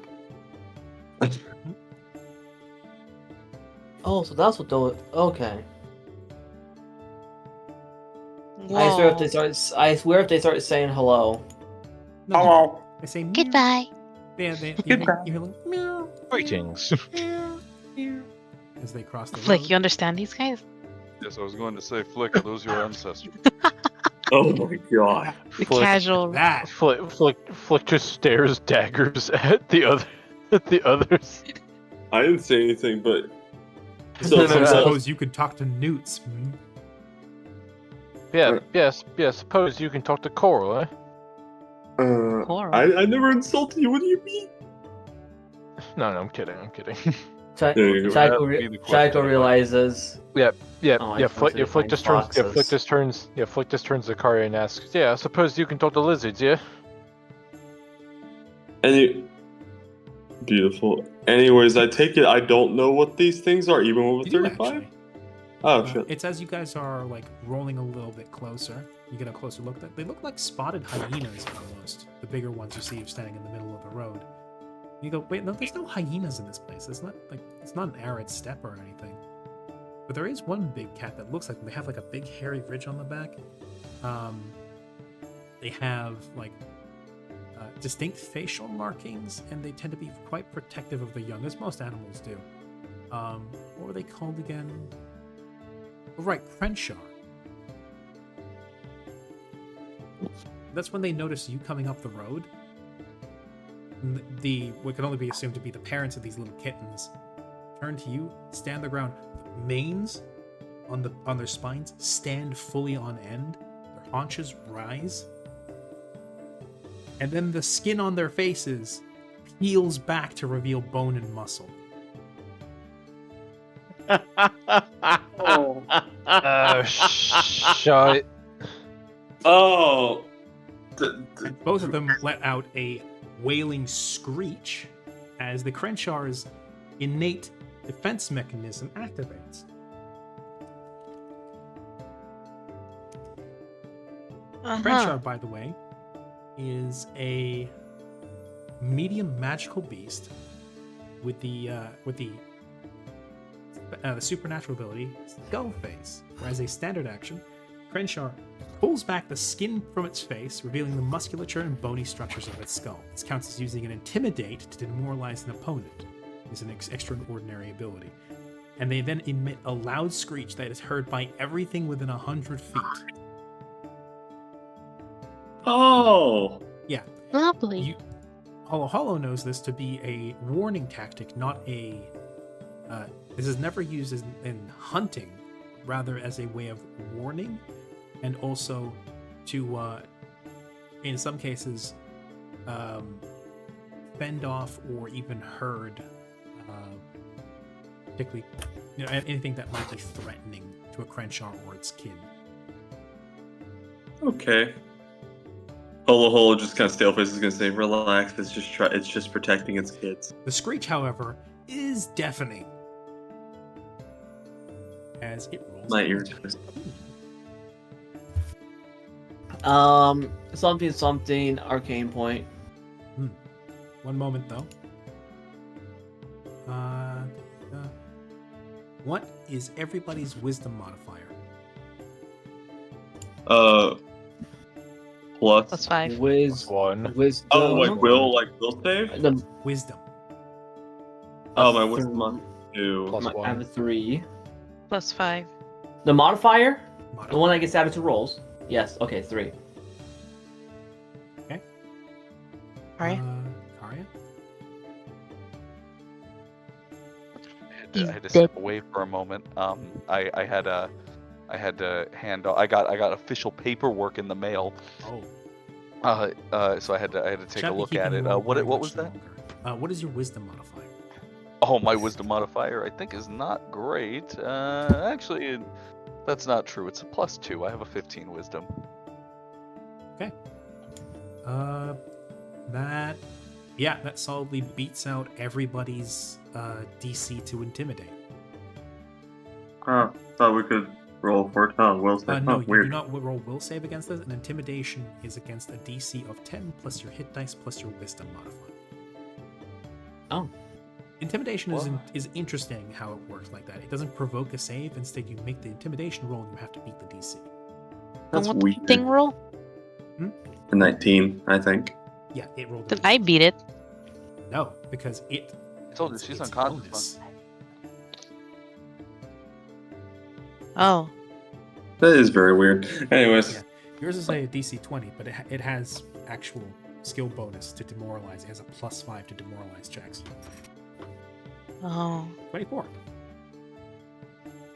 As Yeah. you are all shaken, as are the horses, as they come to a stop, they rear up and then shaking their spot. They're placed within their harness, but thankfully not ripping loose.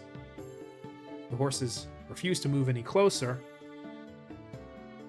And then once the kittens have moved out of the way, the Crenshaw's skin folds back over their snouts, back to looking just like especially large hyenas, to then clear off the road, along with their kittens. And the horses move once more. This time, you see they're a little nervous when they pass the spot where the Crenshaw has passed into the woodwork, into the forest. was that just like a little random encounter that you had? Like, Yes, that could happen. because I think Oh, good. Crenshaws are a very neat thing. They're described as being native to temperate forests. I see. Yes, I just thought Crenshaws were always very neat. I read them in the first time I ever saw them was in the monster manual for 3.5 edition. I thought they were a very cool, otherwise just interesting creature, and it struck me that this is a magical fantasy world where you're gonna come across just elements of nature that we wouldn't. But I always think about how, like, here where I live, we have boar and deer that constantly cross the street and interrupt traffic. I was like, what happened if a magical beast did that? Well, what if it's one that has a magical scream and a skull face? Imagine a ranger with that as like their animal companion. Oh, I've seen mean- some rangers do that. It's Oh, What's that's it cool. called? It's a Crenshaw. Arcane point. Arcane I'm, point. I'm arcane pointing so I can be better equipped for next time something like that happens. A ranger with like a couple of Crenshaws just points to like a group of fellas he doesn't like. He's like, rattle 'em, boys. Nice. Yeah. No, a ranger that would want to, like, would get the like magical companion feat, for instance, because you would need that to have a magical creature as your companion. And wants to focus on, say, intimidation, the Crenshaw is not a bad choice, because they get a 100-foot wide intimidation check as a natural ability. Oh. That's That's what cool. the Screech is. It's a the skull face and the Screech. That's a big intimidation check. Hmm. There's also a secondary aspect where if they're feeling especially threatened, let me double check. Yes, if they're feeling especially threatened, they can make a targeted check to, and it's not very difficult. It's DC 10. It's DC 12 will save, but if you fail, you become frightened, which means you have to like drop what you're doing and run in the other direction. Mhm. But that's only if the target is HD 6 or lower. Oh, sorry, at 6 or fewer hit dice, yes. So you guys still technically count for that, but next level, that no longer affect you. Now it will only shake you for 1d4 rounds. Okay. Also, a creature that successfully saves against it becomes immune for 24 hours. So it's not like spammable. Yeah. Yeah. Cool Neat little creature. that I wanted to show off, and also because sometimes it's just nature finds you. As you guys continue trundling What along. ominous little creatures. Dubious little creature getting up to some mischief. As basically, while you're fucking around with this duckfoot pistol and people are oohing and ahhing about it, there's a screech coming from in front of the wagon that would have like made all of your hearts jump for a second. And then the creatures would have passed, gone back into the woods, and the cart would begin moving again. Soon, find yourself crossing back over Lorbus Rosino border country, and it should only be about a day until you are back in the capital city. Lovely. Yeah. And with that, I think it's a good place to finish the session out. Yes, sir. As always, thank you for the session. I will take it out of your soul. Thank you very much for playing. I thank you very much for session. I would like to pay you 15,000. No. I would like to pay you in Sounds sandwiches. I would like to pay you in Bitcoin. No. It's worth very much right now. Anyway. Actually, it's it's It is going ridiculous. up in I'm so value, mad yes. about it. It's Actually- more expensive than it's ever been. Mhm. Again, I'm so mad. I hesitated again. I Yeah, almost the only got. problem I with that almost is put a the couple bubble hundred in there. is like the bubble's so erratic. It pops without any sort of warning. Investing in something that volatile is not something I would want to do. Oh yeah, absolutely not. If I would have put like $100 in there, it could have paid back to about. It would have been paid back about 200 But right yeah, now. that's speculative gambling at its finest. It's, Yeah, to that point, it's not really worth it. It's just yeah. one of those Like things. if you still had $100, money in it, then that would be great. But it's better not to think too hard about shoulda, woulda, coulda. Dearest DM, What's up? I'd like to pay you in 25k experience points. To us. I would like will to take pay. those I would like to pay 25,000 you. experience points. Thank you very much. I'll deduct them out of your guys' total. I would like to pay you in Now- chocolate now- chip cookies. Time for the age-old question. Pay me in We chocolate level chip- up? No. No. You pay me in Chuck E. Cheese tickets and I will accept. Anyway, thank you very much for playing. Next session potentially promises to be quite special. We'll see. Oh, I know. Oh my Yes. god. Oh great! I get to be paranoid the entire session. Yay! Good. All right, guys. See you next time. Thank you very much, folks, for watching and for playing. Mhm. Always a pleasure. Indeed. Today course. was a fun session. I got to be a bit silly. Indeed, it was quite. A little goofy, even. I don't know what tomorrow looks like. June's flight lands at 9, so in the morning. So there's a chance we may still have a session, but I'm going to leave that up to how she's feeling and how I'm feeling. Well, honestly, I wouldn't blame you if you want to just take the day for each other. Absolutely. Also, if June's just so tired and she's just zonked out for the rest of the day, and you could run a session and we'll just have a session without her like we did today, Yeah, just nil June. Yeah. that's also fine if she needs the rest. But if you guys if you're both awake and you both just want to make the most of your time together and you obviously probably miss each other quite a lot, then Indeed. honestly, I wouldn't blame them both. Yeah, we'll figure it out. We're I gonna play it would. by ear tomorrow. I Joking. well, Damn, I see can't how it help is. but move to That's okay, we don't- Neanderthal land, buddy. And It's okay. Yes. Yeah, no, um, yeah, I'll have. I think we're gonna finish up. Thank you very Yeah. much, and I will see you guys hopefully either tomorrow or next Saturday. Yep, see you either Okie tomorrow dokie. or We shall next Saturday. see. Bye bye.